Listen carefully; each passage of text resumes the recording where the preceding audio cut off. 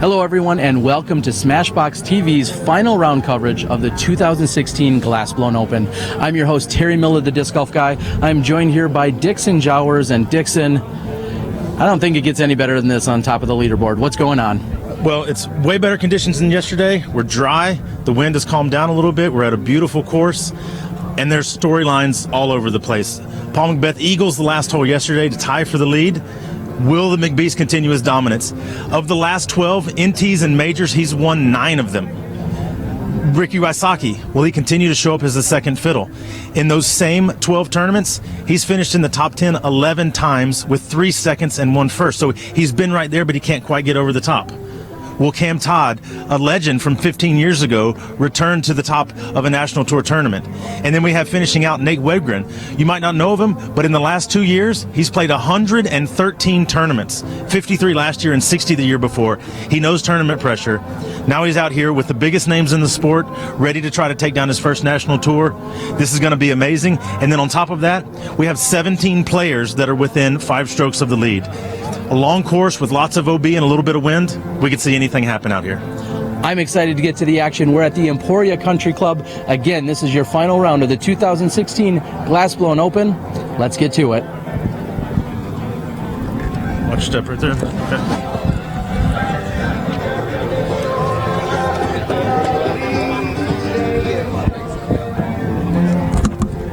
Got it, baby. Go make it happen. Ladies and gentlemen, we're ready for the final group of the afternoon. Just a quick reminder, if you head out onto the course, we love having you here, but please give the disc golfers some space. Make sure your cell phones are turned off. Don't take pictures while they're shooting. Stay behind the leaderboard. And please try to stay off of the greens and the tee boxes out on the course. Our final pairing, our final grouping of the afternoon, 2:30 tee times. First from Huntington Beach, California, sponsored by Innova Discs, the defending Glassblown Open champion and the world champion in 2012, 2013, 2014, and 2015, Paul McBeth. Yeah.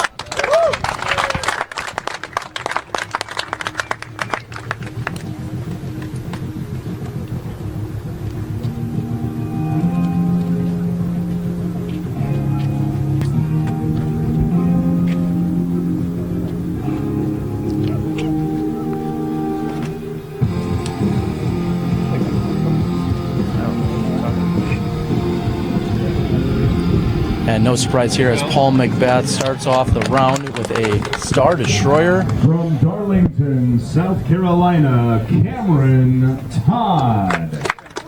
It's an elevated tee box here. It's going to be tough to get to this one. That tailwind is really dropping the disc out of the sky.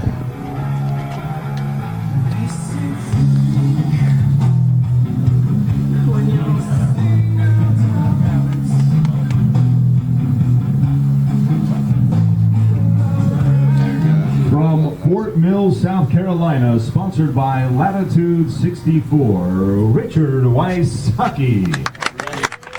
And Saki Bomb, as many of you know him, dressed to the nines today. He's ready to take down Paul McBeth.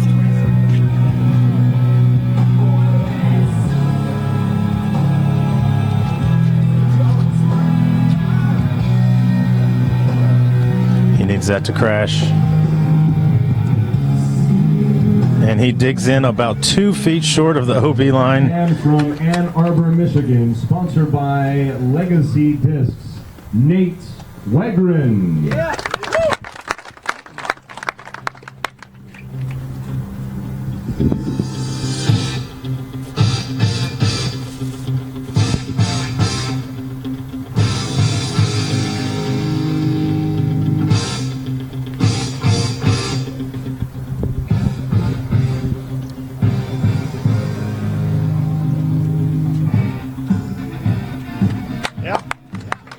And Nate comes in. He was out of bounds for most of that flight. I was a little worried that the wind that dropped everybody else's shot was going to drop his out of bounds, but he snuck in by about 5 feet. All of our competitors are looking at wide open up shots.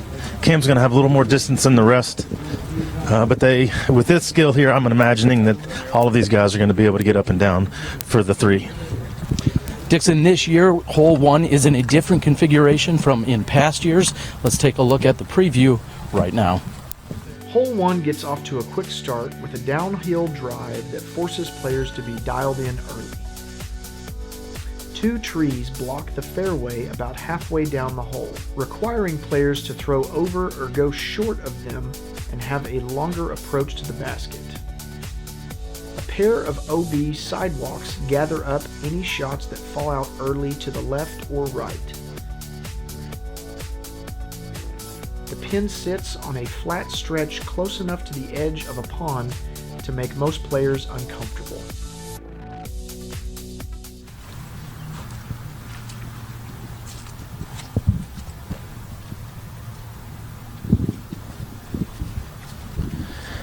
Kim now with probably right at 200 feet. Pretty tight OB line to the right and a downslope behind the basket going OB.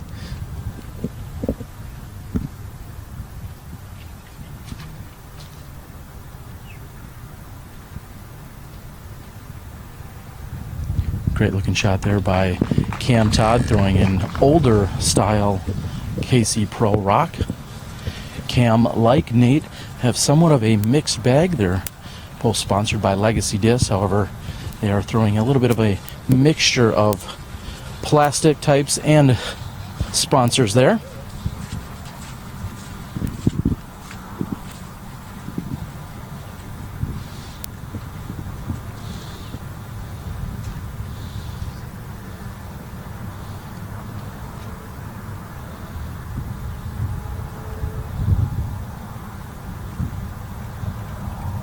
And Dixon, rarely do you see Ricky Wysocki with a short backhand approach shot. Anytime he has a chance, it seems like he always relies on that pinpoint forehand shot that he has. Well, that was about the same distance and the same wind as that forehand shot yesterday on hole 12 that went really long and ended up taking a bogey on. So maybe he was taking a cue from himself and not going with that shot.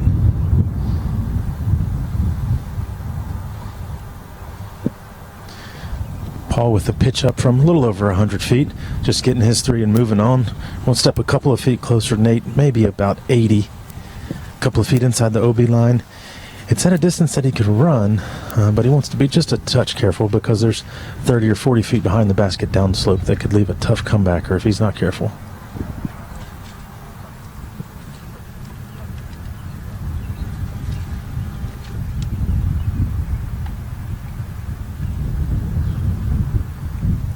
Nate with what many would deem as somewhat of a step putt. We've seen a very similar style by the famous Paul Ulibarri, and I think we're going to see that throughout the entire day. Nate had thrown his tee shot here with a Pinnacle Outlaw. Says he'll be relying on that heavily throughout the day.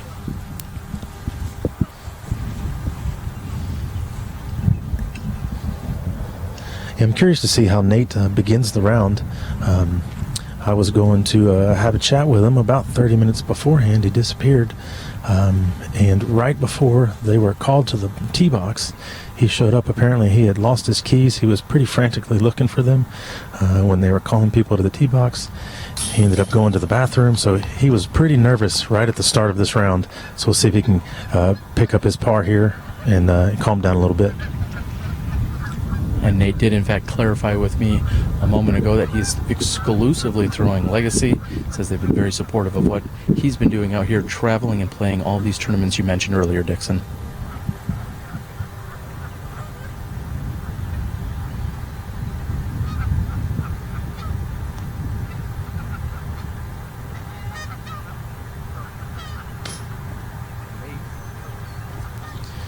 And that was low right out of his hand.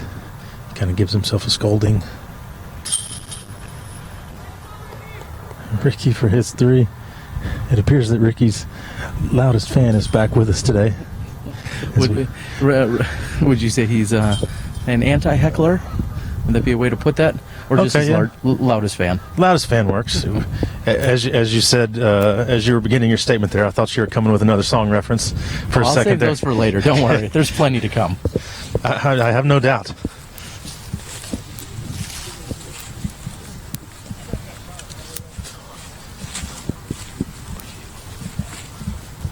Hole 2 is a 549-foot thin hole with an OB left and right.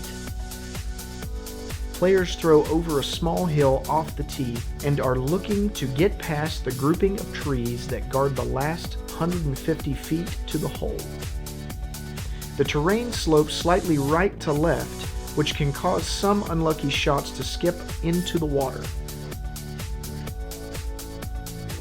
Shots that get knocked down by the trees will face a short upshot or a very long putt. Run to the top of the hill because all 4 of our players went jogging to the top to take a look at this hole. It's a 549-foot shot.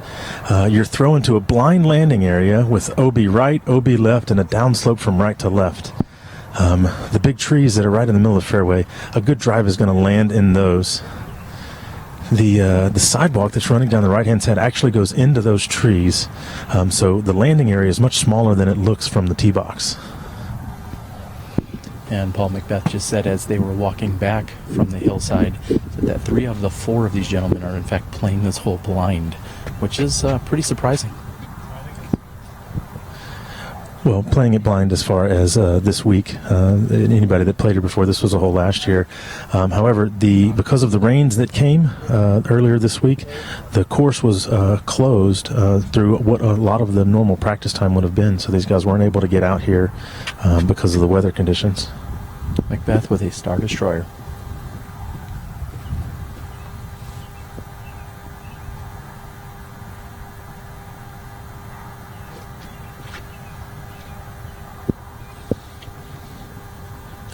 And his distance is right if it sits down. Okay.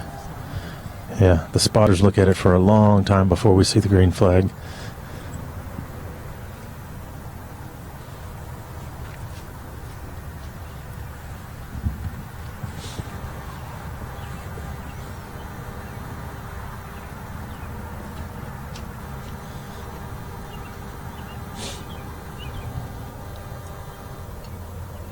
Similar shot with less power by Cam Todd's Legacy Outlaw. He gets a green flag as well. That's one of the worst things when you can't tell what's happening and the spotter is still staring at your disc.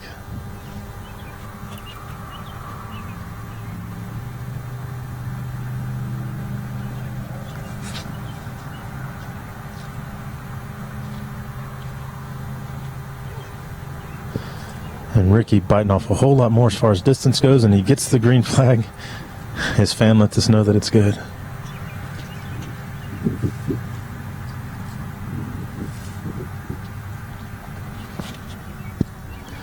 And this is the shot that I figured that Paul and Ricky would go with, the forehand. You can get the same distance for these guys with a much safer landing area. However, maybe they knew something about the wind because Nate has in fact gone OB, red flag from the spotter. My guess is that he landed inbounds and skipped based on what it was looking like from the tee box.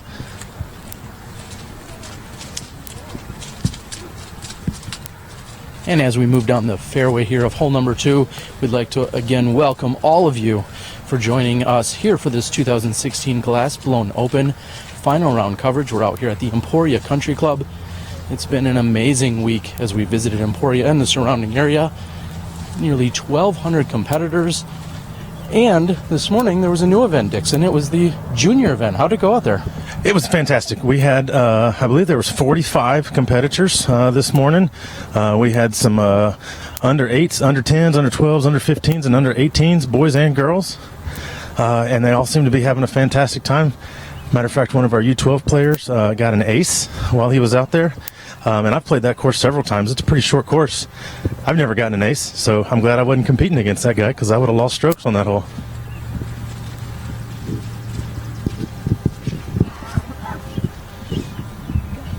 Yeah, we really do just want to get the local kids playing. They have supported us so much, and we want to give back to them. That's why we've put the baskets and the tee signs out at the junior high permanently, because we just want them to be able to play. And they are responding, and we love it. A little bit later, Dixon will actually catch up with the gentleman that carded the ace. We're going to interview with him. Look for that later in the show.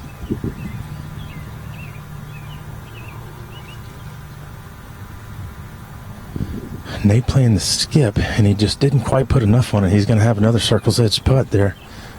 He's going to want to really bang one of these at some point so that he can get his confidence to know that he can play with these guys. One certainly has to wonder if he's feeling a little bit of the nerves. We're here on a final round with a very prestigious leader card with more than 5 world titles I think we have here on this card in total. And Nate being a young gun, clearly he's played more than 100 events in the last 2 years, so he's not a new tournament player. He just, he may not be used to the scene and to this much pressure.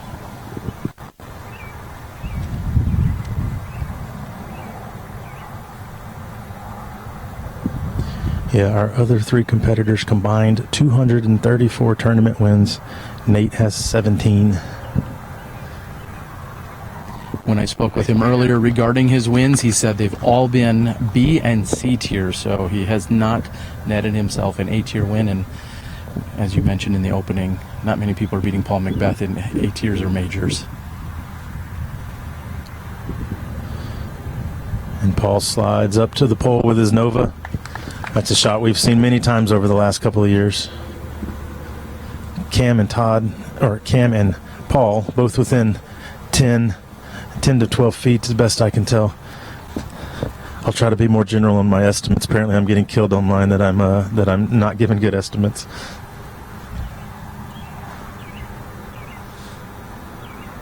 If you just say everything's under 500, you'll be good. Yeah. Paul and Cam are somewhere between 5 and 60 feet here. Ricky goes close, and he has ended up less than 200 from the basket.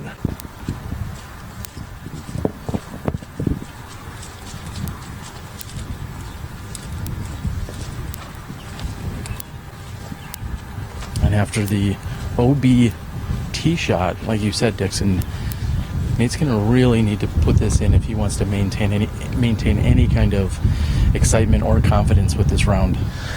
Well, I'm sure to some degree he knows that it's going to be a tall task to beat these guys, but he also has to think about so many good players behind him. He could plummet on the money list if he doesn't have a good showing.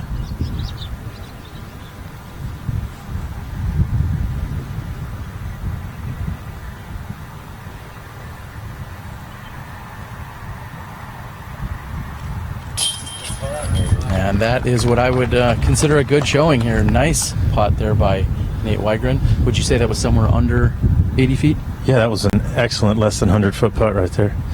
No, he really banged that. That was center chains, low, straight. Great putt by Nate. Ricky now with the wind whipping to about 20 right in his face.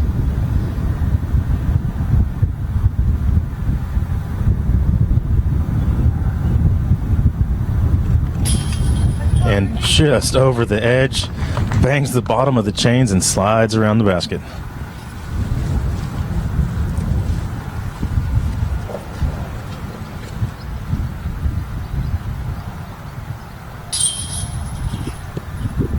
Paul in from about 10, Cam now from 6 or 7. And really, that's obviously that's what you want to do on every course, but especially out here at the country club. If you can take the putts away from your game, where your up shots are putting you super close, it will definitely help you kind of ease into this round and feel comfortable. When you're getting multiple looks, 30 and 40 feet, having to deal with the wind, having to manage those shots, it can really start to weigh on you after a while. I'm going to take a brief walk over to hole number 3. We'll stand down for just a few moments to give you the preview out here at the country club. Hole 3 is one of the more challenging holes on the course. Often playing into the wind, the hole starts out wider but is quickly brought in by the OB ball golf fairway to the left and sidewalk up to the right. The hole descends a little bit off the tee only to rise back up in the second half of the hole. Trees guard the middle of the fairway and force players to push out over OB territory to gain distance. And the hole continues to narrow around 50 feet wide near the basket. Players are in constant danger of OB strokes here. Players are all getting into position here on hole number 3. As we saw, hole 3, 681 feet. This is a pretty daunting hole here, especially the tee shot. Yeah, this hole probably gets me more than any other on this course. There is a fairway that is OB on the left, concrete that is OB on the right. There's a concrete cart path spur that comes across this fairway. That is not out of bounds, but there is a lot of OB to deal with. The landing area that you're trying to get to is actually the skinniest part of the fairway. But you want to get as much distance as you can because that second shot is uphill and you're going to have to swing right around those trees if you want to get to the basket. Very difficult 3 here for the birdie, and we're going right back into the headwind, which makes it that much more difficult. Paul's standing down for just a moment. He's going to make sure that all of the spectators that are starting to collect and gather out here are in good position. And of course, after the first 2 holes, we have McBeth and Todd tied at 17 under par, Wysocki at 16, and Nate at 13.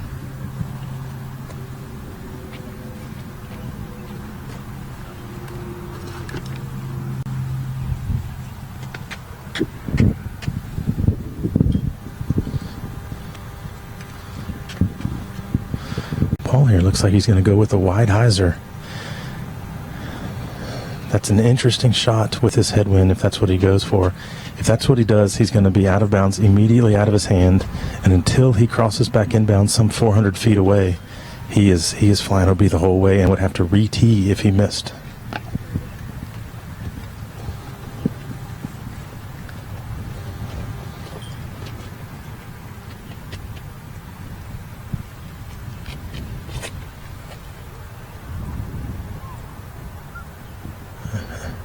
It does not look like he's messing around here today, Dixon, and perfectly placed in that center cut.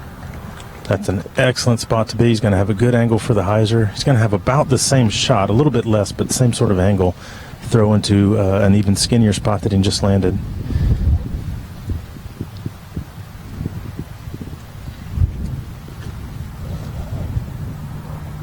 And Todd is going to follow suit also with a star destroyer here. However, I'm not sure he had quite the forward carry on that one. Yeah, he's lucky that as the wind was bouncing the limbs that he went right between 2 of them. Yeah, I think he just followed Paul because he didn't know what else to do on this hole. I don't know if that was the best shot for Cam.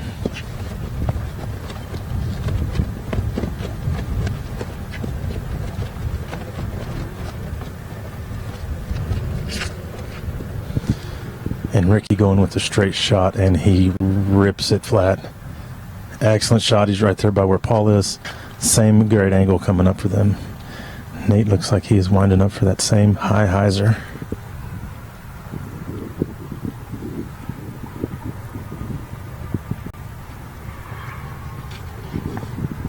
Oh, and he's going to need some wind push. I think he's going to get it here out in this Emporia wind. Ooh, there he goes. Safe. Yeah, that's a tempting line from the box. The problem, so it looks like it's all the way downslope, right to left, and if you land short of the sidewalk, you'll get a skip. But the last 15 or 20 feet before the cart path are all flat, and if you come in there expecting to get a skip, you almost always stick and then re-tee off of that. It's a really dangerous hole all the way around. Even though Ricky took the fatter route as far as inbounds go, it's just a hard thing to get there. Actually, one of the best drives I've ever seen was playing a casual round out here with Paige Pierce in December, and she ripped one right into a headwind all the way up to those trees, further than where Ricky and Paul stand right now. It was just an absolutely amazing shot, and I think that's still the best drive I've ever seen on this hole.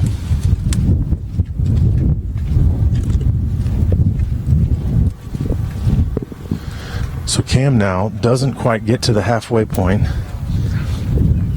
He can have, we've got about a 15-mile-an-hour left to right, or right to left headwind for Cam.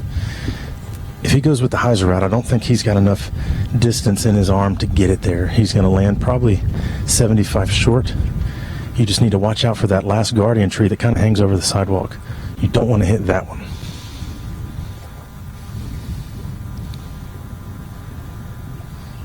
And giving it his all. Another great shot there. He's not really looking at a birdie opportunity. That'd be more of a longer mid-range, long putt, possibly a long jump putt. Really well executed shot though from where he was. Yeah, this is like a tweener, par 4, par 5. You have to have 2 excellent shots in order to have a putt on this hole.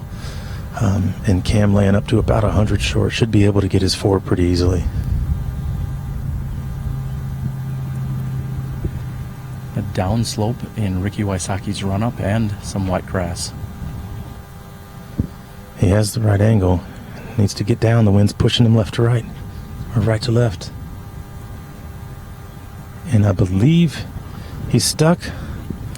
Yeah, it's tough to tell from our angle. I think he may have actually carried over the OB line, but we'll have to see when we get closer.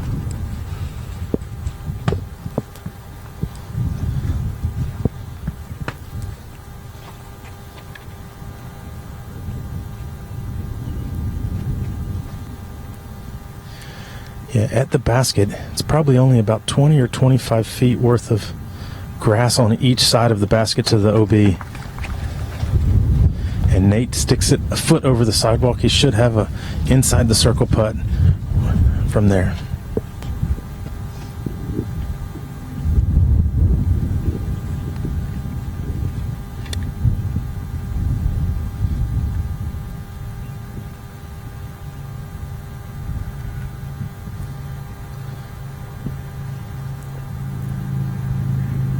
And Paul could have used a little bit more distance on that. He's lucky it didn't take a anti-skip, as I think you'd like to say, and finding himself kicking to the right and OB. He could have used more power there.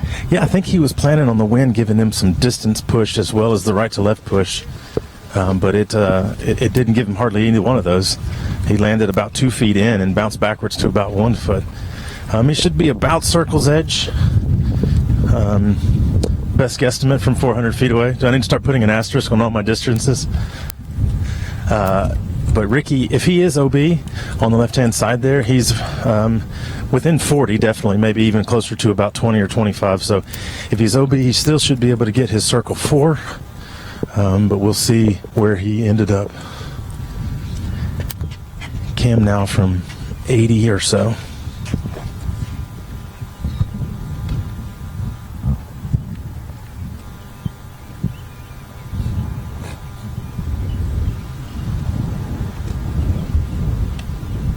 And one of the situations we have out here is that with the gallery that continues to grow, they also have to be very conscientious of what's going on around them. And right now there's a split in the gallery that are moving directly behind Cam Todd's line of vision here as he's lining up his third shot. Yeah, that's our chase card playing hole number 4 right now, and they've got their own friends, family, and fans following them along.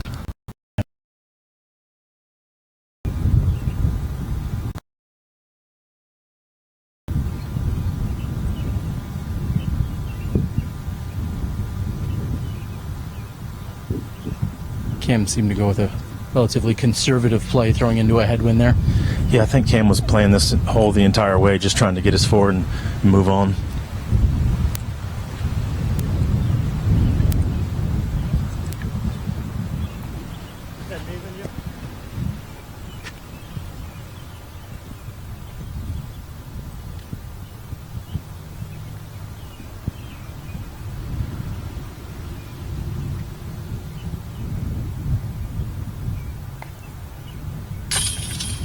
Paul up and in from a little over 20.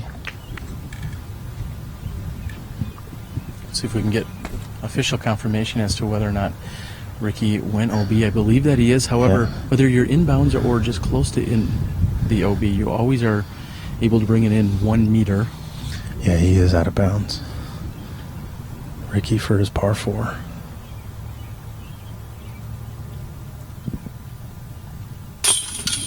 And again, about an inch over the nub. He takes his 4, and frustration is already setting into Rick.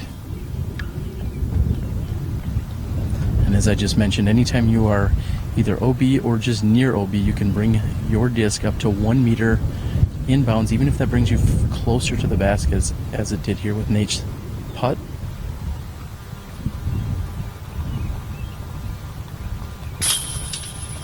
A pair of birdie 3s and a pair of par 4s on our card here. All things considered, with the headwind and crosswind on this very difficult hole, that's a really good grouping. We are complete on 3 holes here out at the Emporia Country Club. We're going to move over to 4 and give you a preview. You're watching final round coverage right here at the 2016 Glassblown Open. Hole 4 is a slight break from the distance of the previous holes, but continues the OB fears. Slightly uphill to the green, players must worry about an OB sand trap and a ball golf green, while not allowing their disc to be carried too far left by the predominant right to left wind.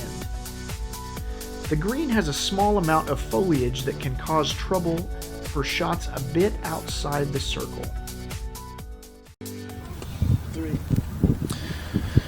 Over the last month or so, we've been working with the new general manager here at the country club, Don, to get new tee pads in. So luckily, these concrete pads got in less than 2 weeks ago. And it's a good thing because this is a muddy mess right around the tee box.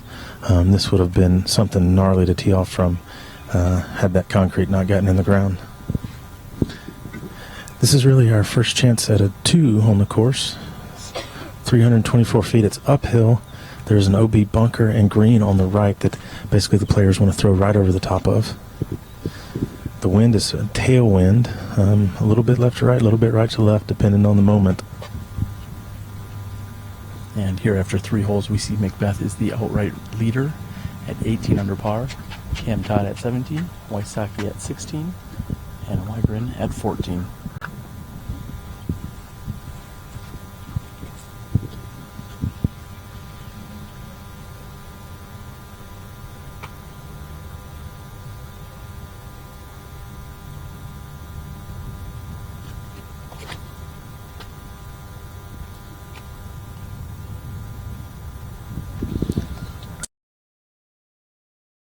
Seem to have immediately checked up right where it landed. Yeah, I think that's a little bit short. Yeah, Paul's saying 60 short. I think it's a little closer than that. You need a little bit of flight on this disc. It's not just a straight hyzer because of the uphill.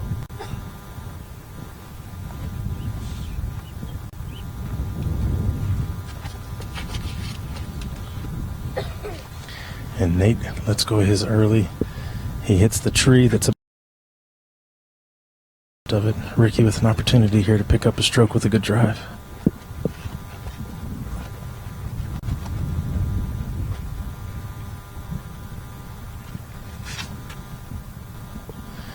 And he gets the flight on it.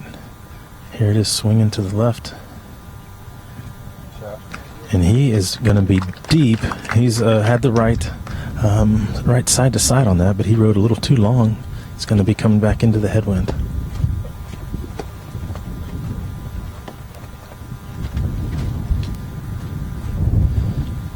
Cam's actually stands up for a second, and he's going to be pin high out to the right hand side. All of our competitors are going to have a putt, Nate's being the longest, but they were probably all looking for a little bit better on this relatively easy hole. There's not a lot of opportunities for 2s on this course, and so you want to jump and get them if you can.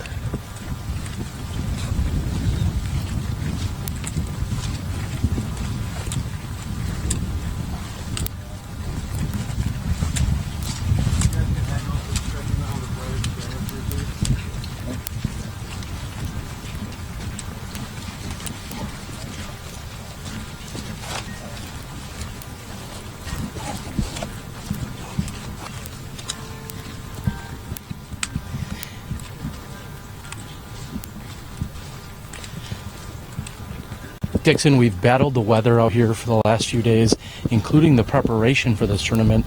But today, 61, sunny, and constant winds.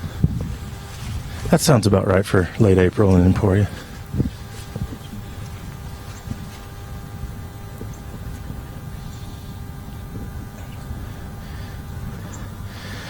Nate from probably 40 to 45 feet now. Off the chains left. So Paul's did get to the crest of the hill, but he's about 25 or 30 short. But I see Ricky advancing to his, so he must be a few feet longer than Paul.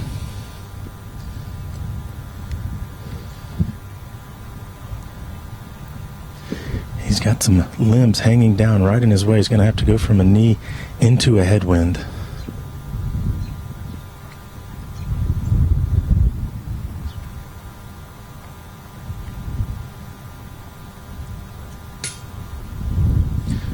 Right on line, hits the pole as far as his left to right goes, but a touch high because of that kind of up angle that he had to take, as well as the headwind. Paul now to pick up another stroke on Rick.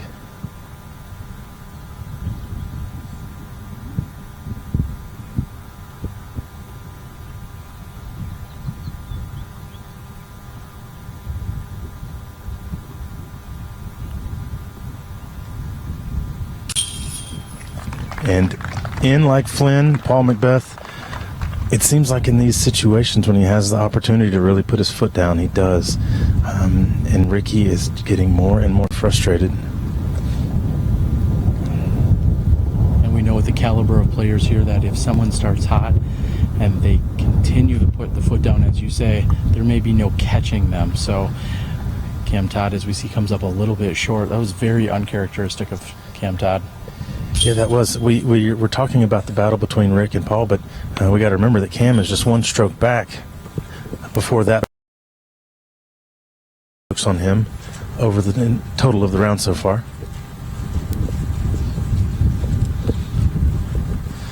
So now we're going to head over to our next par 4. Very dangerous downhill and then back uphill, number 5 out here at the Emporia Country Club. Hole 5 brings back the familiar formula of distance and sandwiched OB fairways. Though the playing area is more generous down this hole, at 659 feet, players can often manage spectacular drives off the downhill tee, giving them a short but uphill approach shot through the final foliage. Players attacking the green from the base of the valley can find difficulty in throwing the disc uphill, but not too high as to catch the branches. 3 trees sit just within the circle, causing some problems for shots that aren't inside 20 feet.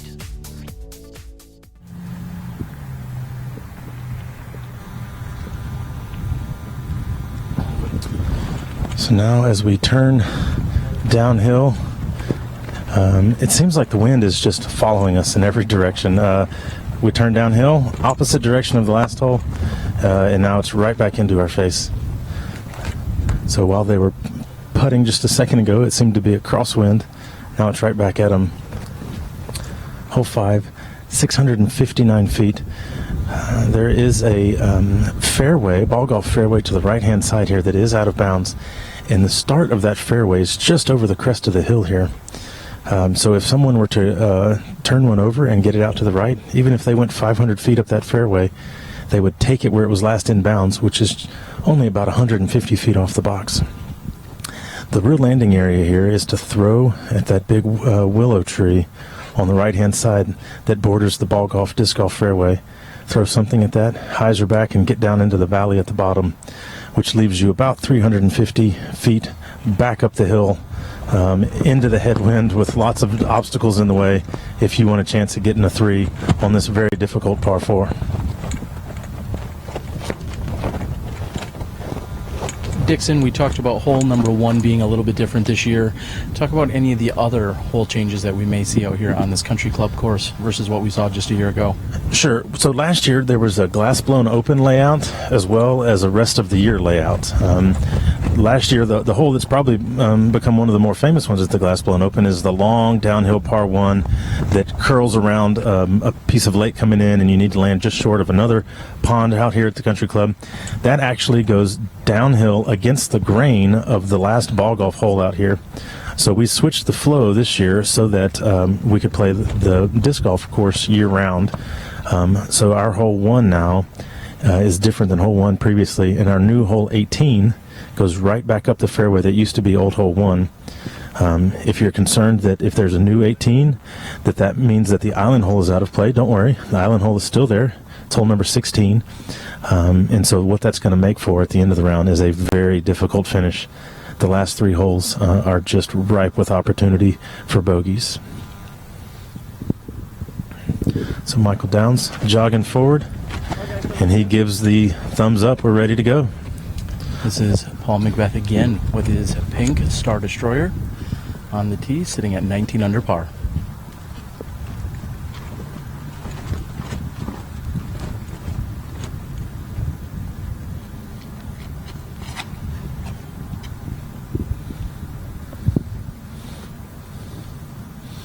And that is where you want to be.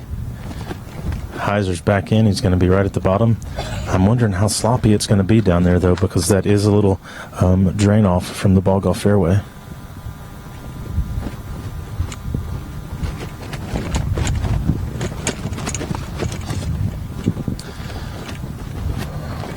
And Nate gets a really nice kick off of that tree. I feel quite certain he would have stayed out of bounds, but I believe that took enough speed off to get him back to the left.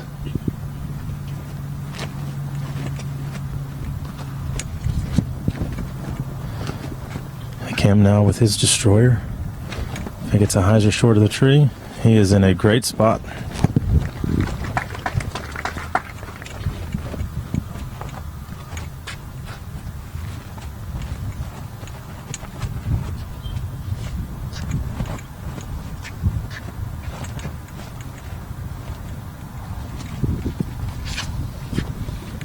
And Ricky just puts an absolute turn on this one.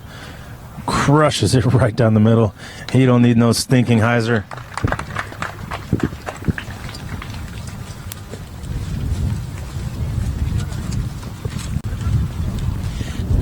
Dixon, we continue to see the gallery increase out here in size.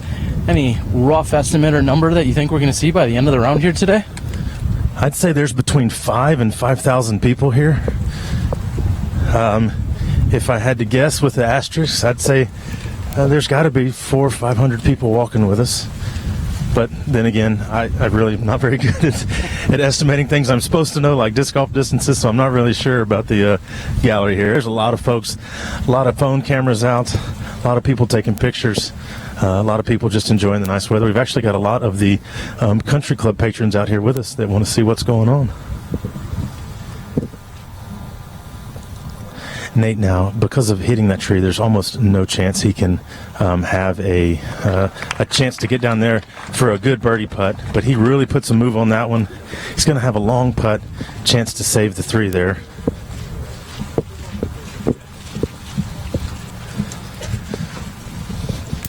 Dixon, we've been out here all week. I have now been on 3 different courses. This year was the first time I had the pleasure of seeing the Peter Pan course. Of course, yesterday we were out at the Jones East, of course, and then today we're here at the Country Club. I've got to ask, what's your favorite course to play? It really depends on the day. Certain winds are better for some courses than other courses.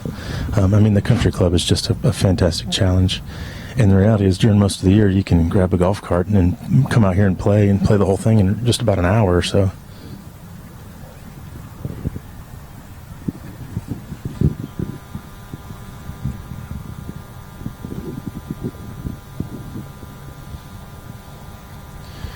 Cam now going with the low Destroyer. He needs that to skip. And he gets the skip. He is going to be putting. Paul has landed just in front of a big puddle. There is some grass there in between him and the puddle, but it is going to be very sloppy. As Paul McBeth sets up for a shot, we'd like you to go out and tweet, share, like, comment, do whatever you need to do. Make sure you are tuned in here and telling your friends to be watching our live action. He's going to have to go with the standstill. This is probably just short of 300 feet up the hill into the headwind.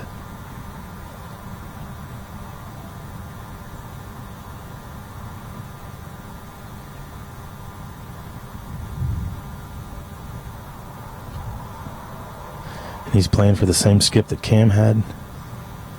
And he gets the skip, but it is still quite a bit uphill from there.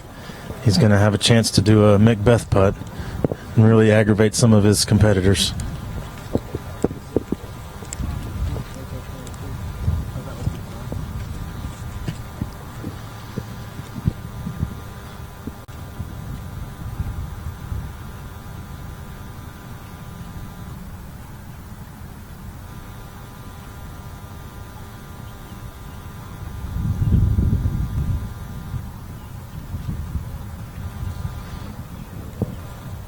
Rick trying to play the wind a little bit. And he turns that over. I think he was expecting that to hold Annie for quite a bit longer. Hyzer's out on him, and then not only Hyzer's out, but gets a little ground slippage and skip. He's going to be pin high, but probably 45 to the left. Missed opportunity there for Rick. Yesterday, Dixon, we caught up with Katrina Allen after she had completed her round. I believe she had a 9-stroke lead moving into today. Sounds like her win may be a foregone conclusion right now, as she is sitting 14 strokes ahead of Paige Pierce. I believe Paige Pierce has a 5 or 6 stroke cushion on Paige Bjorka. So Katrina Allen looking to claim a Glass Blown Open title right here in Emporia. So it looks like Paul and Nate are going to be circle's edge short. Ricky 40 to 45 left. I think he got around this tree so that it's not obstructing his putt, but I can't quite tell from my angle here if he's going to have to go with an Anheuser putt. The way he's practicing his stroke makes me think it's just a normal straight putt.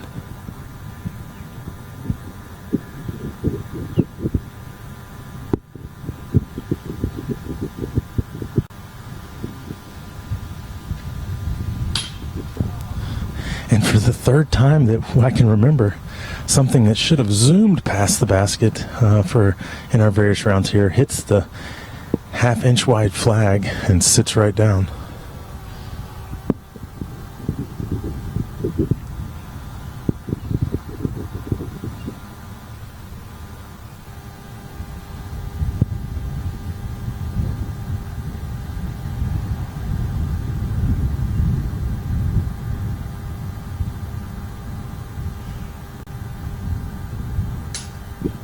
Paul gets a flutter into that headwind, catches the number 5 on the band, and falls short.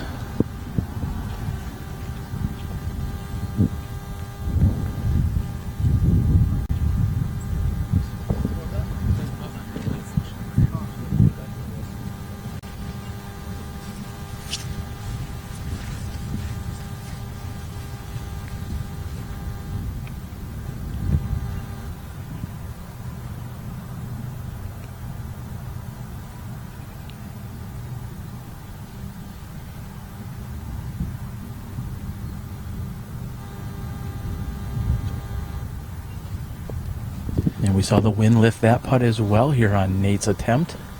So Kim looking at the only chance for a 3, probably the shortest arm of the group as far as distance goes, but he played this hole perfectly.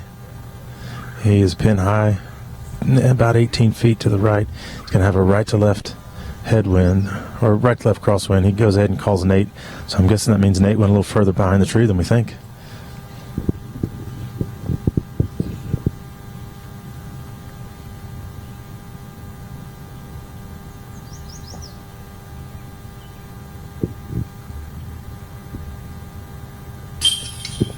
No problem for Nate, though.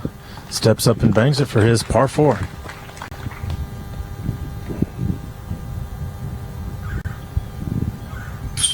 And Cam quickly in for his birdie 3.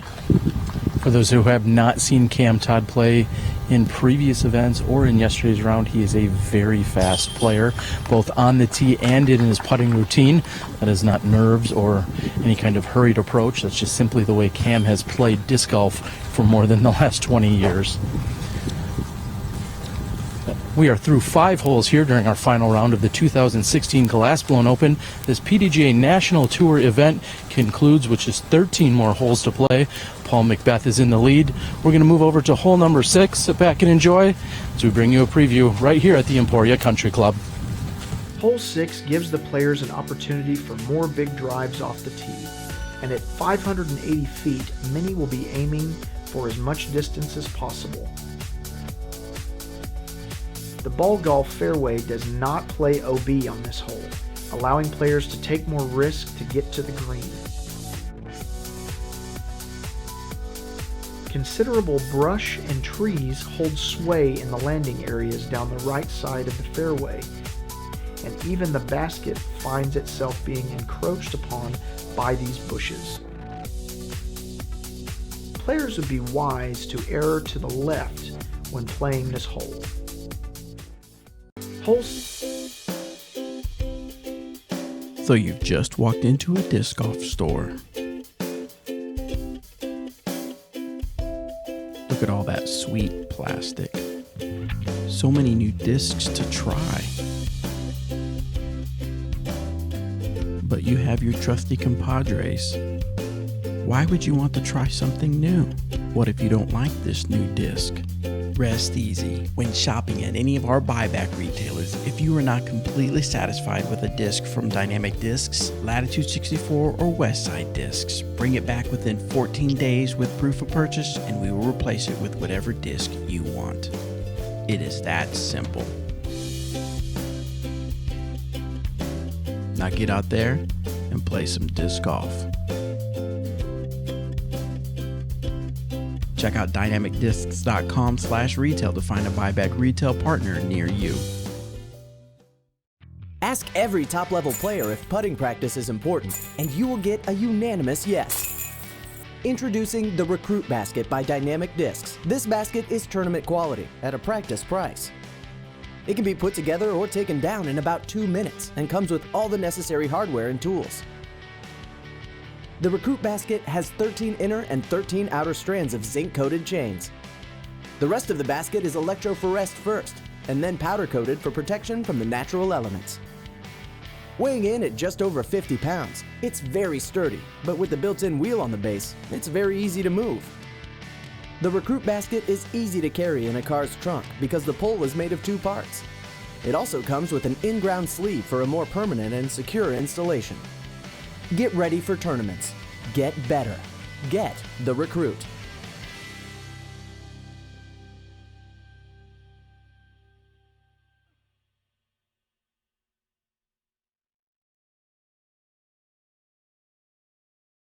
Hi, I'm Drew Gibson. You should have featured me on SmashBoxxTV.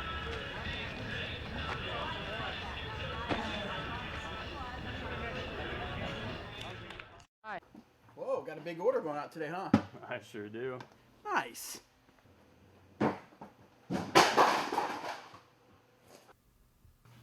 Hey, Danny, what you working on? Just a new website. It's looking pretty good. Nice.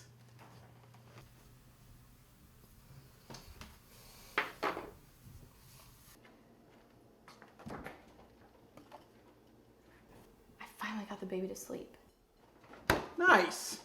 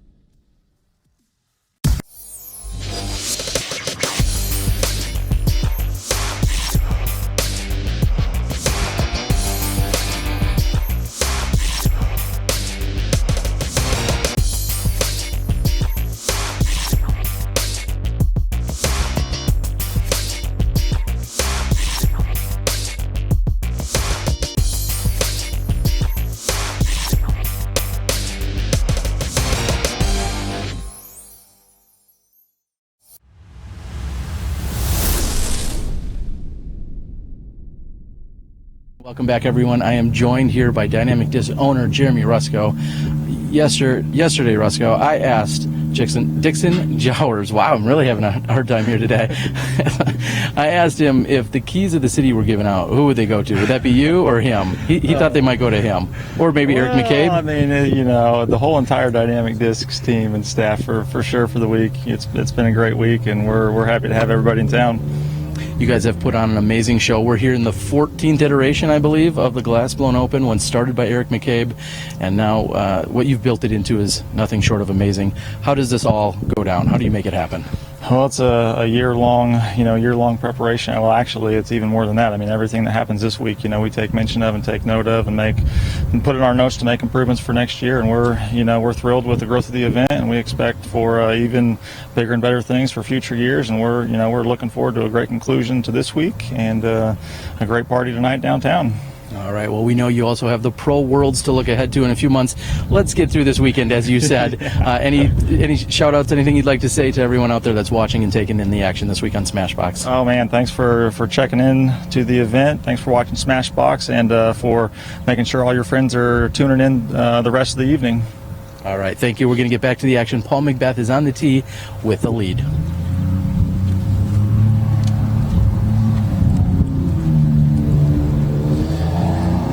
This is a 580-foot, slightly downhill hole, and with this left-to-right tailwind, and actually swinging right to left at times, I see a couple of these guys getting really aggressive and trying to get down here for the deuce. Often you see Paul McBeth throwing what looks like a McPro AVR when really it's a Star Destroyer. However, Cam Todd has the tee here. He's throwing an Icon Outlaw by Legacy.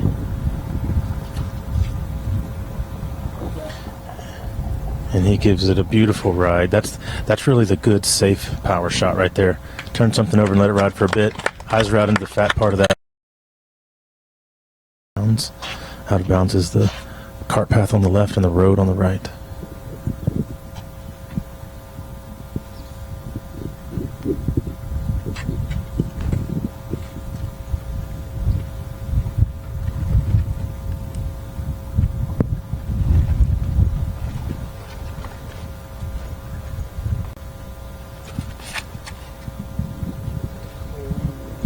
And he pops the fire out of that thing. It needs to get over that last bush. And he is long. He is way long, actually. So long that he's probably going to just have to lay up, come back for a 3 because he's behind that tree that I can't get to in 2 shots. As I like to say, adequate.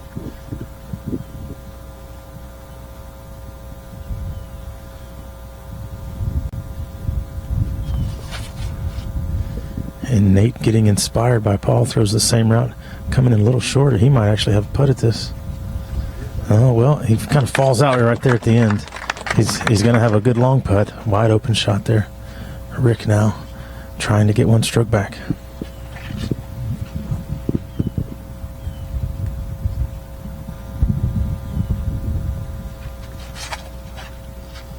And Rick goes with the big flexing shot. And it looks like it's coming out. I've lost it in the sky. And he is in the bushes on the right. Can't quite tell. Looks like some people down the fairway are saying safe. Dixon, anytime that you have a shot that's thrown so far that it's actually lost in the blue sky, you know that they're throwing with a massive amount of power. Yeah, I don't know that because I've never actually done it personally. But you've seen it. I hear that's the rumor when I watch videos on the internet. I mean, there's lots of people on the internet that can apparently throw that far. I'm not one of them. But we've got a couple of them on this card right here in front of us. The country club here is actually the site of the longest throw I've ever seen in person a couple of years ago during our distance showcase. Simon threw one that we were guessing was about 780 feet, as best we could guess with our ball golf measurements out here.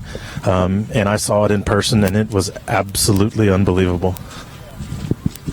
Last weekend, as I was helping cover the Nick Hyde Memorial, I had a conversation with Paul McBeth and Nate Sexton as we were moving from that very event up here to the Glass Blown Open, and I had asked Paul if he felt like there was anyone else in the game that could throw as far, as accurately as he can. Of course, Simon Lizotte, David Wiggins, 2 of the furthest throwing humans on the planet, but Paul's more concerned about his accuracy than he is on power, and here at throwing it looks like more than 600 feet and just a few feet behind the pin, I think he can prove he's got both accuracy and distance when he needs it.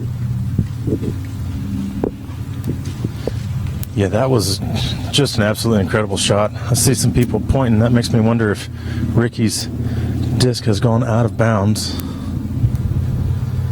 Cam now from a little over 120 feet. Right to left tailwind. And he does what a good smart play on this hole is lays up for his 3.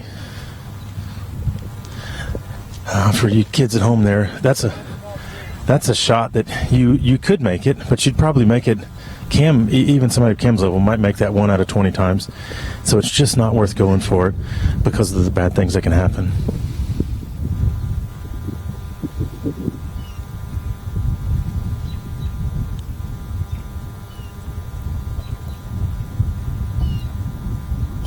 Oh, and Nate with a great rod hits pole, a little bit low of the basket.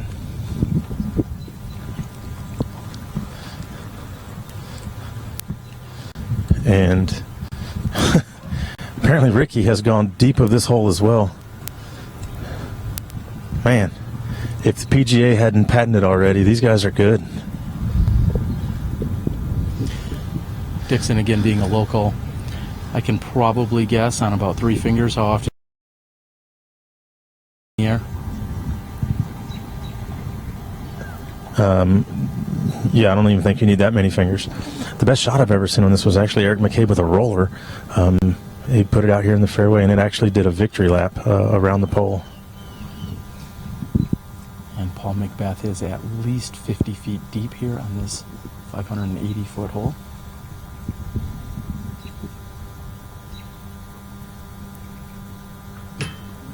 And he needed about 6 inches higher. He, of course, was concerned about the low-hanging branches from the tree in front of him. He's going to have to just settle for an easy tap in there. Yeah, Rick was having the same sort of putt. He had his high enough, but just a little off center. He's got about 20 feet for the comeback, and the wind has actually died right now to almost nothing.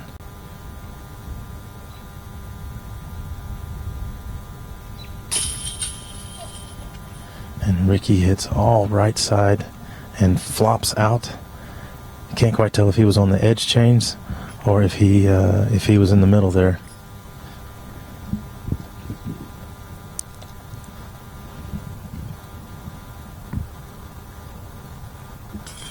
And so being a third of the way through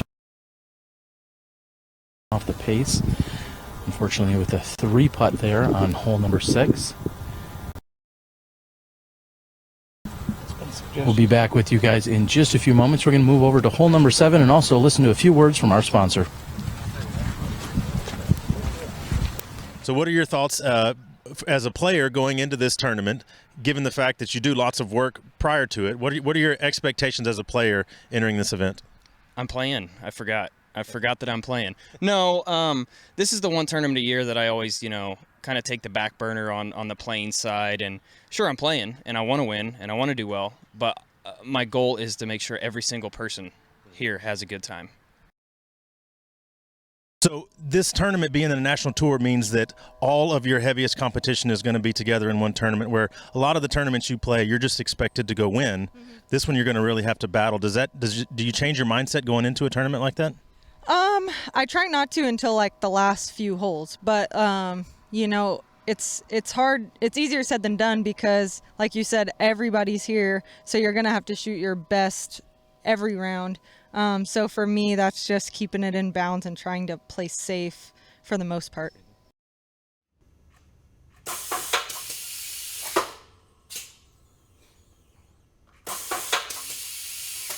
What did you just do?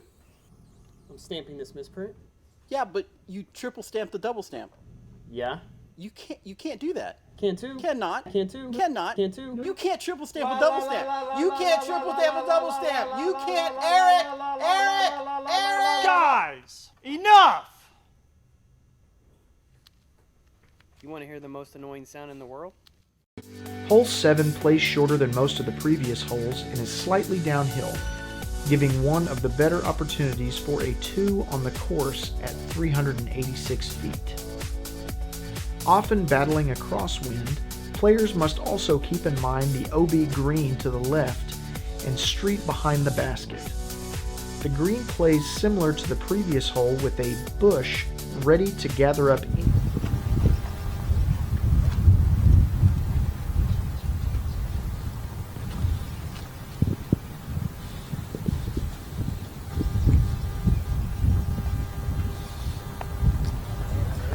And if you get some ground action, that should be pretty good. And the way everybody was waiting a little bit makes me think that was a really nice throw. Paul now going with some iteration of the rock. I believe the rock 3.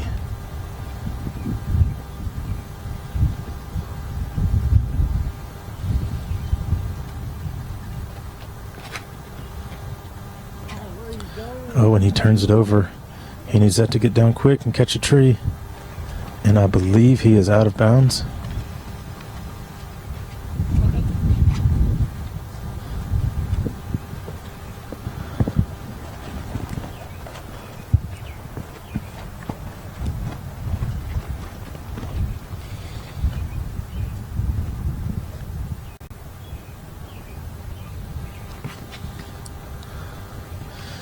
And Nate with just a power forehand. That was beautiful. About 5 feet off the ground at the crest of the hill here. And he is looking great for his birdie too.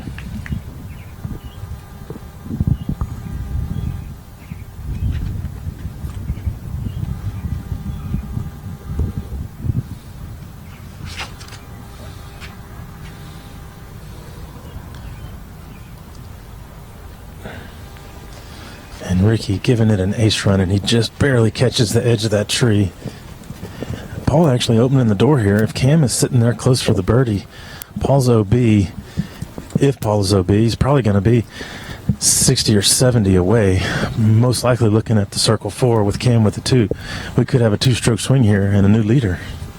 And speaking of leaders, we're of course proud to bring you the scores. That's all thanks to PDGALive.com. If you'd like to follow along with this event or any other major disc golf tournament going on, PDGALive.com is the place to do it. Of course, Marty Gregoire, otherwise known as Media Marty, him and Michael Downs of the PDGA are both here at this National Tour event, helping out the event, and they've been doing countless things, including getting the courses prepped or revised as the inclement weather came in, and doing really everything from media, photos, story writing, and just general crowd control. Huge thanks again to the PDGA. Yeah, if you're paying attention to the live scoring, it seems like right now the hot round is 5 under. Simon is one of those guys, but if you notice, Philo Brathwaite 5 under. He is just 2 behind Paul as Paul started this hole.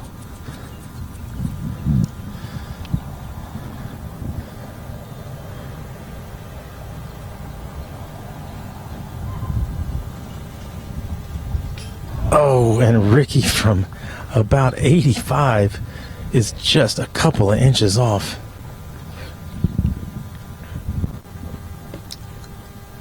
Paul is indeed out of bounds. He is taking a spot about 60, short right of the basket. He's going to have a left to right crosswind. I think he's going to have to go over the shoulder of this bush here.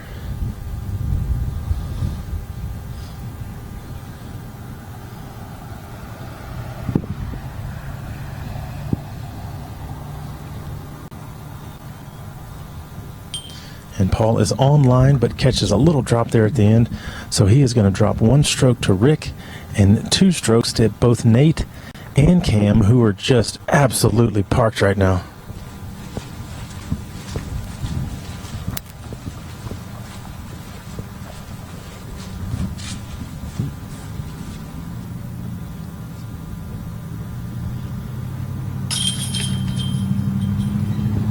Rick in for his 3 after really a great drive that just barely nicked a tree, great putt that hit a nub.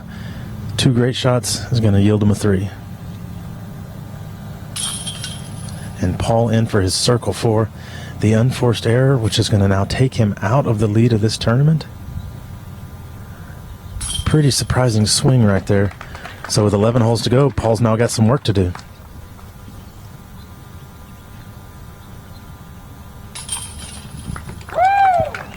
And a loud cheer for Cam here on hole number 7. We're going to move over to hole number 8. There is a gallery along with a slight hold up there. However, let's take a look. You're watching live disc golf right here on SmashBoxxTV.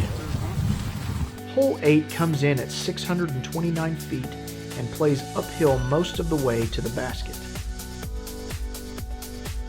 Players must dodge the OB fairway to the left and a large tree in the middle of play early on, but from there the hole is relatively open until the green.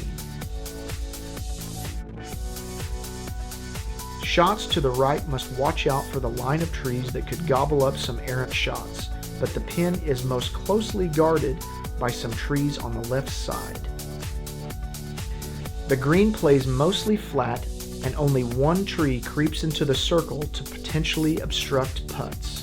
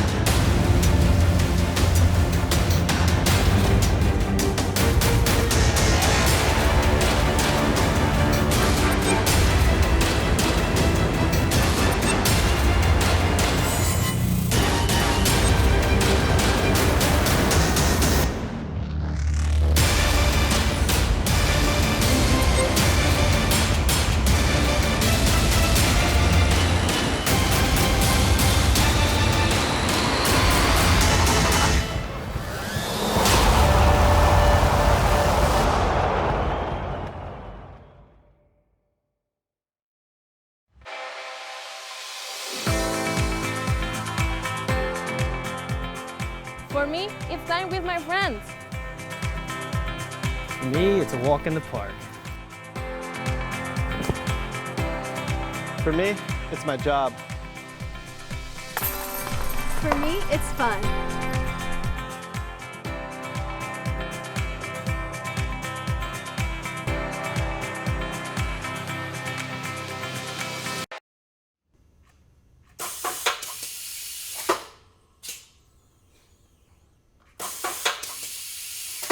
What did you just do? I'm stamping this misprint. Yeah, but you triple stamped the double stamp. Yeah? You can't do that. Can't too. Cannot. Can't too. Cannot. Can't too. You can't triple stamp a double stamp. You can't triple stamp a double stamp. You can't, Eric! Guys, enough! You want to hear the most annoying sound in the world? All right, have a good day. Remember, if you don't like those discs, bring them back. Thanks. We are excited to present to you a new program that will help set you apart from the competition. We want to invite you to become a buyback retailer. We have learned that this program helps the customer feel greater levels of satisfaction, as well as gives the customer confidence in buying Dynamic Discs, Latitude 64, and Westside Disc products. So what is the buyback program? If you have a customer that is not familiar with our brands, let them know they can purchase one of our discs, and if they are not completely satisfied, they can bring it back with proof of purchase within 14 days, and we will replace it with whatever discs they want in the store of any brand. It really is that simple. This buyback program has been testing out in many stores, and we have received very exciting reports back. Number one, it has been overwhelmingly positively received. Number two, the stores have reported much higher customer satisfaction, and number three, the stores have all reported increased sales. We believe that the buyback program is a truly unique program, and it will give your customer confidence in buying the product, and it will give you, the store owner, the opportunity to move much more product. We do have a few requirements to become a buyback retailer, so be sure to check out dynamicdiscs.com/buyback for more detailed information and how to apply. Once you become a buyback program retailer, your store will be listed on our site as a buyback retailer, and we will provide you with all the promotional material that you need to make this program a success in your store. So be sure to go to dynamicdiscs.com/buyback.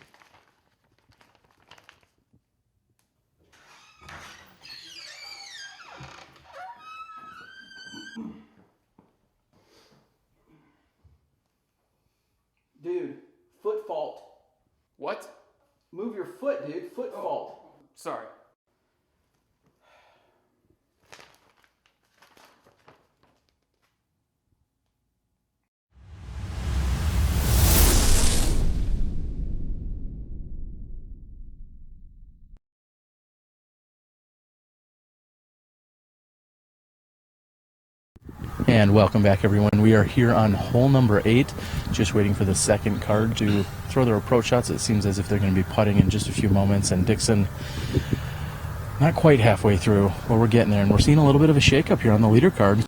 Philo's making a run here. Yeah, Philo's making a run, and Cam has already made his run. He's going to be moving from out front right now. This is an interesting hole because really all you can do on the drive is get in trouble. There's no way that you can get up to putt. 629 feet, plays uphill for the last half of that hole, and there's actually a false front on this. It feels like the basket is right at the crest of the hill, but it's actually 60 or 70 past. So really all you want to do is just break off a good chunk here and set yourself up. If you get too aggressive, that's when bad things happen on this hole.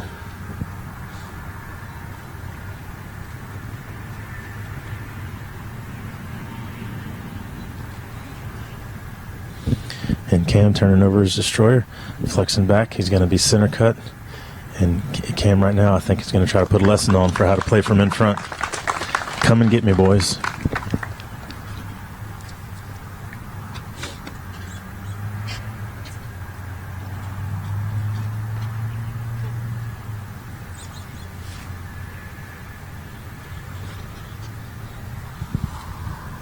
Nate's forehand is a relatively safe shot as the wind is pushing from the left to right, so he was just looking to play the wind and the natural movement there. Yeah, you want to get a little more distance in that. He didn't quite get halfway, it seems. It's going to be a tough, or at least a long uphill shot. Rick now seeming to be getting ready just for a rip.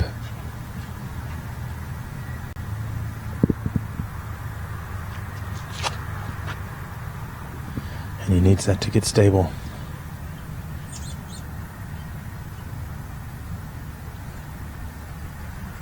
And tough to tell exactly where that went. There was not any applause from the gallery. They remained relatively silent. I'm guessing that's in that guardian bush.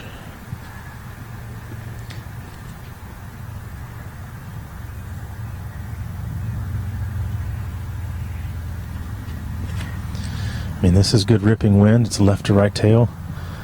Oh, and he needs that to stable out, or he's heading towards OB again.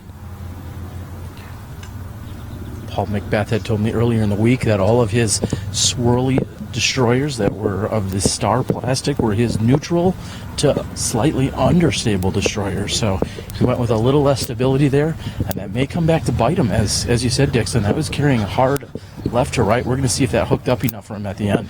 Yeah, the crowd didn't give a reaction, but it seems like we've got a lot of kind of patrons out here that don't really know much about disc golf. I think I saw one OB sign from one guy. So yeah, I'm not exactly sure what happened. I don't think Rick's made it all the way OB, but I think probably Rick's problem is that he went into that bush, is my guess, based on the trajectory that I could see. And if he's in there, that's almost the same thing as a penalty stroke. There's no way you can, if he's in that bush at all, that he's going to be able to have any sort of a throw.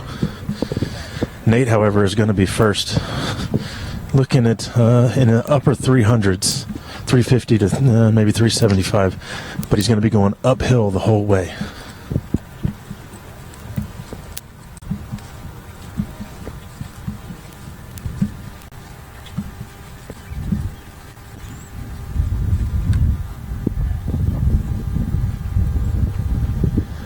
And looking in the direction of where Paul and Ricky went, I am seeing no plastic.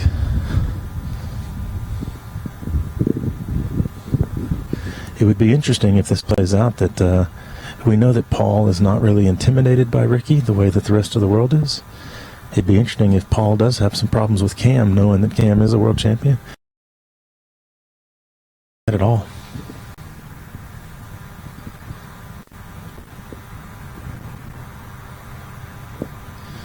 And Nate rips his forehand. He needs that to sit down. Oh, and he gets the anti-skip there. That was going right towards OB. And if it didn't get OB, it was going to leave him a 50 or 60-foot putt, but that actually jumps to the left on a left to right forehand skip. I think he got far enough past that false edge there. He's going to be able to have a pretty wide open circle putt. Must be something to do with that country club grass out here that held up Nate's forehand shot there. As you said, it was heading right toward the OB. That certainly saved him a stroke on his second shot. Ricky and Paul have their heads way into this tree trying to see if something went in there. No one from the crowd that was watching that if they had seen it go OB, they would have mentioned that. So I'm guessing it is in fact in there.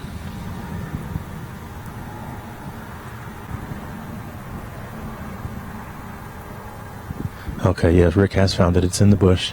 He is practicing and he is able to throw a harp flick. And oh my goodness, that's pretty good. Ricky throws up. He is probably 20 feet from the basket, up on top of the hill. And Paul has, in fact, gone out of bounds. Whoa, Nelly.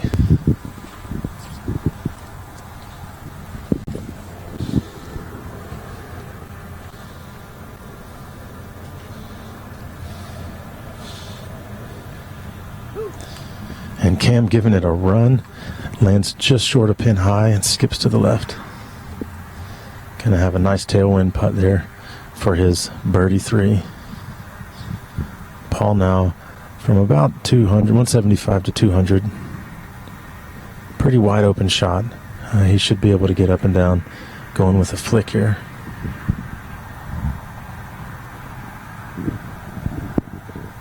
McBeth playing that left to right wind. He's got one of his most overstable discs in his bag, and that is a Champion Monster.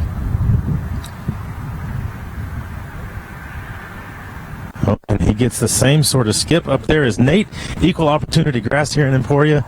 I was expecting that to skip a little bit given that tailwind push, but he as well bounces left, and he has parked himself for the easy par 4, though he's going to have a circle around that score with the bogey stroke, or with the out of bounds stroke, excuse me.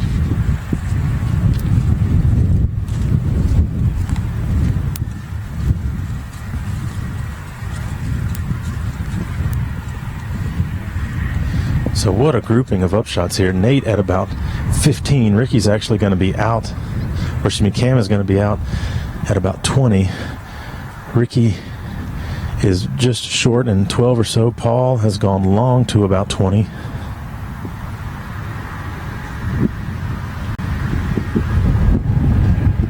And we just got about a 25-mile-an-hour gust. This could make these short little putts pretty difficult for these guys. For Paul, it's going to be a pretty strong right to left, maybe a little bit tail, maybe a little bit head. It's moving quite a bit, but it is holding steady at about 20 right now. And there's a gust. We're up to 25-ish.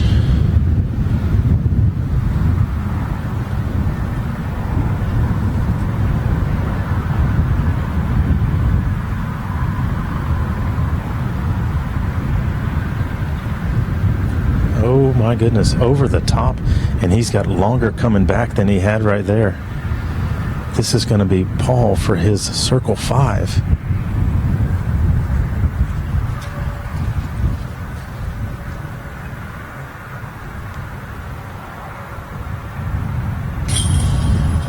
And that may have been the least amount of preparation I've ever seen Paul McBeth take for a putt. And as you mentioned, it was in fact for a bogey circle 5 here on hole number 8. It was near disastrous. That was incredible that he just stepped up and threw that. His disc was wet, I can almost guarantee, from sliding along the wet grass. And he steps up 25 feet into a headwind and just throws it like it's nothing. And it seems as if we have a Happy Gilmore impersonator here, or I should say a Shooter McGavin assistant. Yeah, thank you. This guy needs to go to Denny's.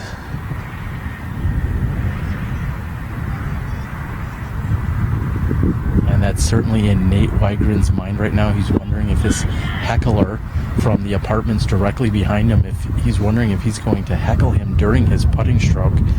It seems like it's all but foregone that he's going to. Let's see how Nate can handle this.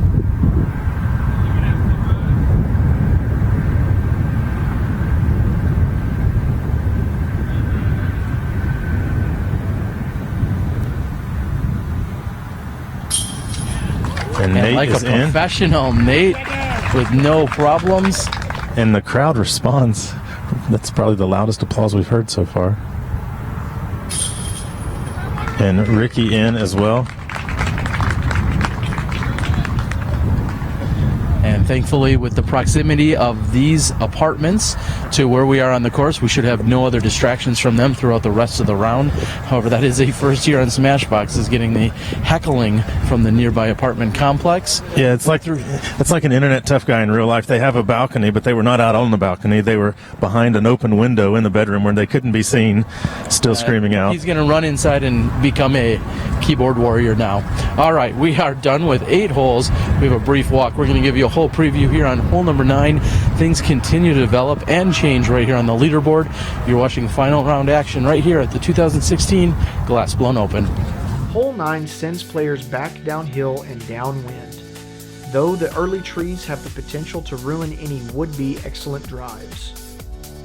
The OB sidewalk requires all shots to land to the left, but many players will be tempted to carry their drives over OB to maximize distance. Following the early trees, the hole opens up again and continues downhill to the green, guarded by 2 trees and the OB sidewalk curving around the back of the hole.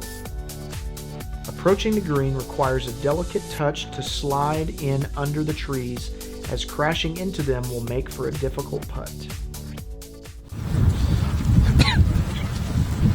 And welcome back here to hole number 9, measuring in at 430 feet. As we were moving down the fairway, we had our PDGA Tour event manager in Michael Downs discussing about how he recalls the heckler from last year, both him and Jomez talking about it as we were moving down the fairway. So here on hole 9, we've actually moved the tee box about 30 feet to the left. This used to be on the cart path and allowed for a shot right down the cart path. If you think back to last year, this was a hole where Will Schustrick really struggled. I think he went out of bounds twice on this hole, or 2 to 3 times actually, now that I think about it. This year the angle is a little bit different. You probably don't want to play that high hyzer, which is what I saw some people practicing because of this left to right wind. So we have a cart path running the entire right side, fairway and a hole border running the entire left side. So it looks like, I'm guessing Ricky is lining up a forehand. Cam's going to probably throw something dead edge. Destroyer, I was about to say, I'm guessing he's going to turn over his destroyer and let it ride. There is a gap through the trees, but if you were to hit those guardian trees, that's going to leave you with most of the hole still to go with a downsloping green. So you need to hit this first gap clean.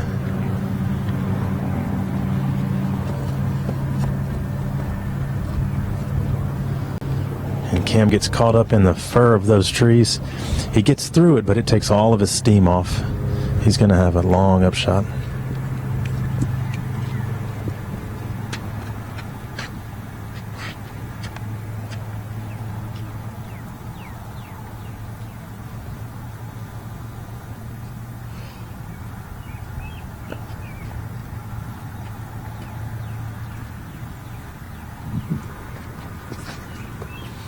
Oh, and Nate going with a low power shot. He needs a lot of action on the ground. That's landing OB. Is it moving? Is it moving? I'm not certain that that's going to find its way back inbounds. Yeah. I had a long way to travel to find the inbounds line.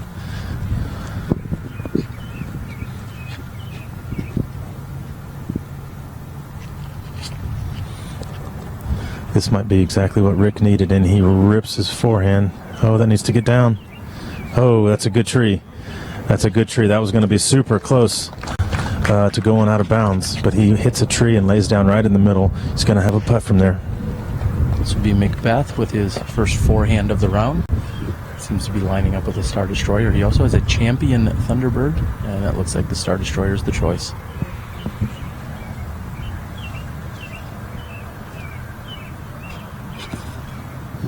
And he turns it over. Hey, that should come back. Yeah, okay, there it goes.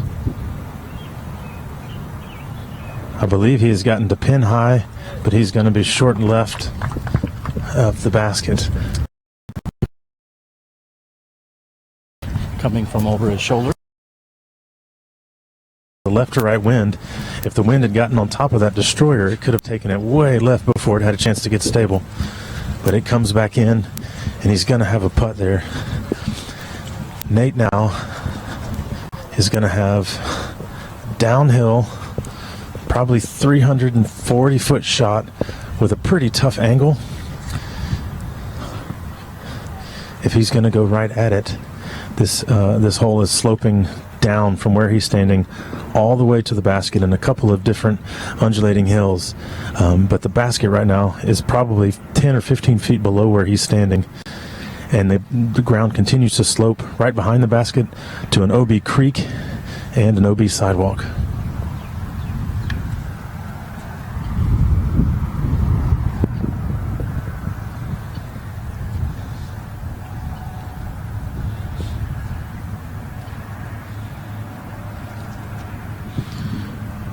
Oh, and he puts it out way to the left.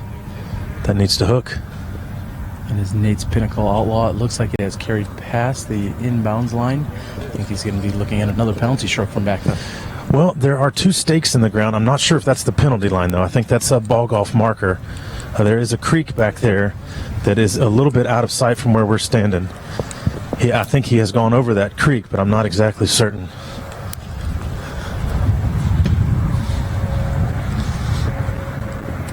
Cam now from just under 300. He's got a pretty open hyzer line. Let's see if that's what he takes.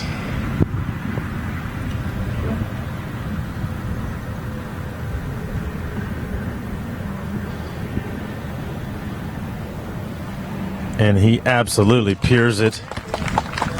Cam with about 5 feet to go for his birdie 3.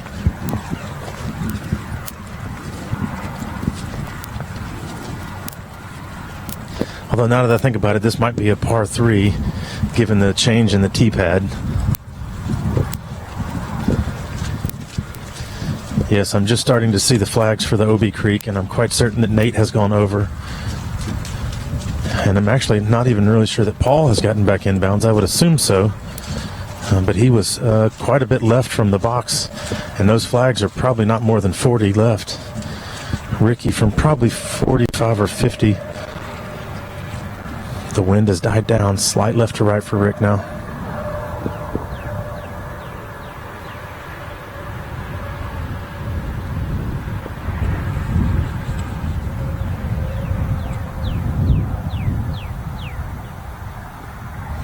And they are back. The wind came back up with about 3 seconds before Ricky putted. He tried to make an adjustment there and floats over the top.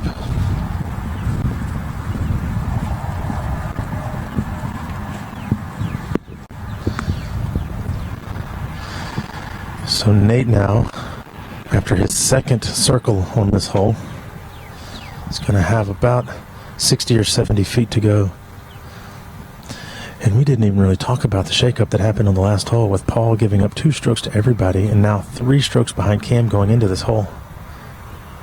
Oh, and Nate almost jams that for the double circle 5. But he is sitting about 10 feet long for his 6th. Paul now from just inside the circle on the left. Slight tailwind. Picking up now.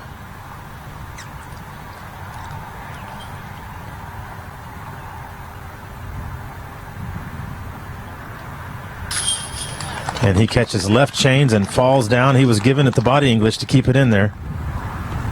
McBeth is going to pick up a stroke. He's given away a few, as you just mentioned, on the last couple of holes. He's going to pick one up with the exclusive birdie here on hole number 9.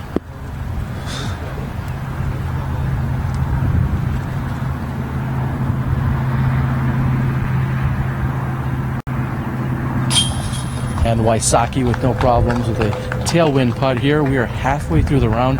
As you mentioned, Dixon, we've seen some incredible shakeups taking place. Paul McBeth has given away the lead he earned early on. Nate struggled here on a few of these holes, including our 9th hole, and Cam Todd's going to be tapping in for a 3.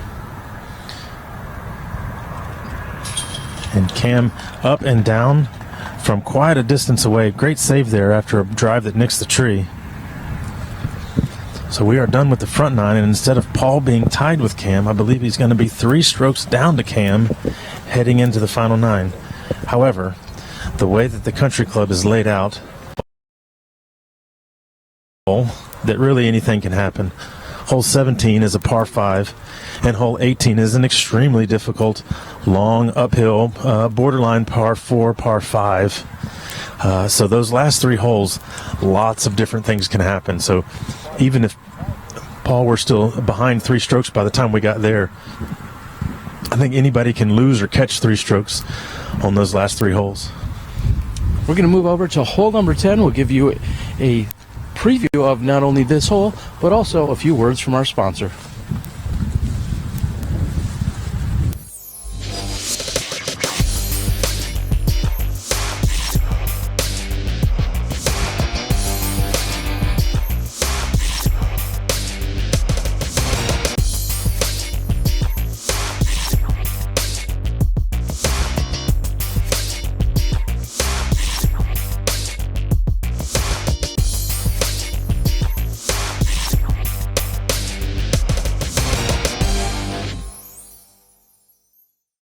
Fear the water no more. The Golden Retriever by Dynamic Discs. An incredibly easy to use tool that goes from storage to use in seconds and helps you keep your feet and clothes dry. After uncoiling the rope, hold the rope in your non-throwing hand, and just like throwing a rope to a person in the water, toss the retriever to the far side of your disc. Pull back.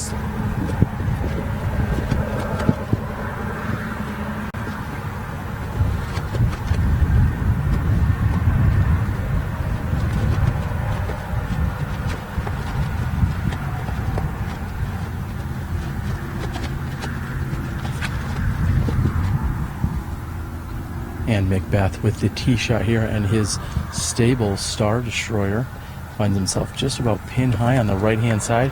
He's looking at approximately 35, maybe 40 feet on that one. Yeah, and it's looking right at the OB. If he gives that any sort of run, he has to be ready to go OB.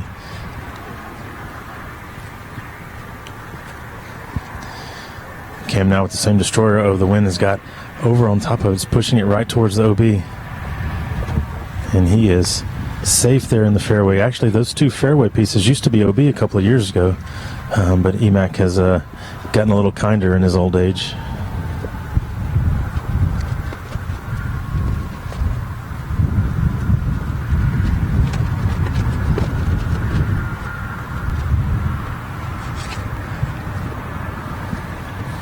Ricky needs that to stand up or sit soft.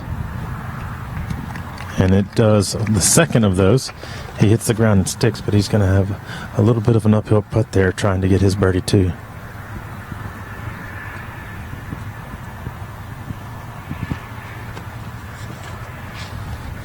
And Nate with an absolute rip.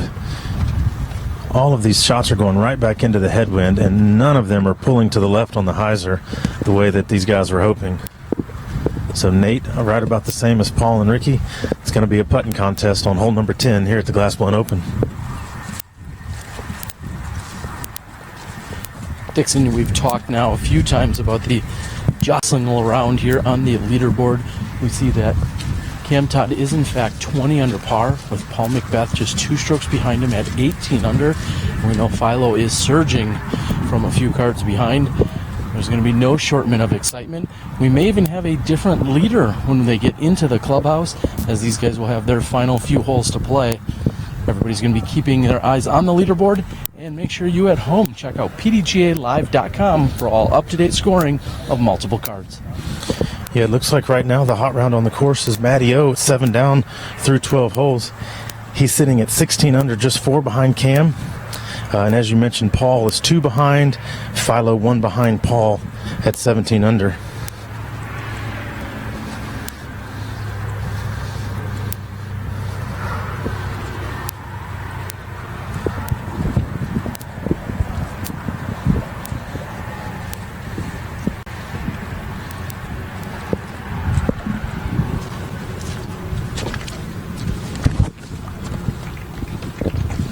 And Cam with his pitch up, he's going to have his 3 in the bag.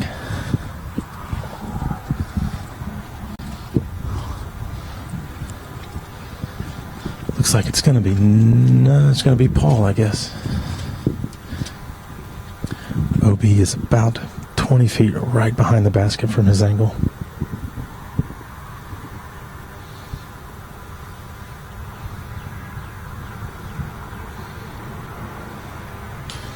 And Paul was feeling it. As soon as he saw where his drive landed, he turned to his caddy and said, "That's a scary putt." I think that was in his head the entire time. He didn't want to give it the run that he normally does.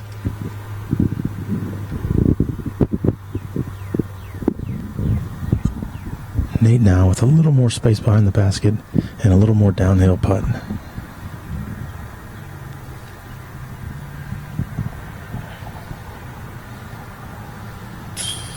And Nate keeps it high enough, blasts through the first set of chains, goes through the second set, and then ballerinas on the back nub and falls back in.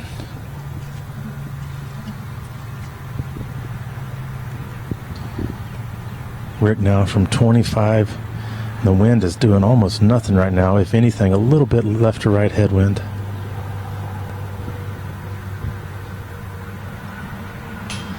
And Ricky does the same as Paul and does not get it high enough and front cages his putt. So with another opportunity to pick up a stroke, Ricky is not up to the challenge.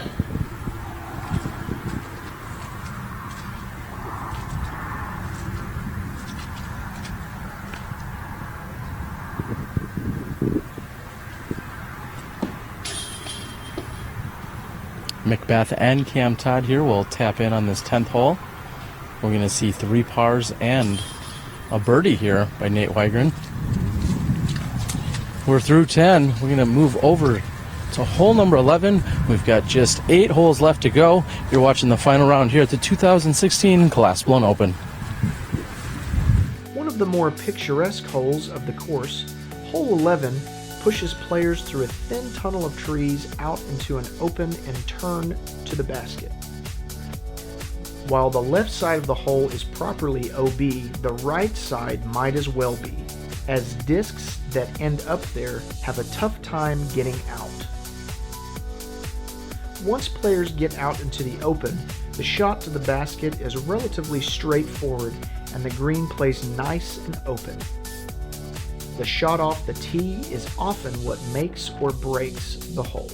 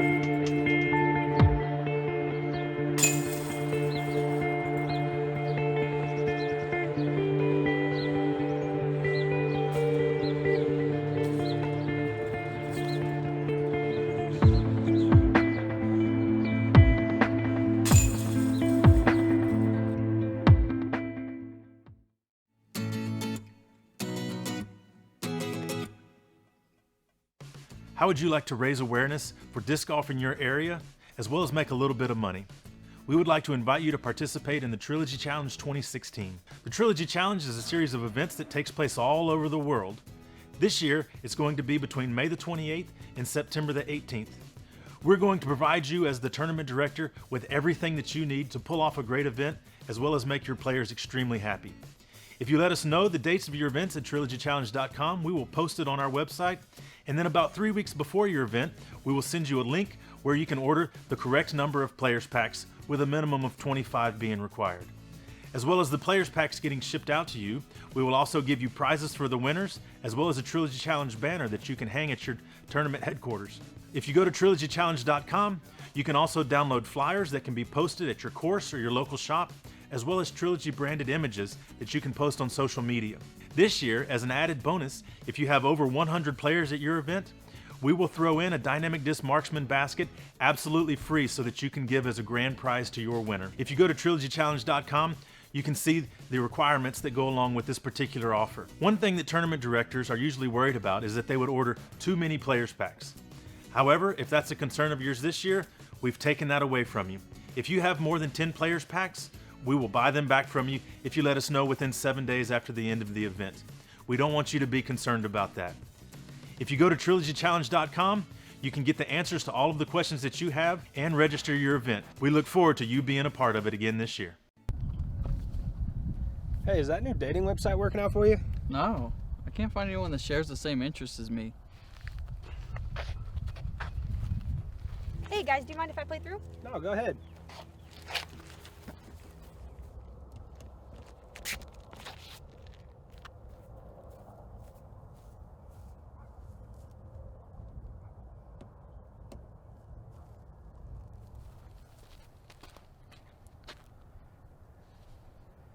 I think I'm in love. Thanks guys.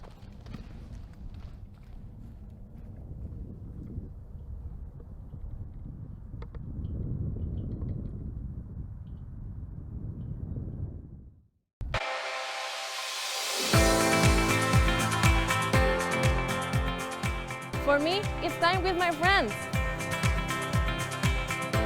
For me, it's a walk in the park. For me, it's my job. Go in. Oh. For me, it's all about the exercise. For me, it fits into my busy lifestyle. For me, it's my passion.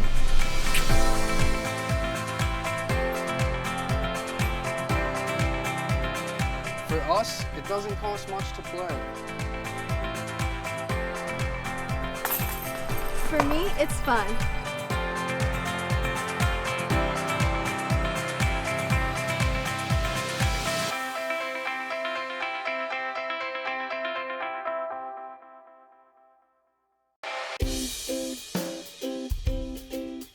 So you've just walked into a disc golf store. Look at all that sweet plastic. So many new discs to try. But you have your trusty compadres. Why would you want to try something new? What if you don't like this new disc? Rest easy. When shopping at any of our buyback retailers, if you are not completely satisfied with a disc from Dynamic Discs, Latitude 64, or Westside Discs, bring it back within 14 days with proof of purchase and we will replace it with whatever disc you want. It is that simple. Now get out there and play some disc golf. Check out dynamicdiscs.com/retail to find a buyback retail partner near you.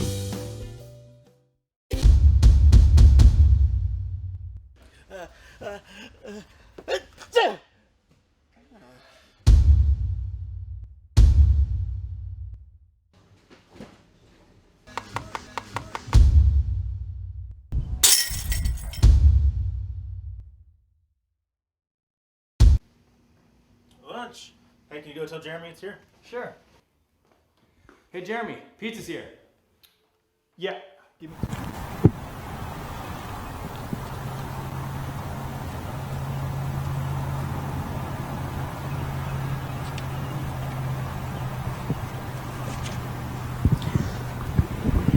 And as you're watching the third card throw their putts and approaches, we're going to move over here to the second card.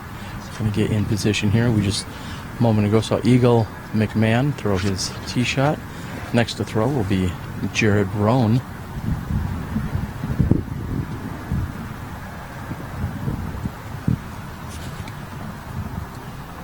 Jared with one of the hottest rounds found over at the Jones East course yesterday. Team Heiserbaum member.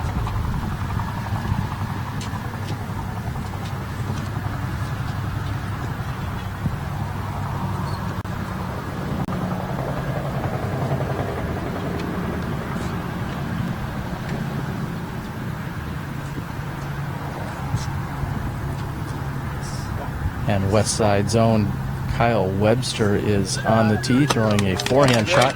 Kyle, we interviewed last night during our day 2 wrap-up. He had the single hottest round found at the Jones East course, shooting a 53 yesterday. And on the tee is Miles Seaborn.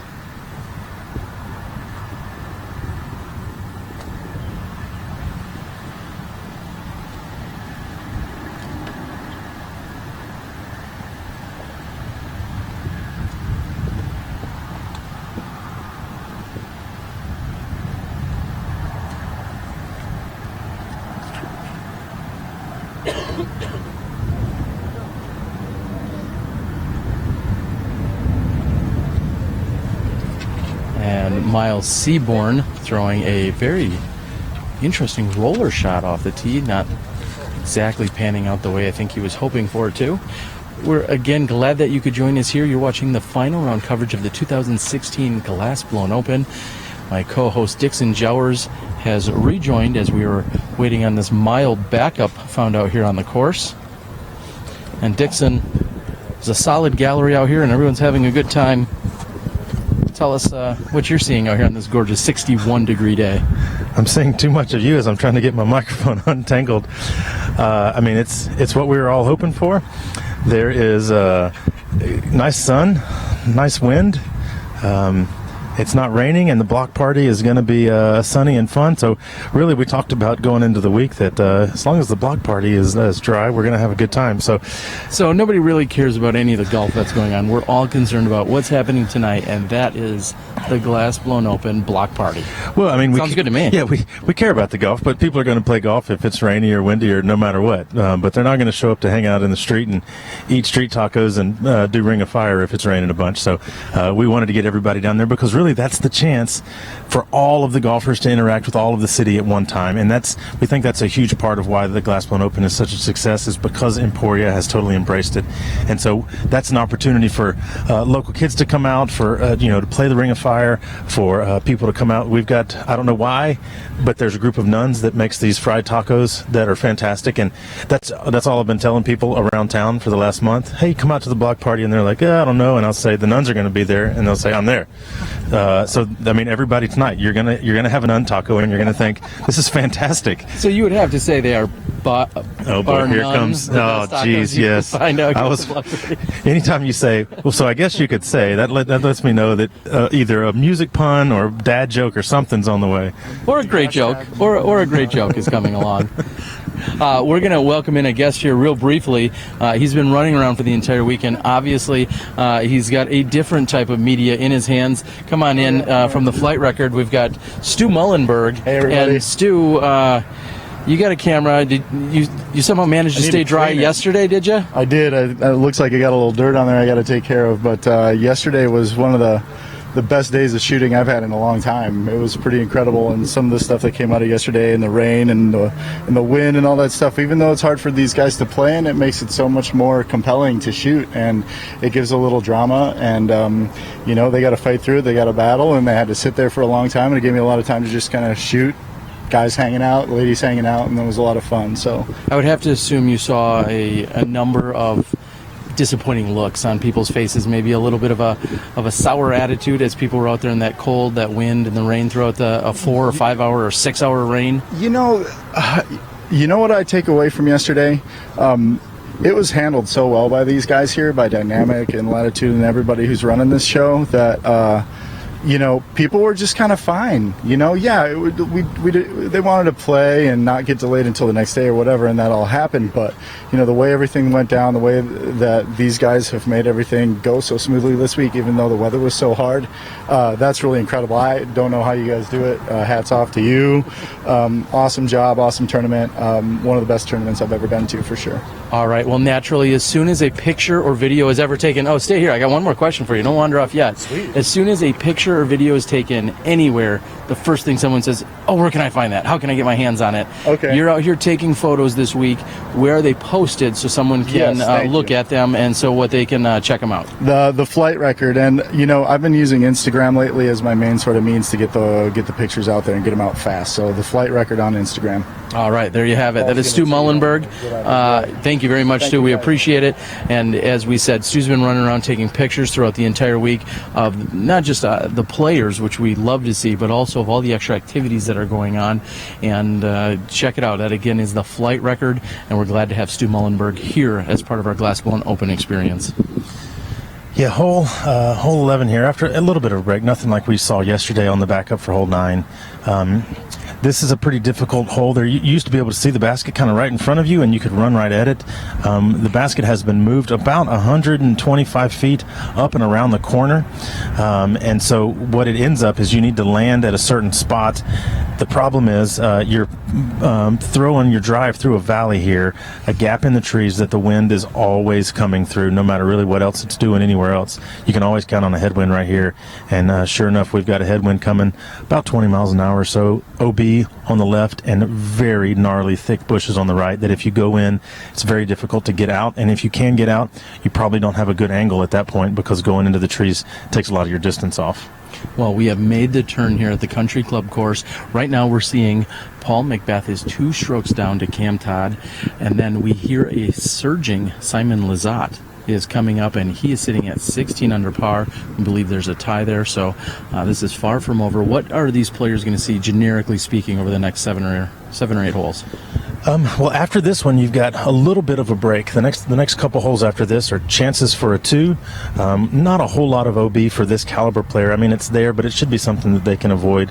And then you're going to have a difficult par 5, another chance at a 2, and then those crazy final 3 holes where big numbers can happen. So they've got a little bit of a breathing room here. If Ricky or Nate are going to try to make a run, they're going to have to start being aggressive. And the problem out at the Country Club is when you start to get aggressive, bad things generally start to happen. You have to play this course smart. Well, Ricky Wysocki is getting the scores here from what was hole number 10, and in just a few moments, these guys are going to be ready to tee on hole 11. I would like to send a quick message and reminder, as if you didn't already know, of course, edited condensed round coverage is provided to you guys by Jomez Productions, one of the best video production crews in all of disc golf. They've been out here all week on this same card we have been on, so if you'd like to see it in a condensed format, you can do so. Also, the Ian and the rest of the amazing Central Coast disc golf crew, they are going to be out here, and I think they're doing chase card all week, so you can check them out. I just saw them walk off with that second card. And then also we've seen the Disc Eye. He is covering the women's leader card action, and we mentioned earlier Kat had an enormous lead. I haven't checked the scores lately, but I'm just going to go ahead and make it a foregone conclusion that Kat has in fact won. Yeah, when Paige said yesterday that she's going to have to be aggressive in order to catch Kat, that is that's almost just a recipe for disaster out here at the Country Club. Yeah, you have to play it smart. You have to go to the middle and then take your long putts at a chance.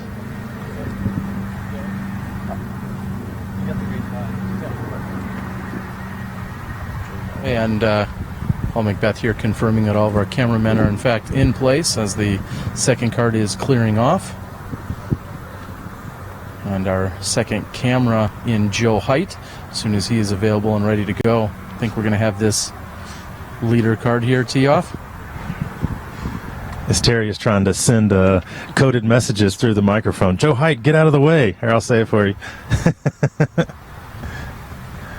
He needs to drive that bus on over to the sidewalk there.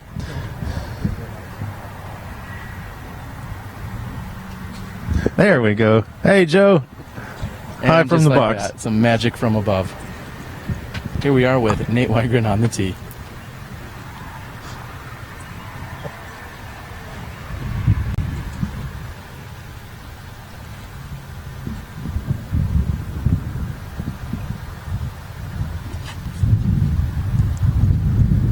And Nate going with the hyzer flip shot. That is a really dangerous shot on this hole, and it flips up and keeps going to the right with that headwind. He is going to be in the trees, and even if he has an unobstructed stance, he's really got no angle from there. He's going to have to pitch out and then play up. You really have to beat that corner or stay really wide, tight to that OB line left if you want to look at this basket. Paul let us know earlier in the week if it's a yellowish destroyer, it's going to be one of his more stable ones, that or his pink one. Looks like he's going with the mellow yellow.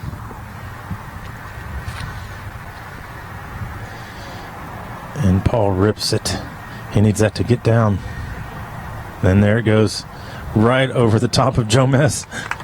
And he is out on the short grass, just bombs it. That would have been about a 20 or 30-foot putt at the old pin position. But now he's going to have a really wide open upshot, less than 200 feet. And the 42-year-old Cam Todd also steps up with a Star Destroyer. He was throwing that nearly every hole yesterday to battle the winds that he found out there at the Jones Park. The gallery loves it. It seems like he's thrown it just about every hole today, and it's hardly ever been a bad shot. It's just been either great or good. And after seeing the last two shots, Ricky Wysocki has gone back to his cart, and he's made a disc switch. I wonder if the previous two throws impacted that. Yeah, Rick goes for that slight turnover shot as well, and he rides it to the right. Oh, my goodness. And there he goes. Doesn't have quite the distance as Paul, but a better angle around the corner. I'm not certain, as I was not checking on his bag like you were earlier this week. Dixon, what do you believe that was? Was that a Ricky Wysocki dagger or compass, possibly? I don't think it was either one of those, because if it was, I would put down this microphone and leave and never watch disc golf again, feeling so inadequate. However, I believe that was a Fusion Defender. That's his Blue Fusion Defender, Blue Fusion Enforcer. Stable, high-speed disc that he could turn over and still not worry about it flipping into this wind. And Dixon, we've been talking this week all about Trilogy Discs, and of course this is the headquarters for Dynamic Discs and the distribution center for both Westside and Latitude 64. Did I see recently there's going to be a few new additions to the lineup and some new disc releases here in the next few days? Yeah, actually yesterday was our wholesale release for a new disc that we're really excited about from Dynamic Disc called the Defender. It is a 13 to 14 high-speed disc that's stable, which for all you guys out there that are throwing super high-speed discs, you know that stable is not generally a word that is used to describe them. So we're pretty excited about that. A lot of our players are throwing them. You're going to see them at your local stores here for the retail release this next week. It was wholesale release yesterday. And then Latitude 64, the Latitude 64 Night is coming out shortly as well. That actually may have been on the release yesterday as well.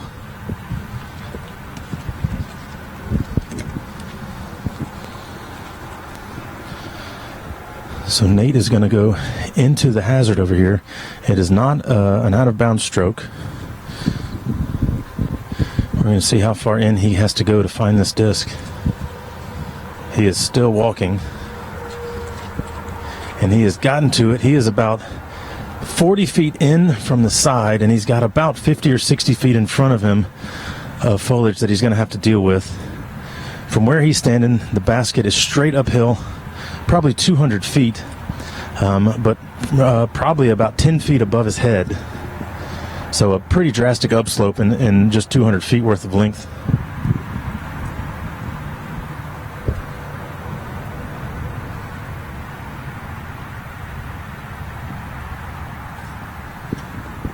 And he has a couple of tree nicks coming out, but he is pin high putting. Great escape shot there from Nate.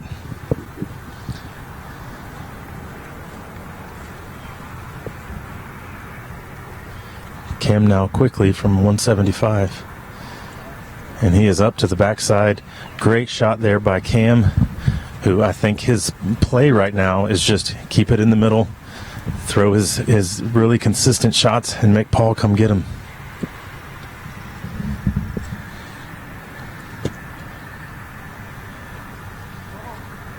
And Paul trying to do just that. He throws just a straight up putt from like 120 feet.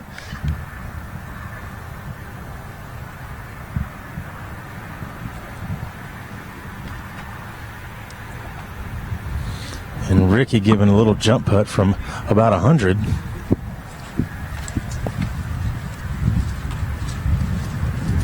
So all of our competitors, despite the hard driving conditions on this hole, excellent up shots.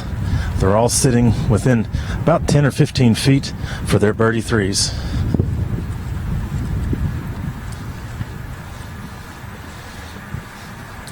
And Nate just on the outside edge, maybe 20 feet.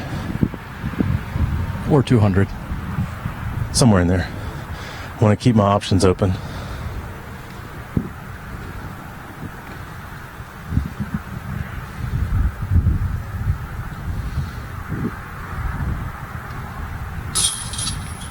Great save there from Nate from in the darkness of the right side boundary there.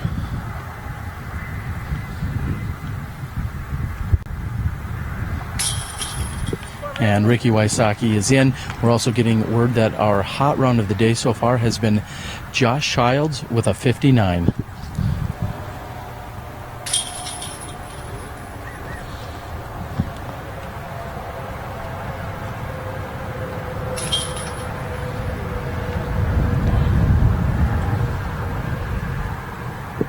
We are through 11. It looks like we can see our second card still on the fairway of hole number 12. We're going to stand down for just a few minutes, listen to a word from our sponsor. You're watching the final round coverage right here at the 2016 Glass Blown Open.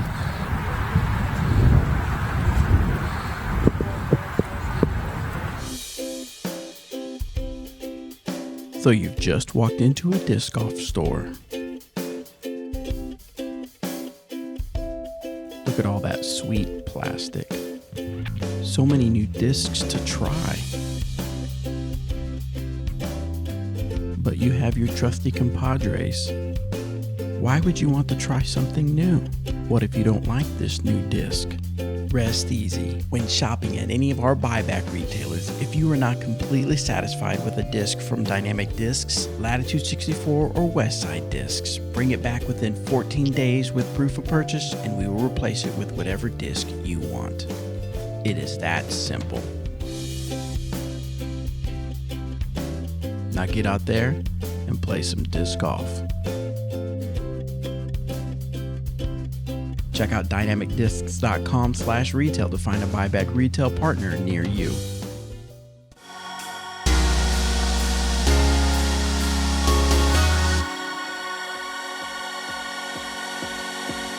Hey everybody, Jeremy Rusko with Dynamic Discs. It's Glass Blown Open Week. It's finally here. We're super excited and we want to welcome you to town. The Glass Blown Open experience is more than just your average disc golf event. It incorporates so many things with more players than any other event in the history of disc golf. We start out on Tuesday with the Flex Start C-Tier at Jones West and follow that up with a free bowling night at Flint Hills Lane. Wednesday, we have the player check-in where all the players get the highly anticipated player pack. We've got a Flex Start C-Tier out at Peter Pan Park. And then Wednesday evening at the Granada Theater, we got to meet the owners of Dynamic Discs, Latitude 64 and Westside Discs. Following that up, we have the pro panel where some of the top pros in the world will answer your questions about disc golf. And then we have the player meeting. At this player meeting, we'll also have a special introduction of the international players where we currently have 46 players coming from other countries other than the United States. So then Thursday is the official first start of the competition. And then Thursday night, Swedish tradition, Swedish bonfire at the Dynamic Distribution Warehouse. Friday, second round of competition, and then a lot of stuff going on Friday night with putting competition semifinals at the Granada Theater, and then we also have the poker party at the Emporia Country Club. Saturday, spectator day. Come out to the Emporia Country Club, watch the best disc golfers in the world compete for their chance to take home a Glass Blown Open trophy and take home the title. As soon as the round gets over, we're going to head down to the best disc golf block party on the planet, downtown Emporia, Commercial Street in front of the Dynamic Discs retail store and in front of the Granada Theater. Going to have a lot of stuff going on there with the award ceremony, the Ring of Fire, the putting competition finals. It's going to be a great week in Emporia. I want to thank you for what you're doing to help grow the sport. I want to thank you for being a part of the Glass Blown Open. In case you are not able to make it to Emporia for the Glass Blown Open, we still want you to be able to follow all the action. Stay up to date with the glassblownopen.com and dynamicdisc.com websites. You can also follow the Dynamic Discs and Glass Blown Open Facebook pages, Instagram, Twitter, Snapchat, and the Glass Blown Open mobile app.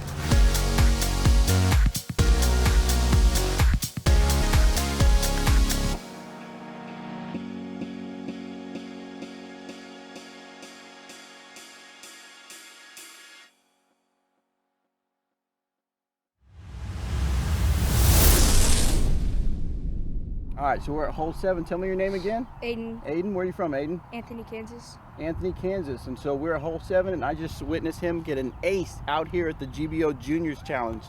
Tell us a little bit about your shot. What were you thinking when you threw that? I was just trying to get a little up to the basket so I can birdie it. Yeah? Well, you did a lot more than a birdie. You got an ace. Yep. Good job, Aiden.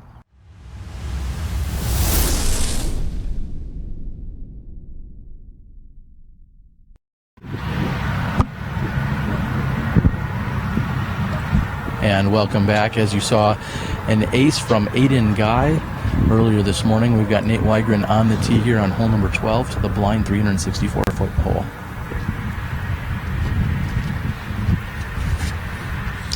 Oh, it needs to sit. Oh, and that tall grass red stake boundary over here to the right is out of bounds. It comes really close to the hole down there, so you almost want to throw something out to the left. However, with this headwind, it's really going to mess with your shot, wanting to push you towards that OB line.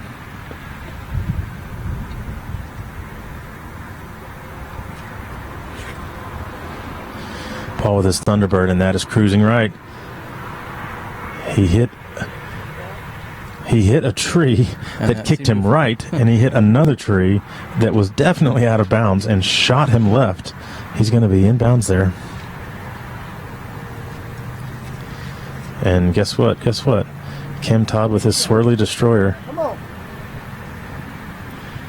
And he's going to have a putt, but he's a little bit short and left.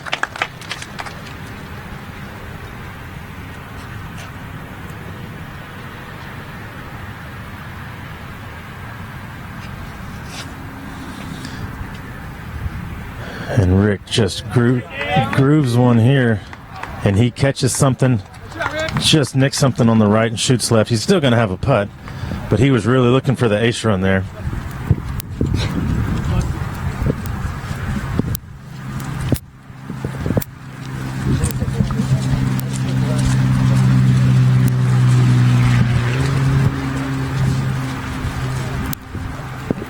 Dixon, as we move down the fairway here, we hear the roar of traffic on our right-hand side. What road is that? That's I-35. It's actually, we kind of nicknamed that Disc Golf Highway. That goes all the way up past Des Moines, keeps going all the way up, I think into Minnesota even. Goes down through us, right next to Wichita, through Oklahoma City, down through Dallas, Waco, Austin, San Antonio, and there's just so many courses just right off of that road for hundreds of miles.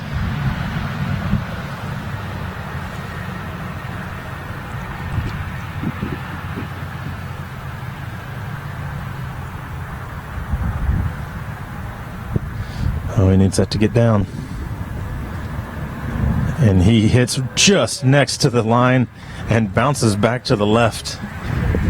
Yeah, if you're ever looking for a disc golf vacation, I mean, if you started to go around the country and name cities that were known for lots of championship level disc golf courses, Kansas City, Des Moines, Austin, those would all be on that list, and they're all on the same highway. Now, granted, Des Moines to Austin is probably a 15-hour ride or something like that. However, I mean, we've got people here from 6 different countries, so people don't mind traveling for disc golf.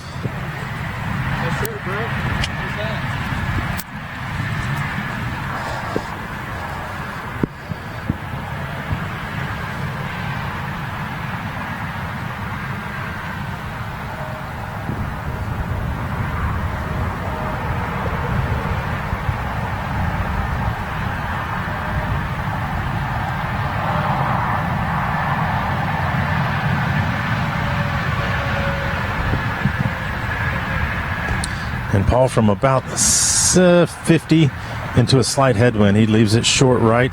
He's going to have a tap-in 3, but he needs some birdie strokes if he's going to get Cam. Cam's going to have a putt here to try to take another one. Rick's going to go first from about 2 feet further, right at the circle's edge.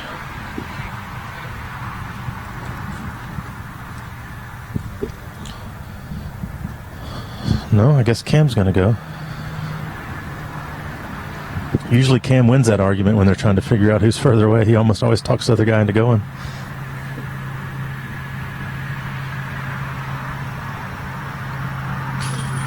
Up and in. Cam bouncing over the rim, and the crowd lets him know about it. Great putt there. That is going to move Cam Todd to 22 under par, and he's going to have a 3-stroke lead on Paul McBeth.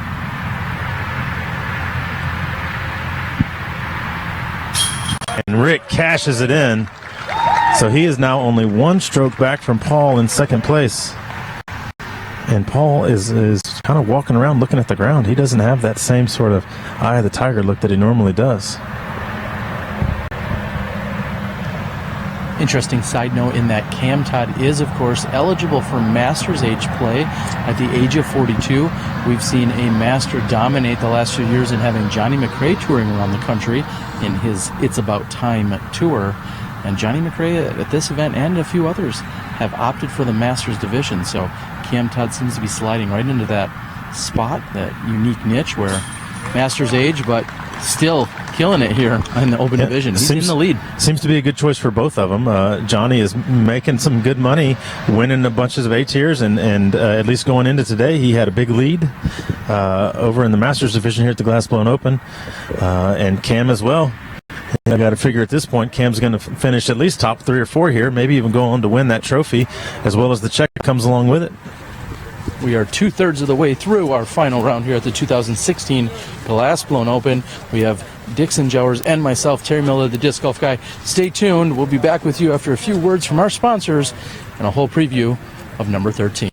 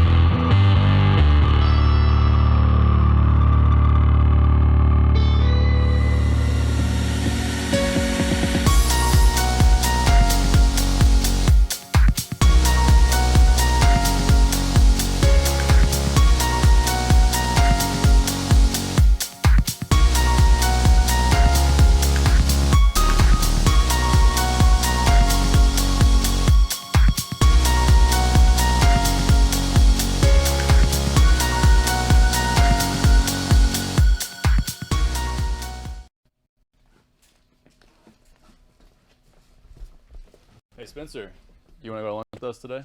No, I'm running a little short on funds. Sorry to hear that. Hey Spencer, this is my son Caleb. He's selling some candy for school. Would you please buy some candy? I would if I could, little man, but I'm all out of cash.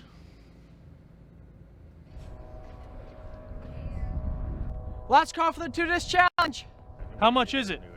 $20 for 2 discs. Yeah, I got money for disc golf.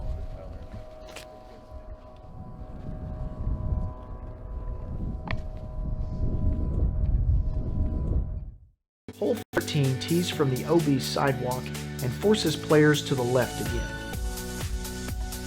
A series of trees prevents good progress down the inbound section of the hole, and many players feel the need to hang their discs out over OB again. The basket plays 20 feet from the OB line, so even putts have risk of sneaking out here. Hole 13.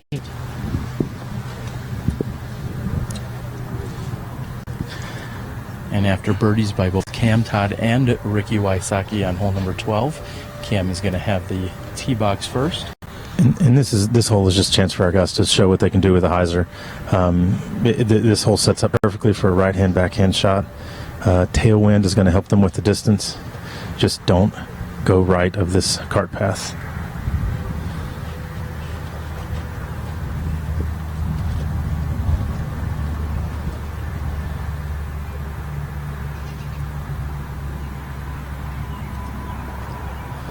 And actually the wind switched right before Cam was going to throw. He bent down to check it again. He needs that to move. And he gets a bounce right on the... There's some applause. Very little indication yet by our... There's a bunch of people that are pin high down there, but they didn't give an out or an in signal. Rick now with a gold line stiletto, very stable disc.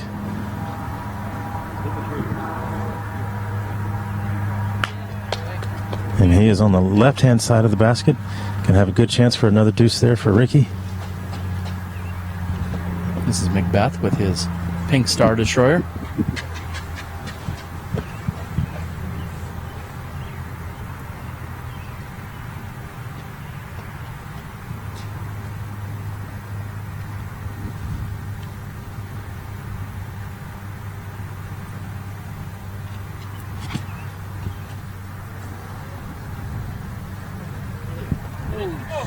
And that's going to come in with a spike. We'll see if that got any skip there for McBeth. Yeah. Looked as if he was trying to get that to stick hard on this longer grass.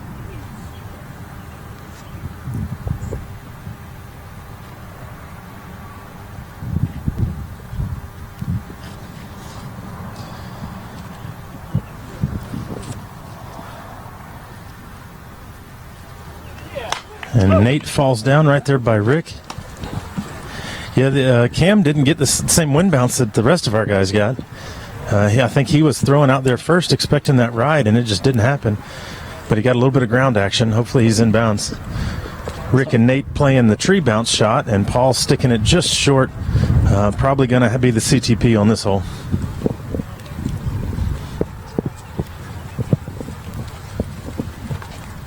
Did they not make a call to you guys? Yeah, I guess maybe not. Is that on the path right there?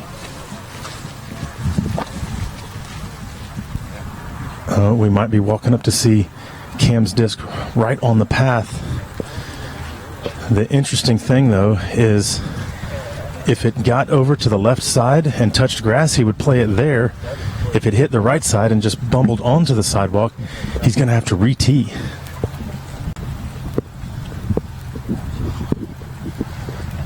And since none of our players could tell what was happening here,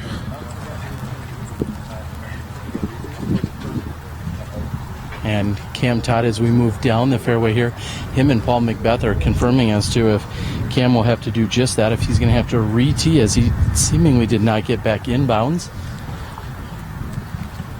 So our players are going to get up here and try to figure out if this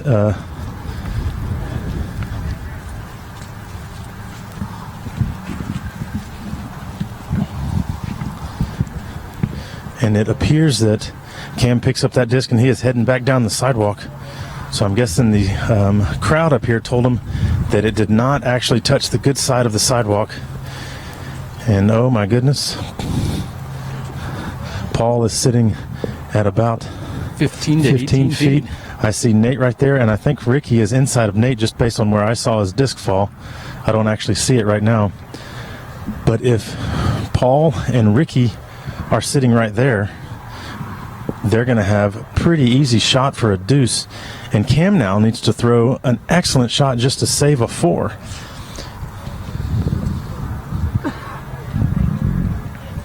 This undoubtedly could be the game-changing moment here in the outcome of this tournament.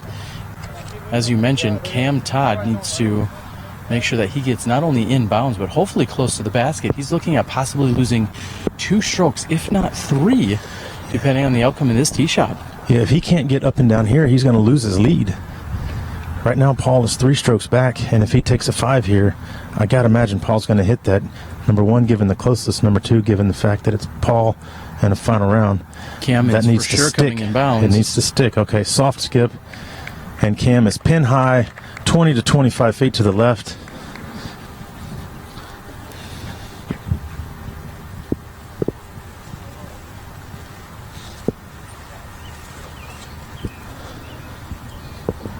We're also hearing that Eagle McMahon is tied with Ricky Wysocki at 18 under at the moment.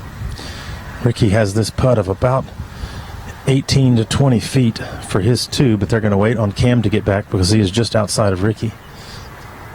What a swing here on the 13th hole.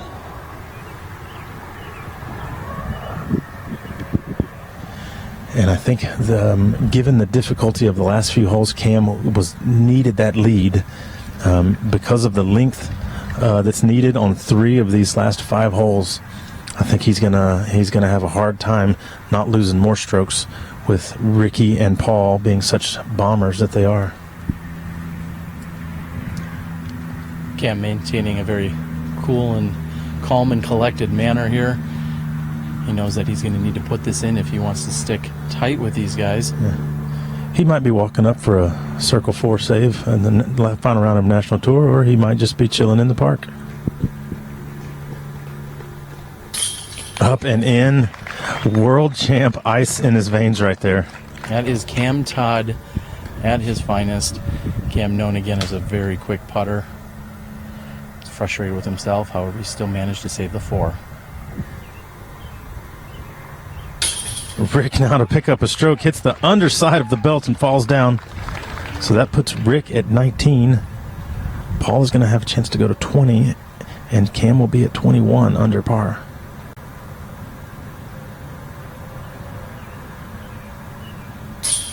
And with that, Wegryn moves to 15 under par.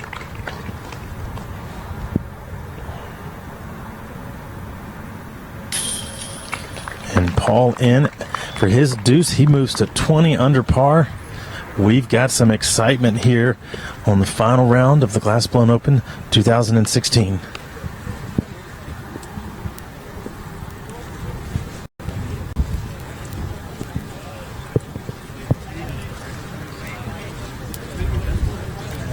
Hole 14 is long and proud. At 766 feet, one of the longest on the course. Players may opt to play down the right-hand side for a shorter path to the basket, but they risk trees and OB fence line there.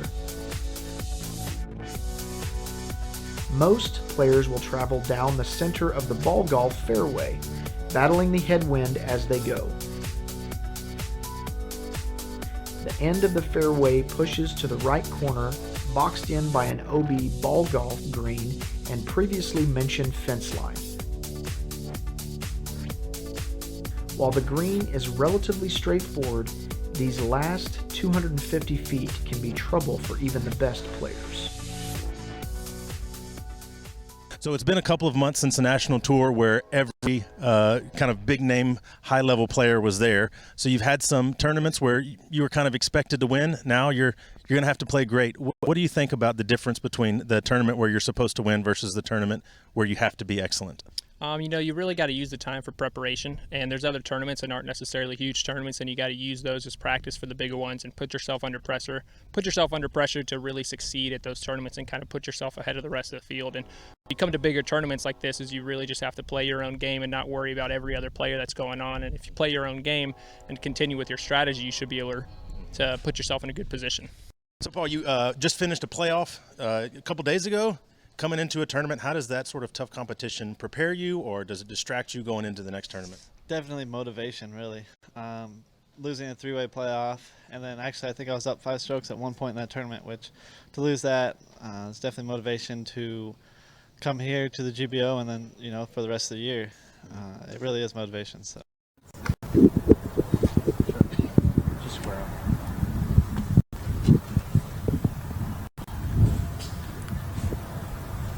Hole 14 here at the Country Club, 766 feet. It is a little bit downhill to start, but this is a hole where your drive has got to put you in position for your second shot. Players would be thankful that this is a concrete pad this year. Usually this is a natural or a rubber mat, or natural tree or rubber mat, and the footing is never usually great underneath here. So a good pad is it's pointing them directly at a tree. You're going to have to make a choice right off the box on how aggressive you want to be. The first half of the hole is downsloping right to left, and as always happens in this sort of situation, the wind is blowing right to left to help you go down that hill right towards the half bounds. There is a play to go down the right side, but it is a very tight line, and it leaves you with a very difficult upshot. Most players are going to try to bomb something down, land on the short grass, and then have an angle for a forehand or a long Anheuser into the basket. Eric McCabe has thrown a couple of different rollers on this hole that have been extremely successful, but it is an aggressive shot because of the length that you have to have when your roller stands up. Because if you don't get it stood up, you are going straight towards out of bounds, and then you have to take that circle stroke and be still 400 something feet away from the basket. I see Ricky walking around with his forehand enforcer, I believe, or felon. So that makes me think that he's going to go with the sidearm throw here, which is a good play. He just needs to stay on the left half of the fairway to stay away from these guardian trees. Paul's walking around with his swirly destroyer. Nate having that same hyzer disc that he's been throwing a bunch. And I don't see Cam, but I have a feeling that he's got his same tie-dyed swirly destroyer in his hand. And Dixon, a moment ago you spoke of a forehand shot. One of my favorite forehanders in the game, as we get an update on the women's side, is in fact Madison Walker. Looks as if she has finished in 3rd place in the women's division. Coming in 2nd place was her good friend and traveling competitor and friend in Paige Pierce, and your winner by a very large margin of victory is Katrina Allen. So congratulations to our top women finishers. Great to see you guys out here as you had early rounds throughout the week. We'd love to see you and catch up with you some interviews right here on Smashbox. Ricky Wysocki's on the tee.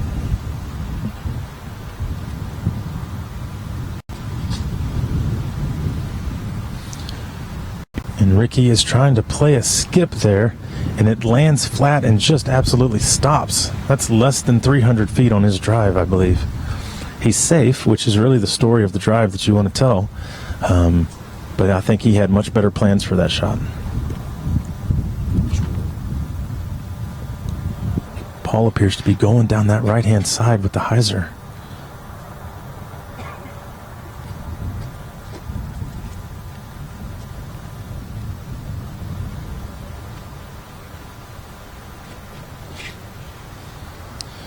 And he gives it a good rip, and it's riding that wind. If it gets under that tree and back to the middle, just like that. Holy cow. What a shot by Paul McBeth. Paul McBeth has seen his opportunity, and he's looking to jump on it and ride it for these last 5 holes.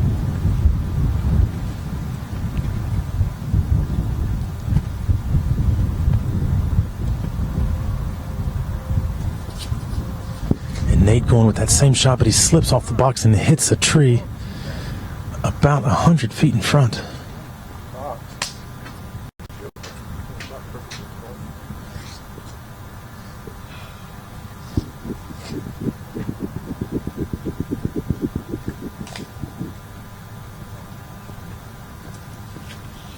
And there's Cam with his trusty destroyer. Turns it over. Hyzering back nice. He'll probably get a little bit of slide out of that. He's sitting in a good spot. This is one of those holes where I think the distance is going to get Cam. I don't know if that drive is far enough for him to be able to get a decent putt for the 3, whereas Paul is a good bit of distance in front of him and has the opportunity to get close and try to take that stroke back that he needs to pull even.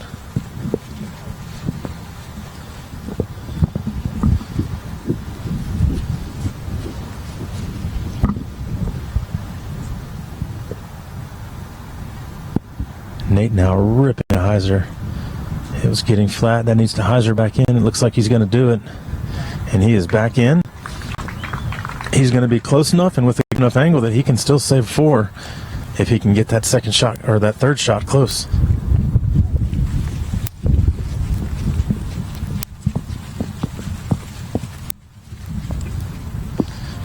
Ricky now with probably 450 to go.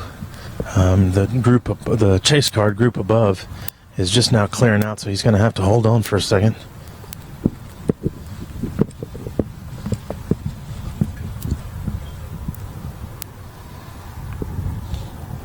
And just a moment ago, we also saw Nate Sexton, part of the Sexy Beast Tour, who's been traveling, of course, with Paul McBeth for the last 2 years. He's running over and catching up with his travel companion in McBeth. He had quite the smile on his face. Makes me wonder what he shot.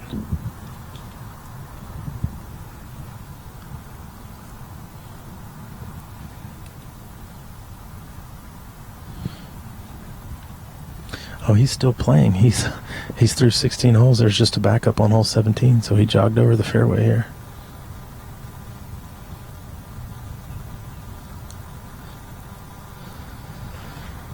Rick, that's an enforcer, not a fill-in like I thought it was, and he turns it over beautifully if he can get a skip down there at the end.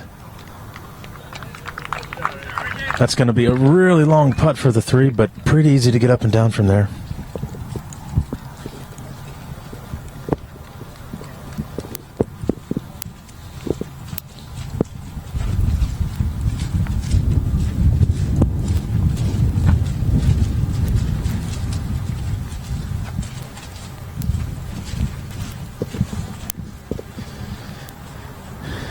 Cam now with probably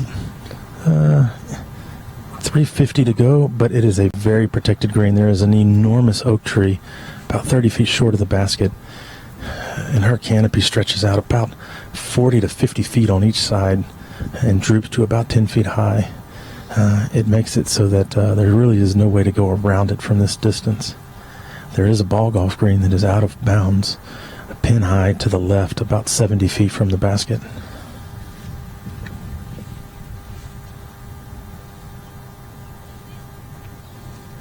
Cam looking to go through the back door.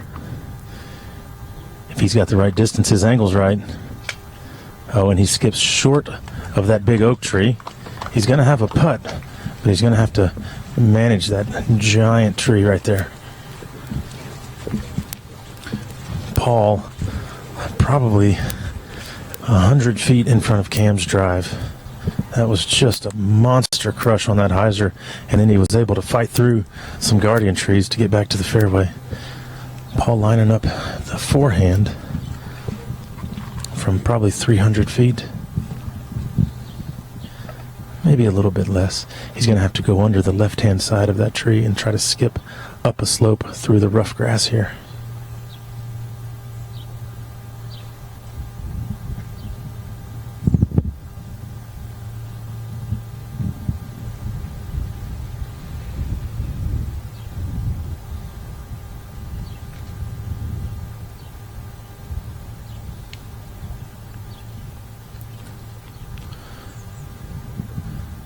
Paul with a stable destroyer on that forehand.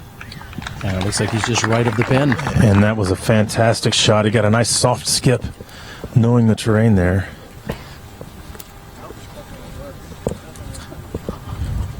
Yeah, Paul's gotten inside of that oak tree. He's definitely going to be inside the circle.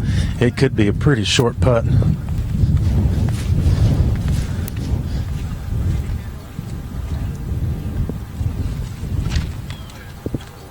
So everybody was walking down the fairway and walked right past Nate's disc. He didn't know where it was either. He's got probably 200 feet to go. If he wants to take a hyzer shot, he's going to have to throw it over the out-of-bounds fence on the right. If he wants to take the flick shot, it's going to be he's going to have to go further left than he wants because of a guardian tree about 6 feet in front of him.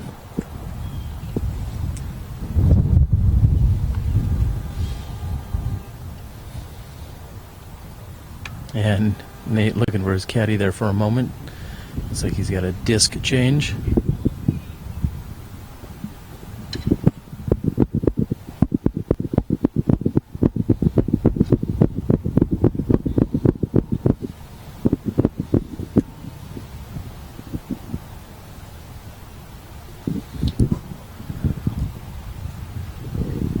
Nate going with the mid-range hyzer shot.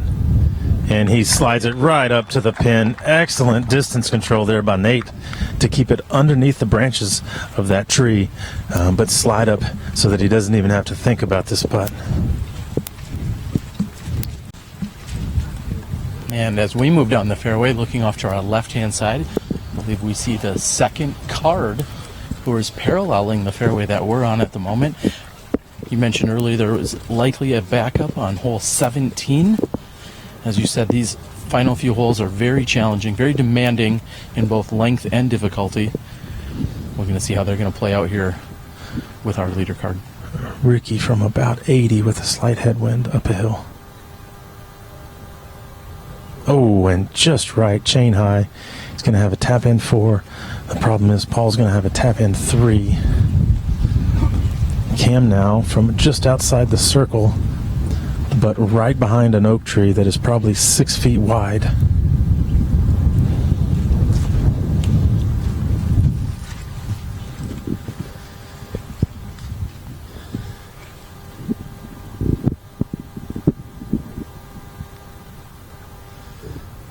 Yeah.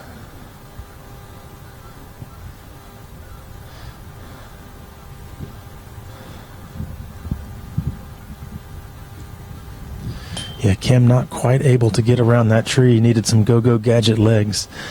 Not able to get enough push on that putt. He's center cut, but low, hits the pole. He's going to have his tap in 4. So Paul taking a stroke on the entire card. He is now tied with Cam Todd with 4 holes to go.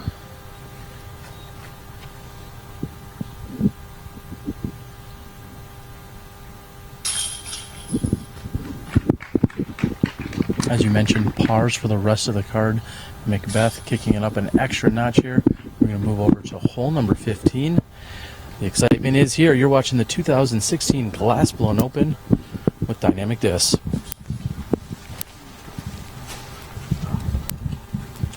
Hole 15 plays slightly downhill at 426 feet long. Shooting into a circle of trees inside a near circle of OB, players shooting for the green have a lot to watch out for. Hitting a tree and rolling OB is fairly common on this hole. Once players have made it inside the tree line, however, the difficulties of the hole are mostly past. Disc golf is a sport growing in popularity all over the United States and around the world. Dynamic Discs is the premier disc golf manufacturer, distributor, and retailer for enthusiasts, beginners, experts, and hardcore players. Along with hosting some of the best professional disc golf association tournaments in the country, Dynamic Discs also takes pride in offering the best customer service in the disc golf industry. At Dynamic Discs, customer service isn't just a department, it's the way we do business. Our entire staff at Dynamic Discs is knowledgeable and passionate about growing the sport and providing you with an exceptional experience. We know how important it is to get the products that you order in your hands as quickly as possible. Orders are shipped immediately from our own inventory and arrive at your doorstep in 2 to 3 days to almost any location around the United States. Check us out at dynamicdiscs.com.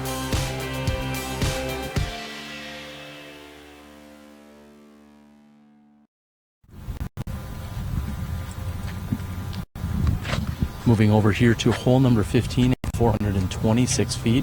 We're watching the second card. Eagle McMahon, it looks as if, with a nice putt here on hole 15. Eagle making a run at it. We're going to give you a scoring update here in a few moments. That was a giant putt, just given how long it took him to run up to the basket. We discussed last night on the wrap-up show that Eagle McMahon really had a breakout event here at the Glassblown Open last year, as he found himself on the leader card during the second round when we were at Jones East. And clearly he's done nothing but elevate his game in the last year. Yeah, actually, right before, or not too long before that tournament, we were, as Dynamic Discs, we were in talks with him to try to see if he'd be interested in playing for Team Dynamic Discs. But he, I guess he was in talks at the same time with Team Discmania, and so they picked up an excellent player, and he proved it last year with so many good finishes. Eagle with his 5th place finish just last weekend at the Nick Hyde. Also just saw a missed putt up there. It's hard to tell from our vantage point. I think that was Kyle Webster. Kyle Webster, who, as we mentioned earlier, Kyle of Westside Disc had the hottest score out of all competitors yesterday at the Jones East course. Miles Seaborn will be up to putt next.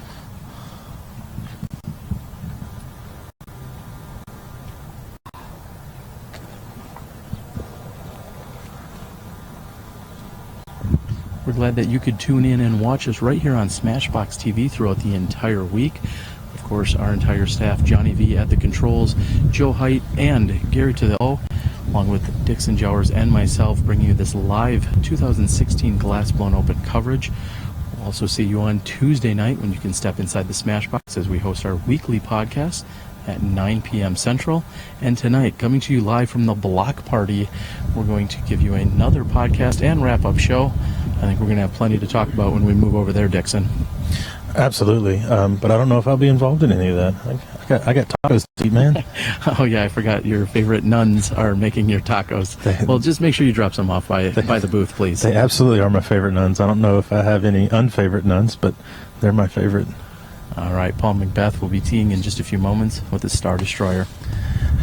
This is a downhill hole. It actually plays as an island. There is a cart path that goes on both sides, as well as a ball golf fairway. If you don't land in that green spot, you go to the drop zone.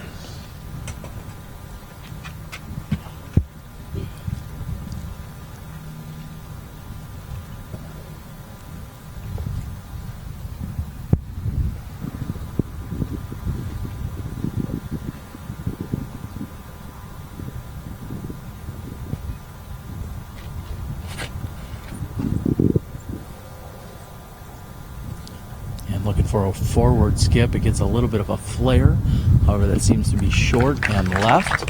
Yeah, you can. Likes it. Well, you can tell the gallery up here likes it, and the gallery down there didn't do very much. So that tells me that he's probably a little further out than it appears from here.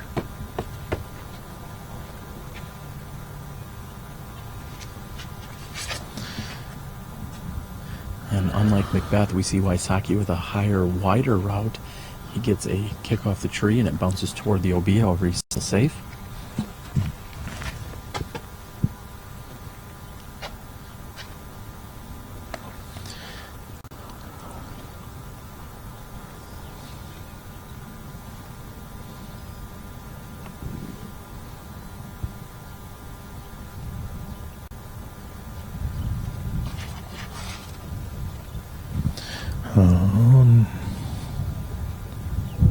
And Nate's looking for his pinnacle outlet. There you go. To nestle in. And both the gallery near the basket and on the tee appreciated that.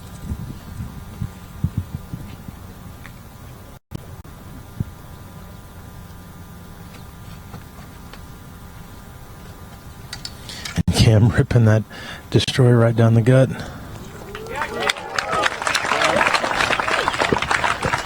Well, man, since they recently changed it from the Avery Jenkins destroyer to the Paul McBeth destroyer, they might have to start thinking about calling it the Cam Todd destroyer.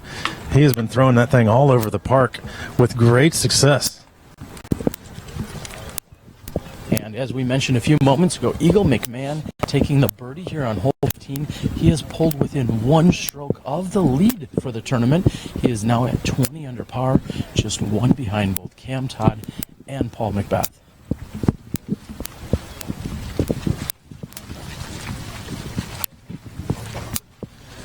Yeah, that tree Ricky hit is kind of the guardian tree there. The shot he was trying to do, I believe, was go high and around it, which is a pretty aggressive shot. That is a long way to go with such a stable disc that he threw with that gold line stiletto. And he hits the tree. He's lucky. There are many, many discs that have hit that tree and bounced out of bounds. So Ricky will have about 150 to get up and down for his par save. And he's going to hope that neither Cam nor Paul hit their birdie putts.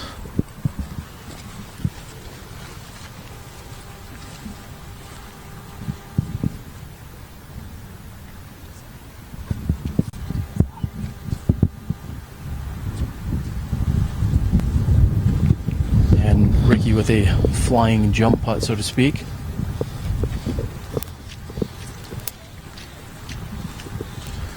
So Paul is on the backside of this tree, probably 45 feet down though. I can hear and feel just a little bit of breeze, but the flag on the basket is laying pretty still. If there's any wind, it's going to be a tailwind over Paul's left shoulder.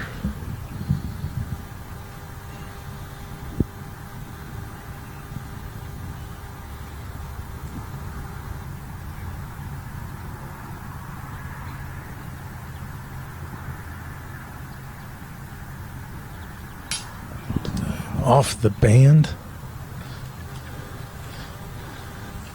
And if I'm seeing this smudge on the grass right, I think that's Cam's swirly destroyer that slid to about 10 feet.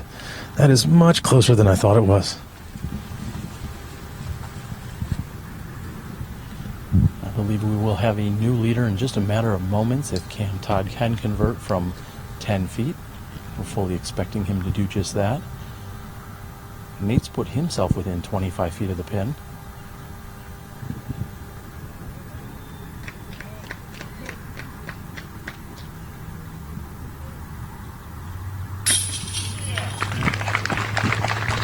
And Nate Wegryn has no problems there. Ricky Wysocki has some cleanup to do for his par.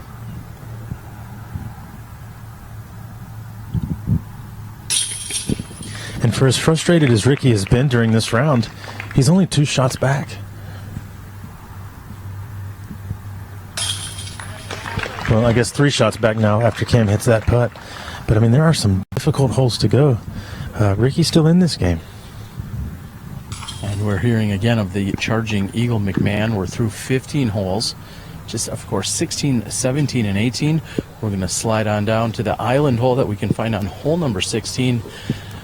If you're not excited about watching this in the world of disc golf, I'm not sure that you're really a fan of the sport. Stay tuned. You're watching the 2016 Glass Blown Open with Dynamic Discs.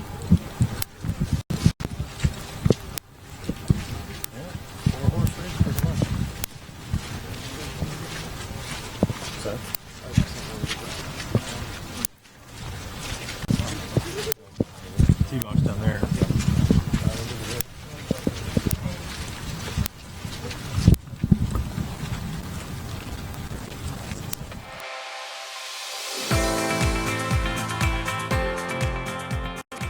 For me, it's time with my friends. For me, it's a walk in the park. For me, it's my job. Go in. Oh. For me, it's all about the exercise. For me, it fits into my busy lifestyle. For me, it's my passion.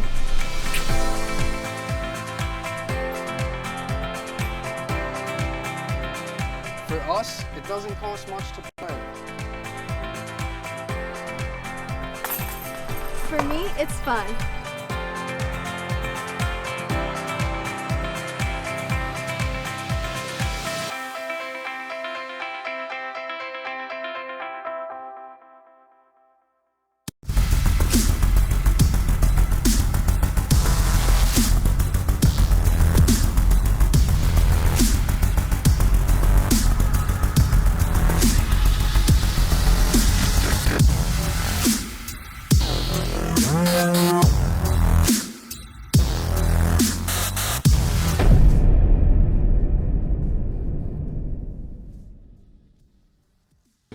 Hole 16 is probably the biggest pucker factor hole on the course. 365 feet long and nearly all of that over water. Players must decide to go for gold or lay up from the get-go, and even making that decision doesn't guarantee a safe landing. The green itself is only about 100 feet wide and 60 feet deep. Even excellent shots to the green can be met by misfortune and end up in the water. Though landing on the green off the tee is sure to be one of the more spectacular shots of any player's tournament. So here we are back on the tee of the island green here at the Country Club. This was hole 18 last year, hole 16 this year. We see that the chase card above, Miles Seaborn, is just barely inside the rocks. He's trying to figure out where to take his meter spot. He was the only one that made the island safe. All three of the other competitors thrown from the drop zone, Kyle Webster, Jared Rowan, and Eagle McMahon, all three of them are about 5 or 10 feet long for their circle 4 putts. So if Eagle was charging, he just opened up a door for Cam and Paul and Ricky to take that stroke back from him. Miles now from about 35 or so, right at the circle's edge, with a whipping wind for his birdie 2. And Dixon, as Miles is putting here on hole number 16, talk a little bit again about how the course kind of reconfigured or reorganized itself here on these final 3 holes. Sure. This island that we're thrown to is actually a ball golf tee box. They actually tee right back towards where we're going. This is not a normal hole during the year-round Country Club layout. There's an extra hole that we do not play during the Glassblown Open that would be in play for the rest of the year. So this used to be hole 18, and then we would get in golf carts and head back up to the clubhouse. But we have reconfigured the course so that our disc golf 18th hole actually plays right up the last fairway here. The Emporia Country Club is a 9-hole ball golf course with multiple tee spots. So that's right up there. 9th fairway is our 18th hole. So the chase cart here is clearing the landing area. Spotter is moving into position. And here we go with the final 3 holes here at the Country Club for the Glassblown Open, the absolute briar patch of this tournament. We'll see how everybody manages these 3 holes.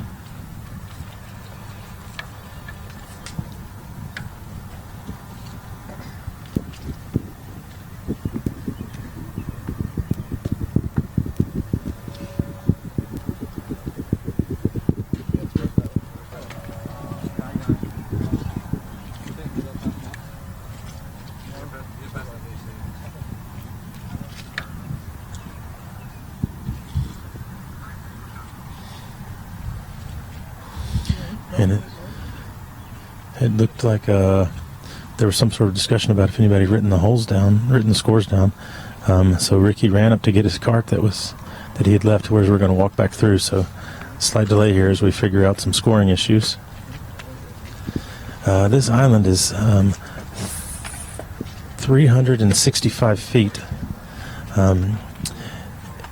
It's a forced carry almost the entire way. You have about 25 or 30 feet between the edge of the water and the basket. I would expect these first three guys are going to go forehand here. Slight right to left tailwind.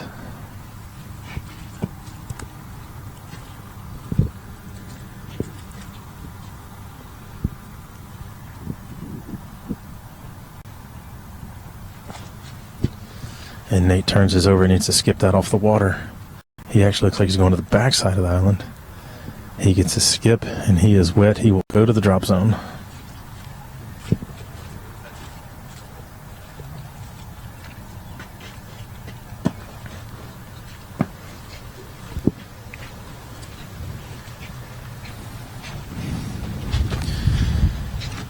Now the wind is picking up. It is turning to a right to left headwind. This is a tough shot with the backhand.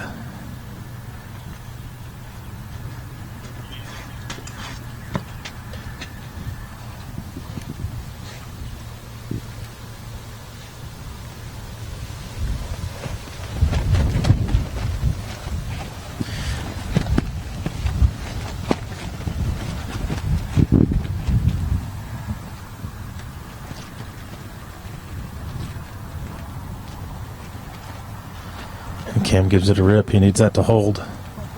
He needs that to hold. It's coming in hot to the island left. And he skips off the grass into the water, and the door is open.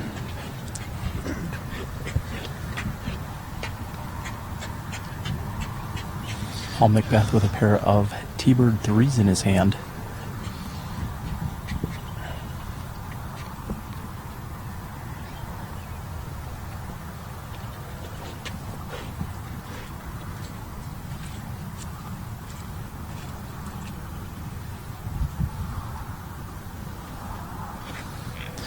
And Paul going with the backhand shot.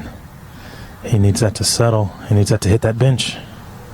And he misses the bench, skips to the backside of the island.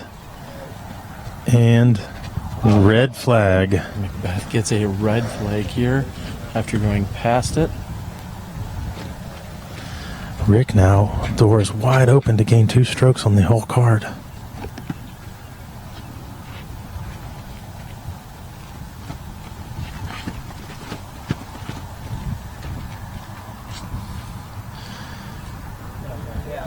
And he needs it to jump off the water. Jumps off. Oh, and hits a rock and goes back in. I thought he had it there once it made the skip. He looked like he squared the biggest rock on the front of the island there. I think if he had been a foot left or right of that, he would have been high enough to get up on the island, kind of like Miles did. And Dixon, one of the unique situations here for this island green is that it does not matter where you were last inbounds. If you cleared the island, if you touched the island, if you find yourself anywhere OB, you go directly to the drop zone, which all 4 of our competitors have done. Yeah, and there's an opportunity. I guess Rick was feeling pretty good about that. I wonder if the thought crossed his head that since Cam and Paul had both gone OB, if he should throw, there is a layup Spikeiser shot that would leave you about 150 or 200 feet wide open to then try to get up and down and just save 3. Ricky just a tad bit unlucky with the rock that he hit. It's interesting that Cam had the opportunity to put the hammer down. Paul had an opportunity to catch, didn't take it. Nick had an opportunity to catch and didn't take it.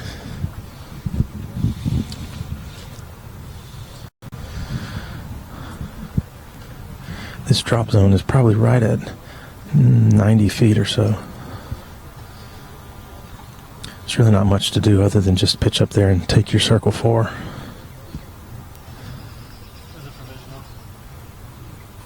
And McBeth is calling this as a provisional.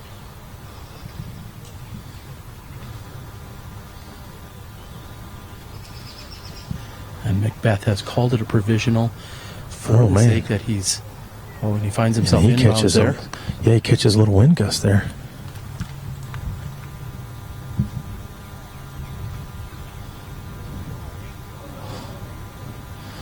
And Rick trying to give it a run, but leaves it a little bit low. Yeah, because of the way that the spotter approached Paul's disc on the backside of that island and then kind of gave a hesitant flag wave, Paul turned around immediately and said, I'm going to take a provisional. So I'm guessing he thinks that it's close and he wants to make sure. Whenever you have the opportunity, if there's anything that's disagreeable on the course, that's what you want to do. Call a provisional and take the shot. We had some disagreements yesterday about how some things should be played, and it boils down to if a provisional had been called, all of the problems would have been solved. So Paul now, his caddy is reaching in to get his disc, so I'm assuming it's a little further in than he thought. Yes, that's definitely out of bounds. Paul now from 25.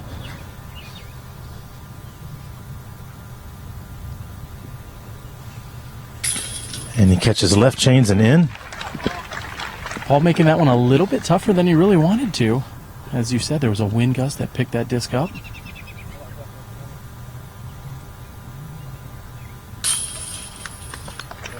And Cam in and Rick frustrated and in for his 4. I think he knows that was his chance right there to grab these guys. And not too often would you say you see a star frame of bogeys. I'm not sure that's quite the star you're looking for, but all 4 competitors here with bogey 4s on a par 3. Yeah, and 3 of them caught grass on the island, or at least caught some piece of it, but were unable to stick.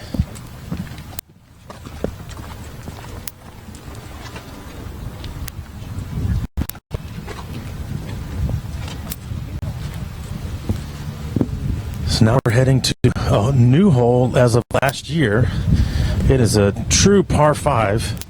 If you're putting for 3 on this hole, that means that you've probably thrown 2 shots that are 1050 rated. Very difficult driving angle. A very long blind shot around a corner that is much sharper than you think. So a lot of people actually end up going OB long on their second shot because they can't appreciate the turn in the fairway. And then you have to get through some willows that are right by the basket, some low-hanging willows, if you want to try to get up and down from there. There is many opportunities on this hole for a circle. So let's see if Rick or Paul can take that chance and catch Cam here on the 17th hole.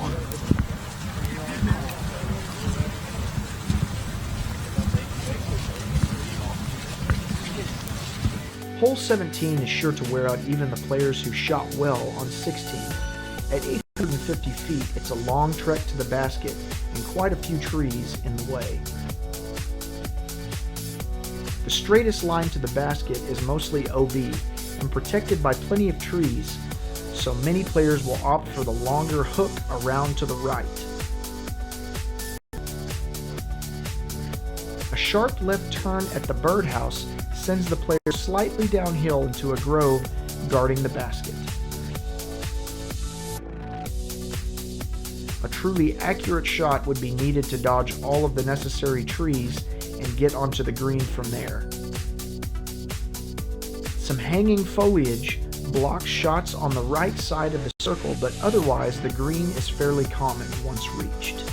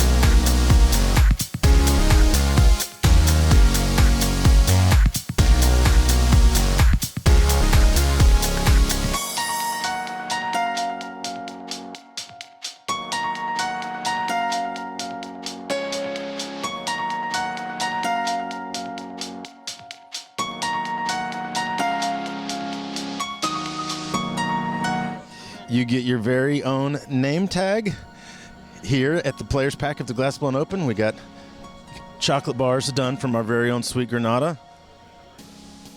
Keychains, the unreleased Super Duper Soft Shield. Latitude has kicked in the Gold Line Ballista. These things bomb with special stamps on it. Sublimated Latitude 64 polo shirt. Another Latitude shirt, or I guess these are ladies' options. We have two different jackets. These are OGO full zip, full sleeve. Sorry, I'm messing up your stuff here, Jason. Gray ones for the AMs. For the pros, we have the same jacket with slightly different design, with glass blown on the front and the back in black for the open competitors. But we are totally filled up on the stage, so we have to go to another location to finish out what is happening here with the rest of the Players Pack. So we also have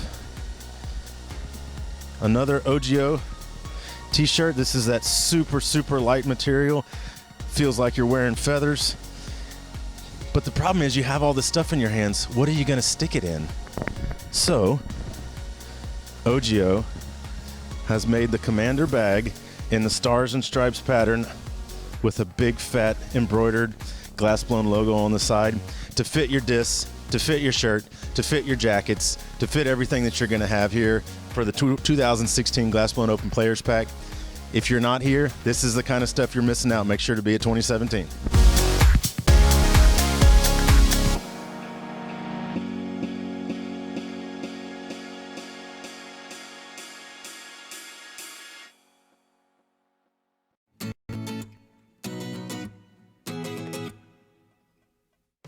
How would you like to raise awareness for disc golf in your area, as well as make a little bit of money?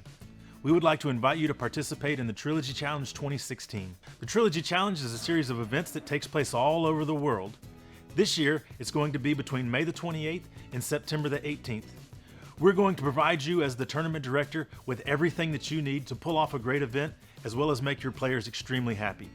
If you let us know the dates of your events at trilogychallenge.com, we will post it on our website.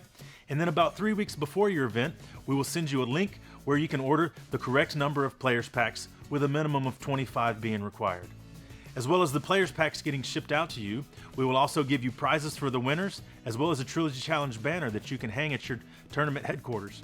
If you go to trilogychallenge.com, you can also download flyers that can be posted at your course or your local shop, as well as Trilogy branded images that you can post on social media.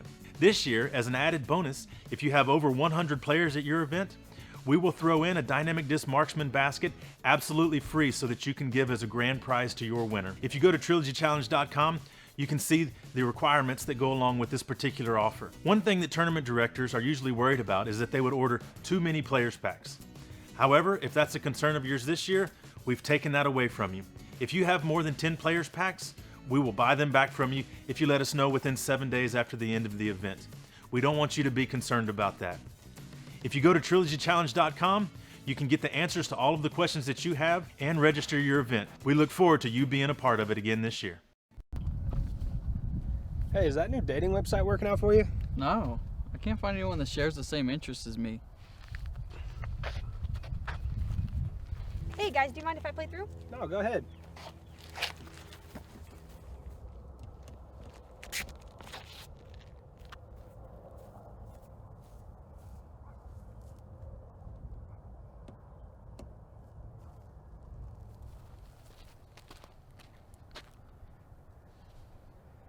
I think I'm in love. Thanks, guys.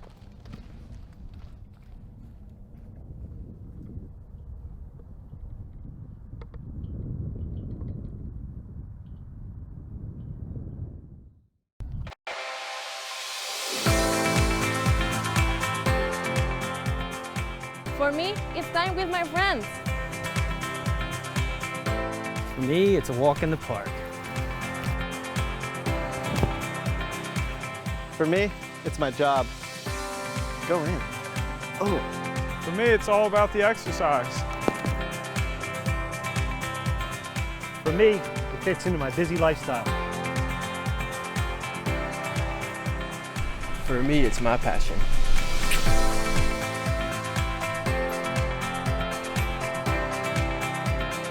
For us, it doesn't cost much to play.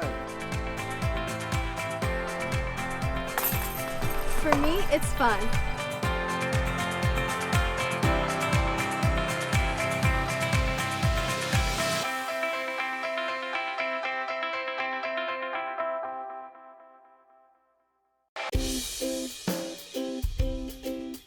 So you've just walked into a disc golf store.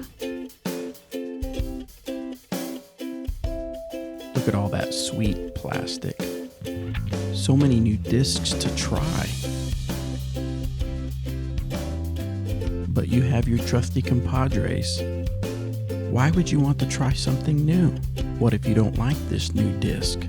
Rest easy when shopping at any of our buyback retailers. If you are not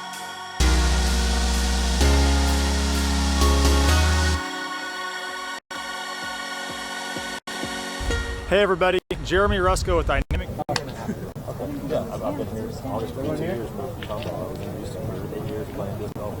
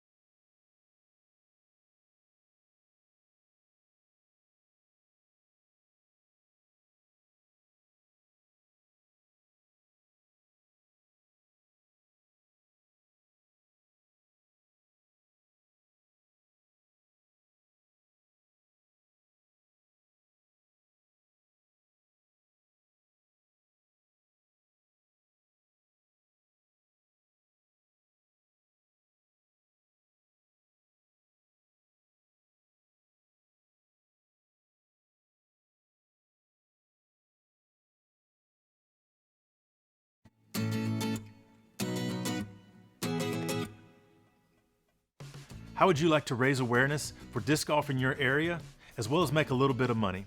We would like to invite you to participate in the Trilogy Challenge 2016. The Trilogy Challenge is a series of events that takes place all over the world. This year, it's going to be between May the 28th and September the 18th. We're going to provide you as the tournament director with everything that you need to pull off a great event, as well as make your players extremely happy. If you let us know the dates of your events at trilogychallenge.com, we will post it on our website, and then about 3 weeks before your event, we will send you a link where you can order the correct number of players packs with a minimum of 25 being required. As well as the players packs getting shipped out to you, we will also give you prizes for the winners, as well as a Trilogy Challenge banner that you can hang at your tournament headquarters. If you go to trilogychallenge.com, you can also download flyers that can be posted at your course or your local shop, as well as Trilogy branded images that you can post on social media. This year, as an added bonus, if you have over 100 players at your event, we will throw in a Dynamic Disc Marksman basket absolutely free so that you can give as a grand prize to your winner. If you go to trilogychallenge.com, you can see the requirements that go along with this particular offer. One thing that tournament directors are usually worried about is that they would order too many players packs. However, if that's a concern of yours this year, we've taken that away from you. If you have more than 10 players packs, we will buy them back from you if you let us know within 7 days after the end of the event. We don't want you to be concerned about that. If you go to trilogychallenge.com, you can get the answers to all of the questions that you have and register your event. We look forward to you being a part of it again this year.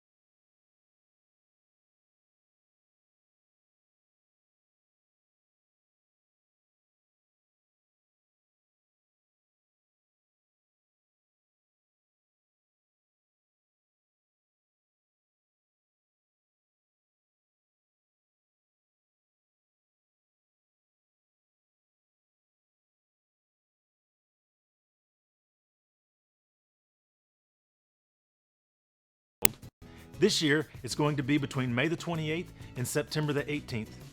We're going to provide you as the tournament director with everything that you need to pull off a great event, as well as make your players.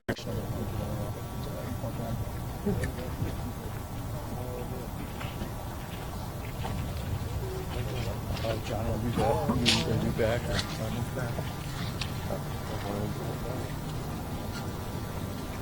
So, Dixon and I can probably get back to it here in a few minutes. Well, just wait, and we'll bring it back.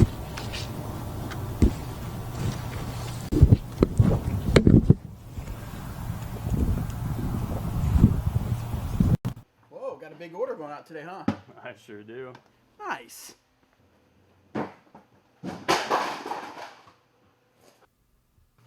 Hey, Danny, what you working on? Just a new website. It's looking pretty good. Nice.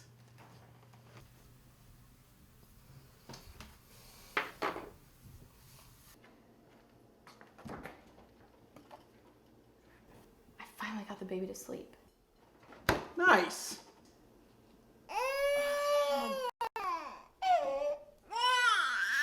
Andrew Gibson, you should have featured me on SmashBoxxTV.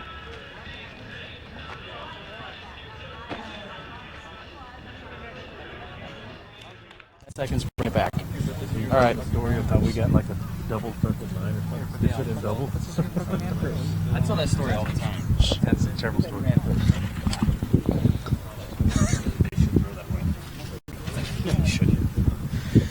Hello, everyone, and welcome back to hole number 17. Dixon, I was able to get a little bit of a nap in, a sandwich in, but we're back and ready for the action. I wrote a book. Oh, you did? What was it titled? How to Wait Impatiently.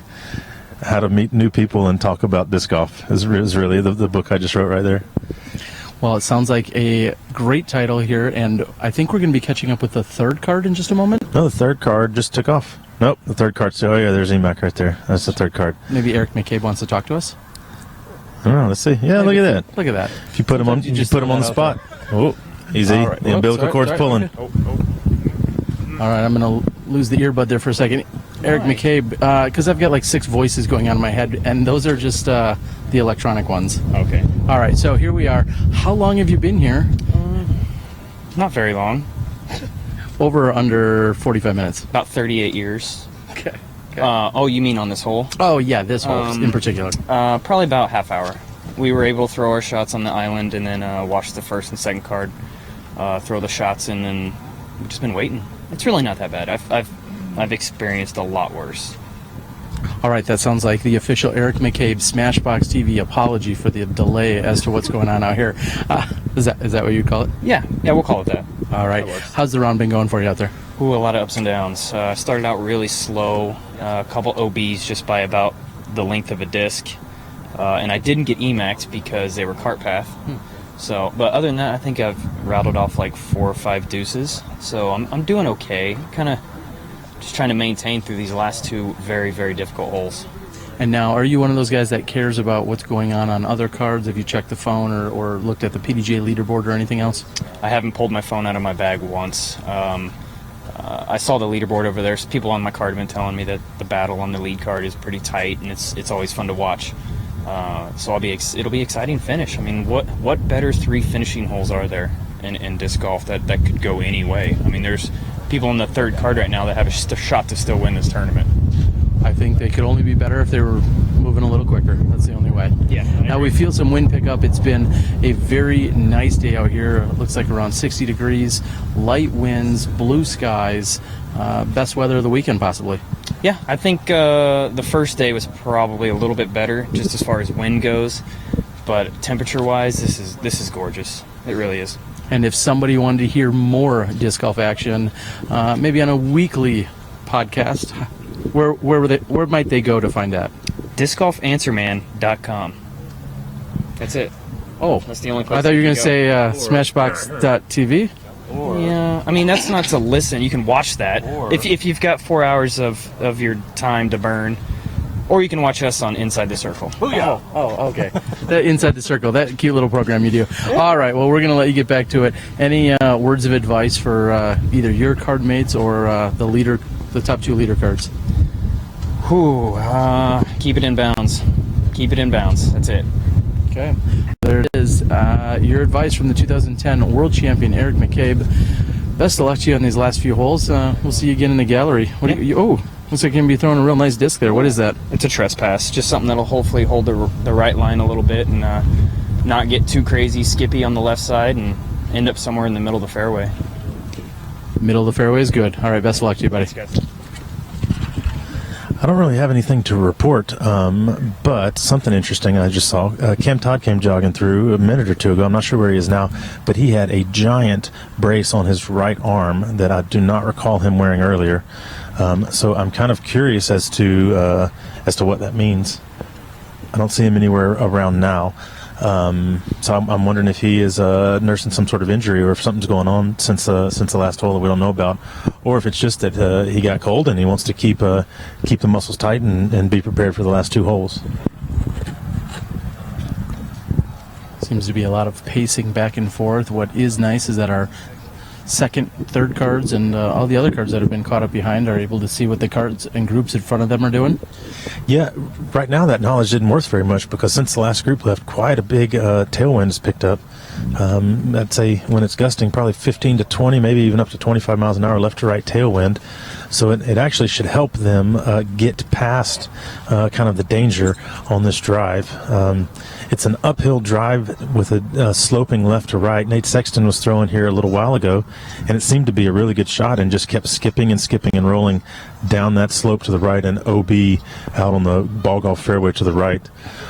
Jordan Castro tried to overcorrect that, and he was he's a little bit short, and he skipped hyzer left to the OB on the upside of that same slope. So here we go, Devin Owens stepping up to the box. We have green flag up the fairway. So let's see how the lefty handles this hole.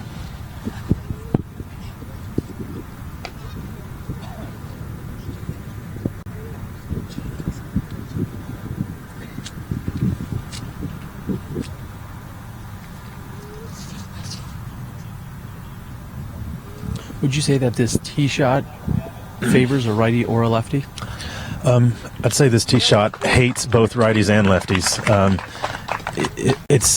Yes, you can throw that lefty hyzer or that flick, but that's sending you down the slope with that hyzer.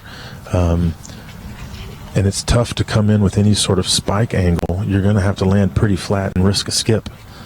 But if you're the righty, you're having to throw a turnover shot.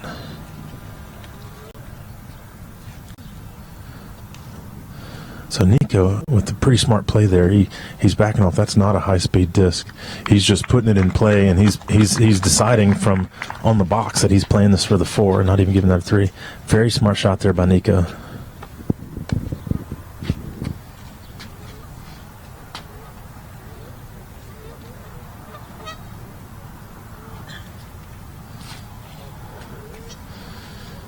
Oh, he needs that to hyzer out. And it goes right through everything and chases some people off of the OB line. It did not quite get as stable as he was just telling us he was hoping it was going to. And we got the second lefty on this box, Zach Melton, and that looks like a fat rim disc there. He as well seems to be taking the Nico strategy.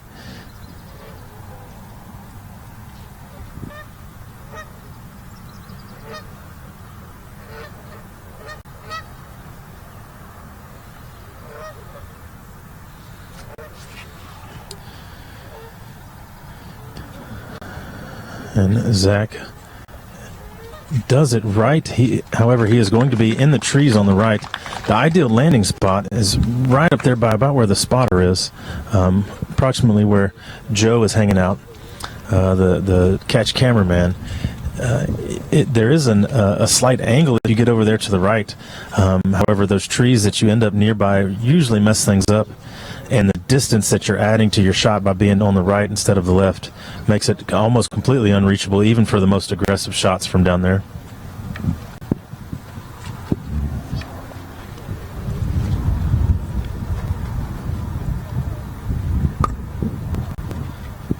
So there goes card number 3 up the fairway. Hopefully in about 5 minutes they will have thrown their second shots and cleared. And we'll get card number 2 on the box. Kyle Webster, Jared Rowan, Miles Seaborn, and Eagle McMahon.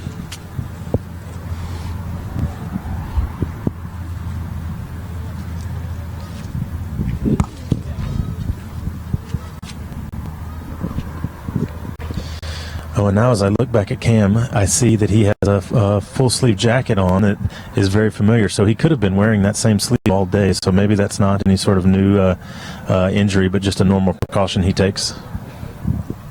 Also, thanks to one of our Smashies out there, he has indicated that he frequently sees he frequently sees Cam Todd wearing that arm brace. So not necessarily something new, but certainly worth noting as I think Cam's here on this backup. I think Cam's shirt is the same color as his jacket. So as he went running by, I had noticed that he was wearing a jacket earlier.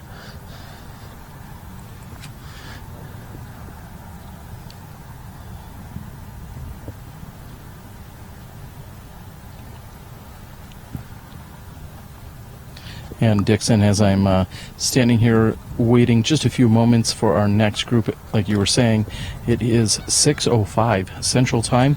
I've also gotten a notification from Dynamic Discs and following them online saying that the block party is about to start. So although we're still out here at the course and bringing you all this live action, the block party is getting underway. I think a lot of people are excited to get down there. Well, a lot of people have been done for hours, and that's what they've been doing, is waiting around for that to happen. The reality is, by the time we get over there, we're going to be the stragglers. That party's going to be jumping by the time we get there. Hopefully, there's still some nun tacos hanging out, but they usually provide abundantly. The block party. I mean, the tournament. It always seems, with coverage and payout and discussion, we're always talking about the top pro cards. But with the tournament of 1,150 people or whatever we ended up being, there's a whole lot of people that are not even concerned with what's going on with what we're doing, and they're looking for the party. And so we try to cater to everybody with events that go on with the poker event and the bonfire and the putting competition and C-tiers and all that sort of stuff. We try to cater to everyone. So one has to wonder, especially if they're watching the live coverage right now, what do you think we'll see when it comes to the World Championships and what the professionals will be playing when they come back in a few months? Well, the PDGA is hoping to change or kind of push towards all of the people that are going to be running World Championships in the future for less rounds per day and less total courses. And that's something that I can appreciate. If you're not a touring golfer, I played 2 Worlds in my life. I played Am Worlds in 2003 and then Pro Worlds in 2004. And for Am Worlds, we had 6 courses that we were playing. And if you're coming into town 3-4 days ahead of time, it's almost impossible to learn the courses and be competitive. And for a World Championship, it really discourages people from coming when you know that there's very little chance of you doing well if you can't manage the courses, if you can't play the courses, practice them, learn them. And so the PDGA is going for less courses. So of all of the professional divisions, I think the most courses that anybody's playing is going to be 3. And some of the divisions are only going to be playing 2 courses. So there's going to be multiple attempts at retribution at a course. And if you make it all the way to the end, I think you'll play 5.5 rounds. But there will be, and then don't quote me on this, I might not be remembering right because some of the details I'm getting confused with Glass Blown Open. But I think there's going to be 4 rounds and then a cut and semifinals and then a final 9 for the top groups of each division. So even the world champions are only going to play 5.5 rounds, and it's only going to be on 2 courses. Sounds like I better get my game back, or keep doing what you're doing, or get my game back. I've never actually seen you play disc golf. Are you like? What I mean, did you play tournaments? What level golfer are you? I couldn't even guess. Actually, in the height of my career, I was rated 995, and I've cashed at a number of the World Championships and at most of the professional events that I played. However, it seems like I had a World Championship snubbing. There was a year or 2 where I would cash literally in every event I played, but then go to the Worlds and not perform well there for whatever reason. So I used to be relatively competitive, and as I took on a role of doing more tournament directing as well as clinics, course design, and then obviously taking on a media role and starting around 2010, my game has suffered significantly. But back in the day, I was a decent player. So what would you say your current rating is? I would rather not say what it is, but I think it's dipped to the lowest that I've been rated in the last 15 years. I think I'm around 950 something, 955 or so. But so quite the fall from the years of 2007. But I was also without wife or kids back in those days too. So things were a little different. Yeah, no wife, no kids, no job. Sounds like a disc golfer. And yet here we are. All right. Speaking of that, we have Miles Seaborn is stepping up to the tee. Again, we're back with our second card action. Slopping up to the tee, I think, is a better description. This is an awfully muddy area around the box. Miles with a Biofusion Enforcer.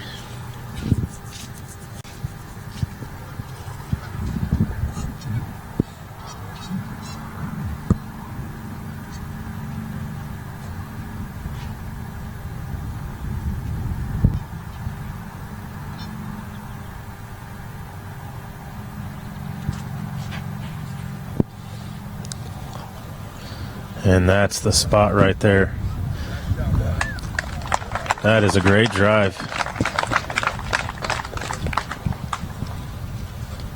That seems to be the righty backhand shot here, is turn over something stable and let it get to flat, and if possible to skip around that corner.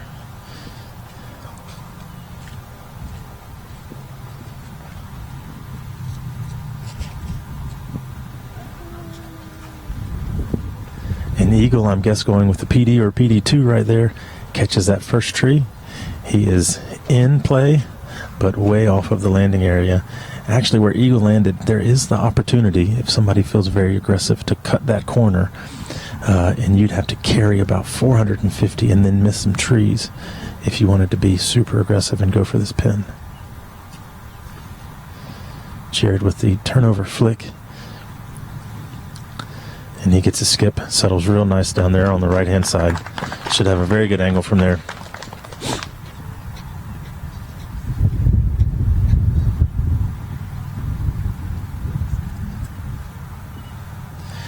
Nate appearing to line up a hyzer flip shot. Or Kyle, I'm sorry. I believe that was the West Side Long Bowman, which is a relatively stable fairway driver.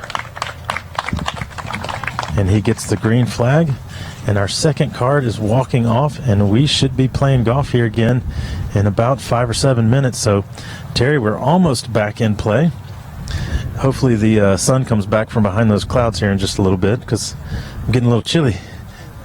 Well, we are definitely warmer than yesterday, which was a pretty low bar to set, unfortunately. Yeah. But how long did it take for you to thaw out last night after we were out in those nasty conditions? Well, as soon as we walked off the course, I needed to be somewhere in about a half hour, and I went home and got in the shower.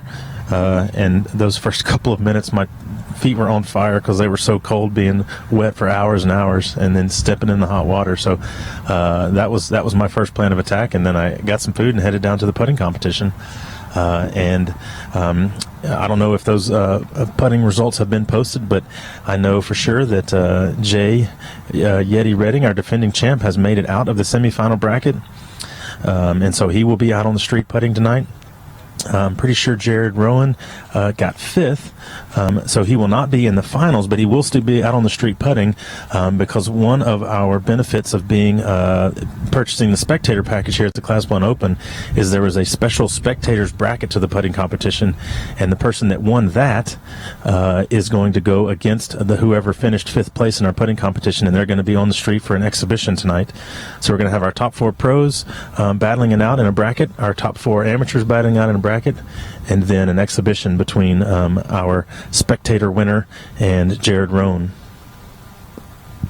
What will be nice is bringing you all of the action and a wrap-up show yet tonight from downtown. I know that I had spoke with Jeremy Rusko about being just inside the doors of the Dynamic Disc storefront that we find down on Commercial Street, I believe. I think that'll be fine as long as you don't get in the way of any product or get in front of the cash register. I've been sporting some product placement for any of those who haven't seen me yet on camera this week. I've been rolling around with my pink-piped Beautiful little dynamic disc bag. Dixon, what bag is this again? That's the cadet bag. The cadet bag has been it's been doing a little double duty. Not only has it been keeping me company, but it's also housing some of our materials and necessary equipment as we've been doing this live broadcast throughout the week. I'm not sure. I said I needed a bag, and for some reason, the first one that was handed to me was pink. It's cute. It is cute. I think it's cute. Adorbs. So if you need one, make sure you reach out to Dynamic Discs.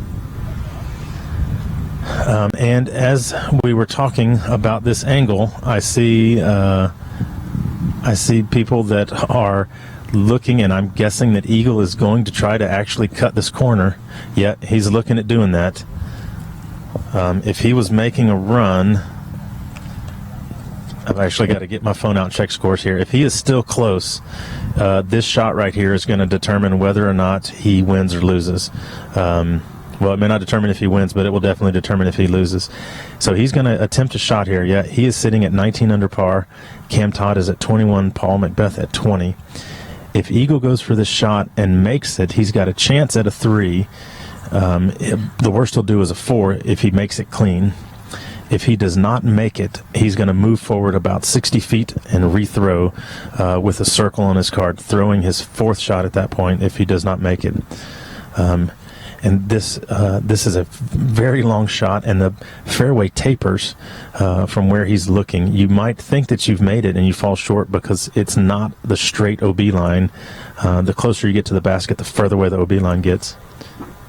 And he rips a turnover, and we're waiting to see what happens. And he gets a safe sign, and he picks up his towel and goes sprinting down the fairway. I don't know if he's close enough for the 3, but if he is safe, he is going to be in for the 4 almost surely. And he runs some 200 feet to the right, making a giant loop, dealing with the energy there. Well, I gotta imagine that his heart was in his throat as he was waiting to find out if it was safe or not. But he gets a cheer and a safe signal from all of the fans that are down there. He's even getting fist bumps from the spotters. That must have been quite an amazing shot. Eagle making a run here from the 17th hole.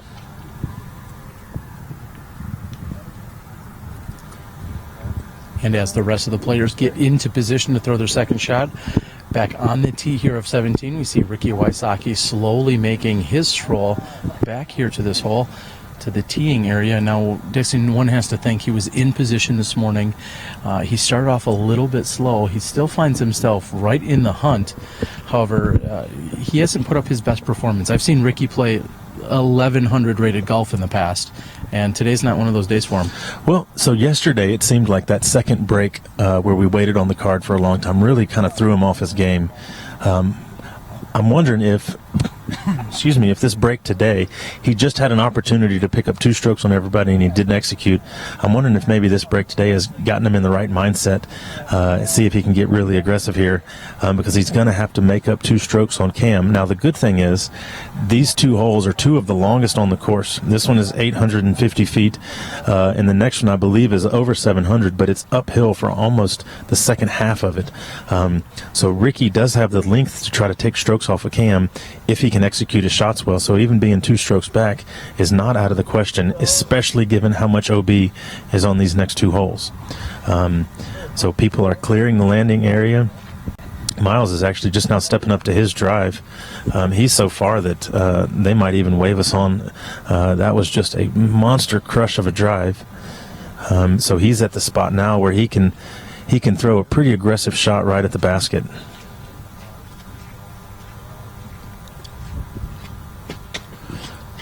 So Nate slops his way up to the box, and he is getting ready to go. The spotter is holding him back.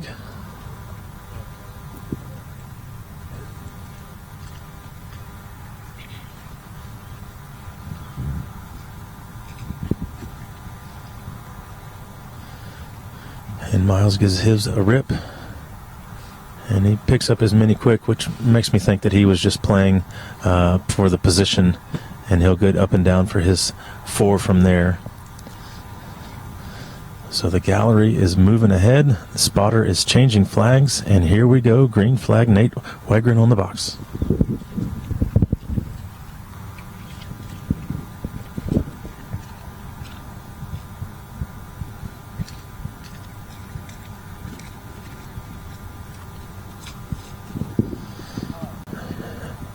And Nate, I'm not even really sure what he was attempting to do there. He throws it up into the tree, and it falls out so flat from the tree that he actually tombstones out of the tree.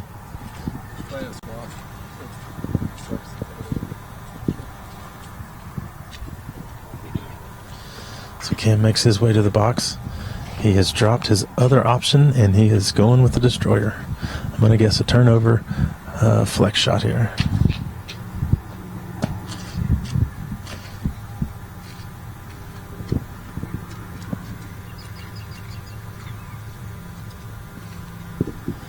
And there it is. Uh-oh. He needs that to get down. He needs that to get down. If he gets any skip, he's going to be OB, and he is OB on the corner. And not only is he OB, that is an awful spot to be OB. There is no angle to do anything from there.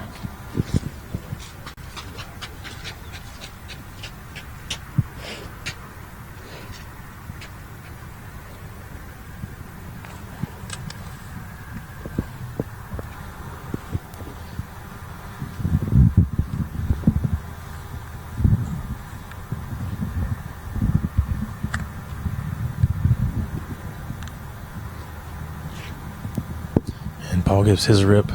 He needs that to stand up. There it goes, just barely around the corner. He needs to be careful that that doesn't skip back too far left. And he gets the red flag around the corner. The door's wide open for Ricky if he wants to take it.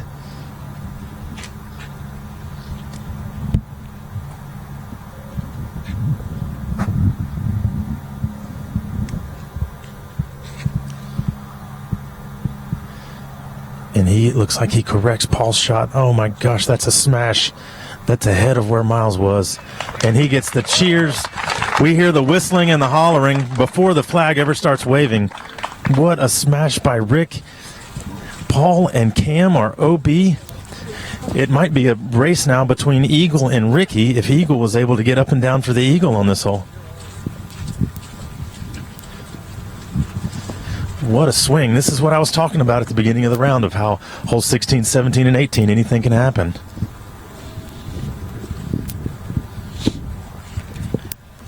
Dixon, we talk so often about when we see these top competitors battling it out and it comes down to the final few holes, who's going to be able to put the pressure on whom, who's going to rise to the occasion, and who's going to fall. And right now, looks like Paul McBeth and Cam Todd are in a world of hurt. Yeah, Cam is going to be the worst of those two, just because he's that much further back than Paul, and he's also just has an awful angle. And Nate now, this is about where Eagle took his rip from, but Nate is slightly muddier. So he's going to go down the main fairway. Spotter holding up the red flag as the group ahead and the patrons get out of the way.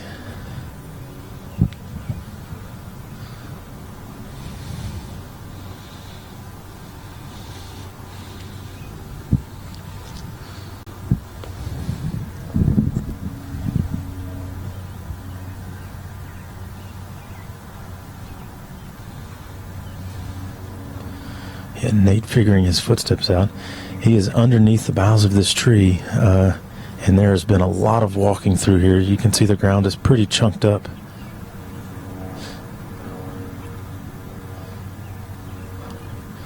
This is going to be tough to really get a good rip on this disc. Without, or if he's going to be moving, it's going to be tough to get planted and really turn. I'm wondering if he's thinking about opting for a standstill shot just so he can get a little more rotation in this.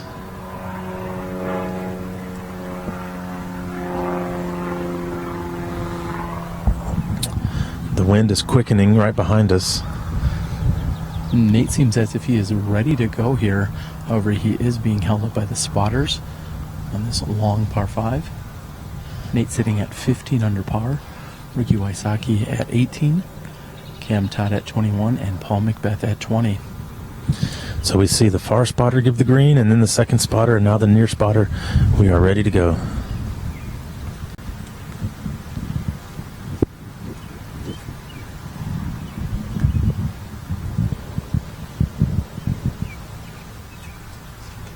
when Nate slips and falls down.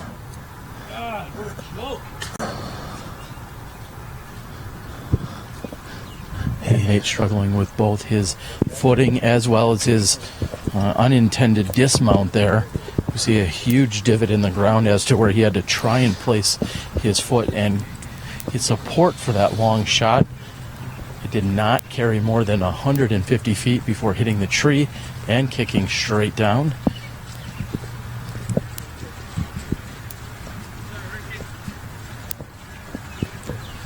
So Cam now thinking about his options, and that's why I was wondering if Nate was going to take a standstill shot. That was just the wrong ground to really try to put some torque on it. Cam is in. He's going to try to throw about 250. There's a birdhouse right around the corner. If he can get just past that, that's kind of the good spot to be if you're not going for the green. That would leave him about another 250 down and to the left with a pretty good angle coming into those willow trees.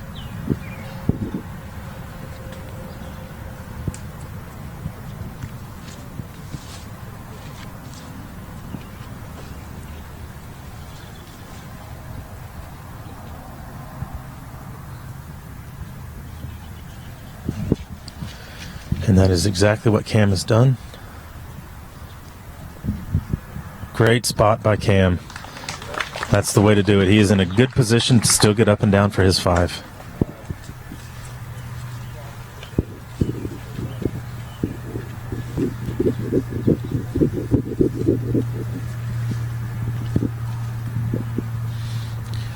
And Nate, who's been struggling with his footing for the last few holes, he's definitely shown a little bit of frustration on both the tee pads and the area surrounding him.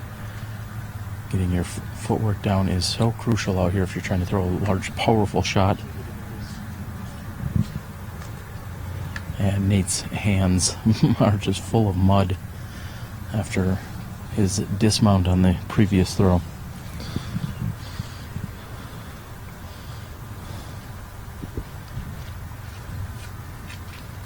And he goes for it again. Slips again. That needs to get down. He's going long. And he is OB long. Gets the red flag.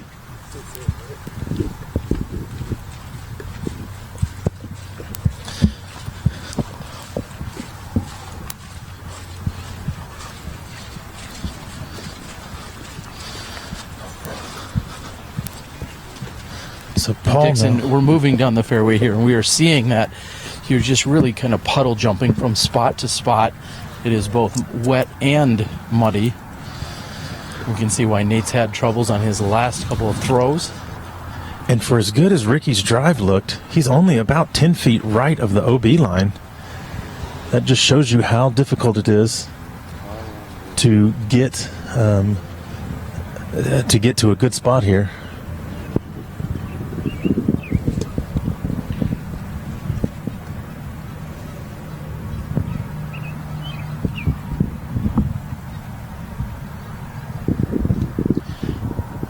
Paul is he's going to be able to take his meter from the line, OB line. The trees that he is right next to are probably every bit of 20 feet high. He's got really nothing as far as a clean shot. He's going to have to get creative here. He looks like he's aiming for a spike. I would imagine about the best he could do with this spike, given the angle he's going to have to take, is maybe about 100 feet short of the basket and then try to get up and down for his 5. If he's able to save his 4 here, it's going to be every bit of his 1056 rating.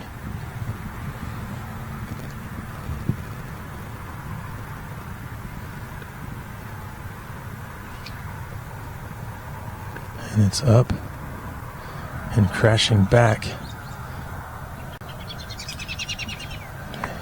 He gets the green flag. Yeah. I don't think he's down by the basket, though.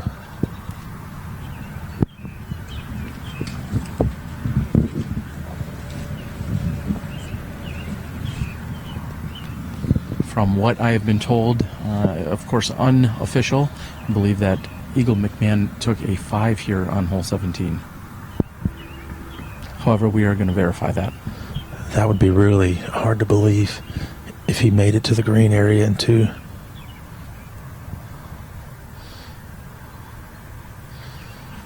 Ricky going for that green.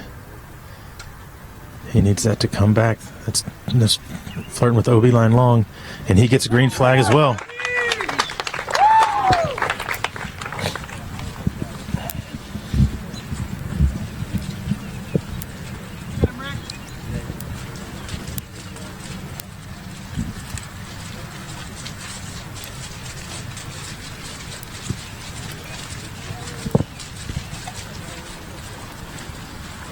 Wow, I don't know if you guys can hear the sound effects we're putting out here. It sounds like the march of the cattle. So much slop on the ground.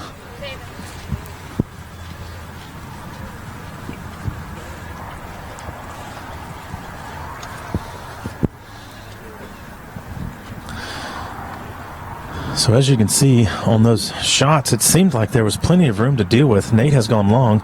Cam is safe in bounds, but he's only about 20 feet from the OB line, and we thought that shot was perfect.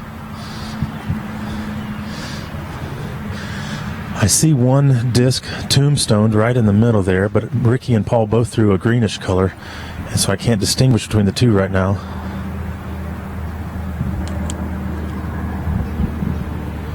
So Nate needing a good shot here to get up and down for his 6. And he goes right over the top of the basket, and he skips long. I cannot tell if he was in or not from there.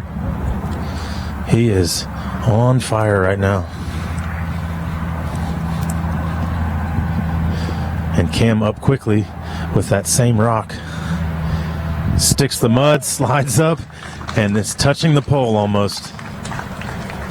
Excellent shot by Cam, so he's got that for his 5. Ricky now with the opportunity. Oh, that is Ricky that's closer. I see Paul back here about 125 feet out or so. He's got 2 willow trees in his way with some branches hanging down just to get in his mind. One of the fun things about playing with these willow trees is that your obstacle is constantly moving. Even in a light breeze, these leaves bounce all over the place. So Paul's going to have to throw a hyzer out to the right, come back in. If he can jump just through that mud's about 20 feet long. If he's probably aiming just inside of that. Paul with a putter here.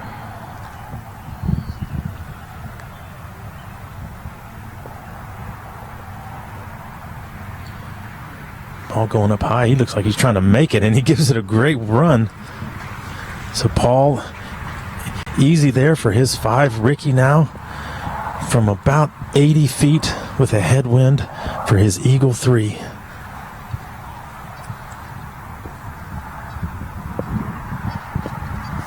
And it's up and long. Great Ricky run. Going for that one, and he has a little bit of a backstop there, so he's able to be aggressive with it. However, he's less than 20 feet, and he's going to be looking at a tap. Well, a little bit of a putt there, but he's basically looking at what should be a gimme 4 and a birdie here to pick up a stroke. Yeah, so that, I believe, is going to put Ricky 1 stroke behind Paul and 2 strokes behind Cam coming in. Nate now from circle's edge long.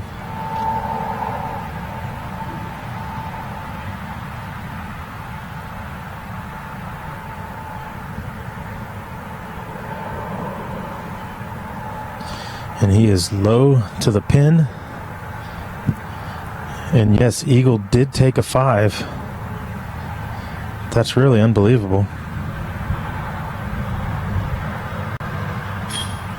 And barely getting over that edge. We've seen Ricky open this round with a number of putts that just snuck over the side of the cage, and that was another one. However, he's still picking up the stroke. And we're going to move on after this. Cam Todd's going to be tapping in. We have got an exciting finish for you. We're here on the 54th hole of the 2016 Glassblown Open. We're going to stand down for just a few moments for a word from our sponsors. We'll be back with you shortly.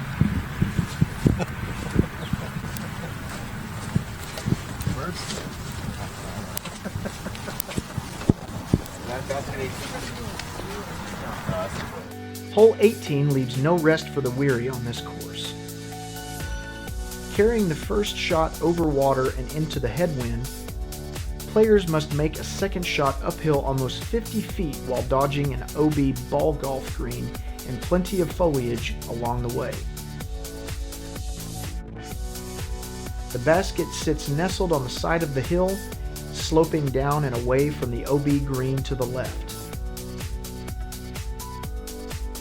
The green is well guarded by a number of trees, and shots that go too far past the basket can fall into some very dense trees.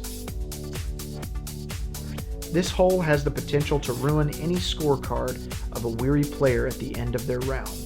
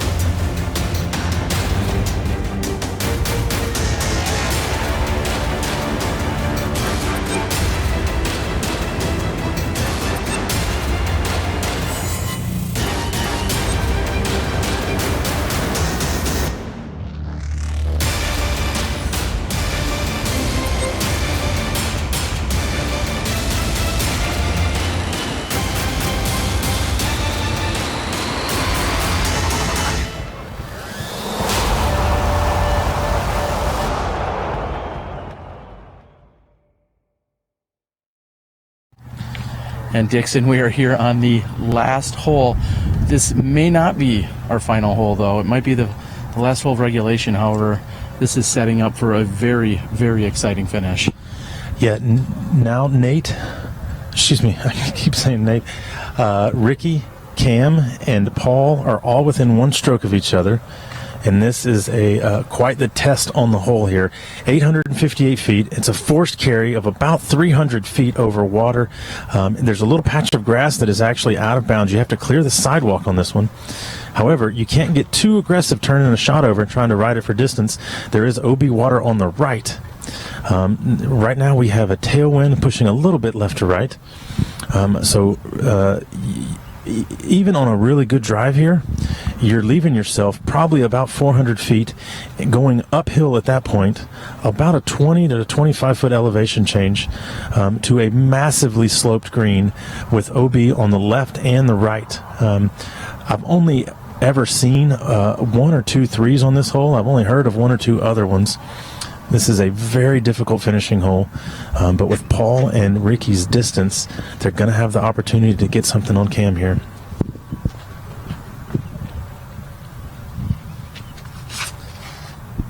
And Ricky rips. He needs that to get stable. He needs it to get stable. And he landed in bounds. Oh my gosh, he sneaks over the long edge of the water. The way that was turning, I didn't think he was even going to get to the water, and he gets just over that last shoulder.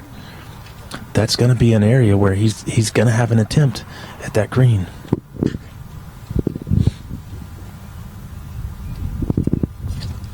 And Cam going with a new driver here. That needs to hook. That needs to hook nicely for him. I believe that his Icon Outlaw. There he goes, and he is safe as well.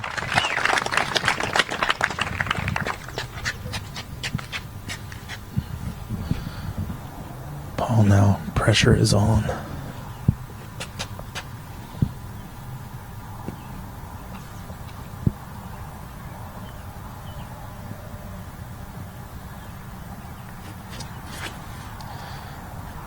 And he rips it. If that hooks up, that is going to be a that's crush. hooking up. And that is the farthest drive I've ever seen on this hole, bar none.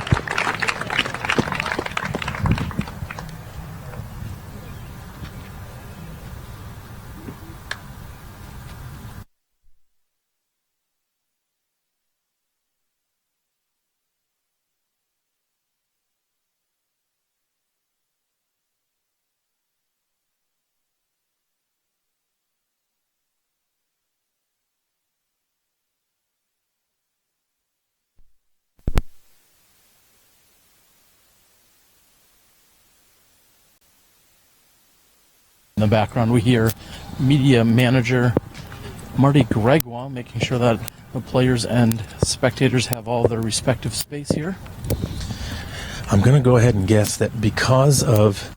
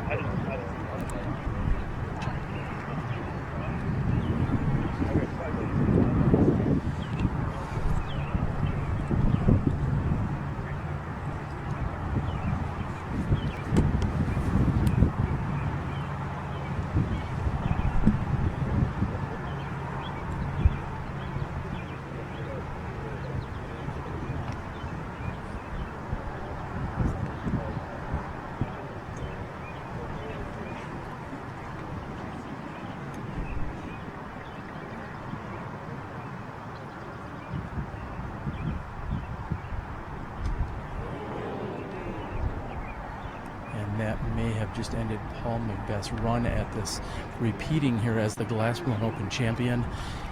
Went for that low percentage shot. He needed to go after it, Dixon, and he came up by hitting the tree. Well, and that came out so hot from his hand, I wasn't certain that was even going to be able to turn before the OB. So that may have actually, even though that was a stable destroyer, that may have actually kept him alive. Now, granted, he's going to have to throw one in from 150 or so right here.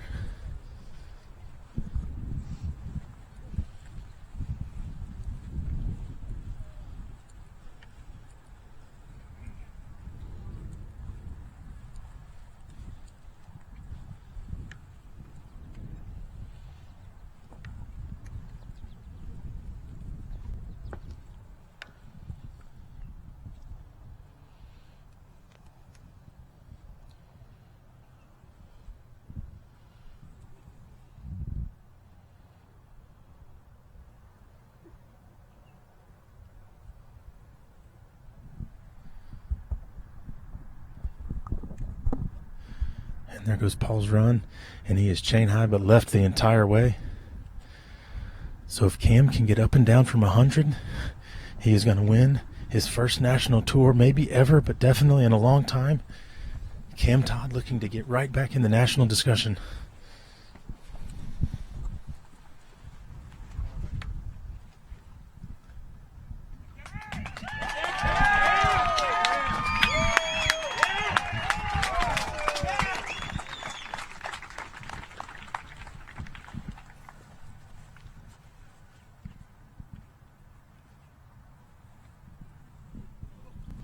And Nate Wegryn's putt is high and left.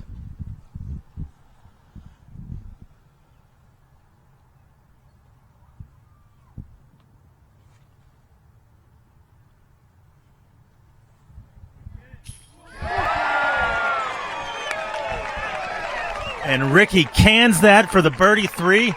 That moves him into second place. And if by some chance Cam should miss this 2-footer, he would be tied.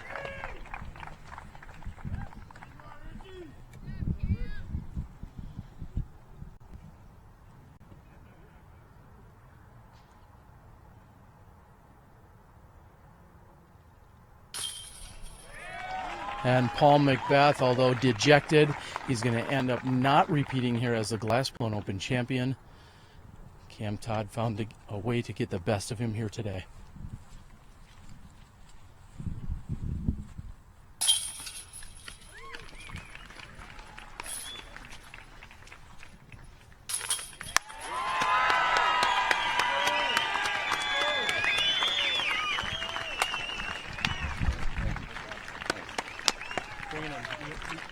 Let's do it quick. Let's do it. Thank you. Go ahead. Cam Todd, I was there in 2001 when you won your world championships. You've taken a few years back. Now at 42, you're winning national tours. Tell everyone how it feels. Amazing. I mean, it's what you can dream for, you know, and you take a long time off and you come back and you're doing other things. You don't have as much time to prepare, but man, just to be up here, it's unbelievable. You know, I don't know what to think about it right now. Some of these guys are literally half your age. How do you come out and battle with them, especially with everything you've been facing out on the road? Oh man, one shot at a time, you know. That's what I've had to learn over my career, and just more and more, one shot at a time, and execute. It's my game and not theirs, you know.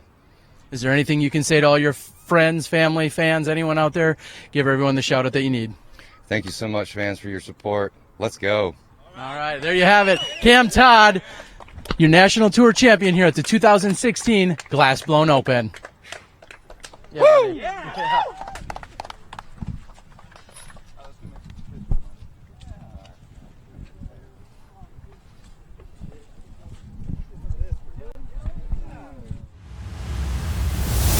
And again, joined here by Dixon Jowers. And Dixon, he was right there. He was in it the whole way, and he battled and he fought through it. Like you said, he didn't have a lot of words to say. What'd you think of that finish?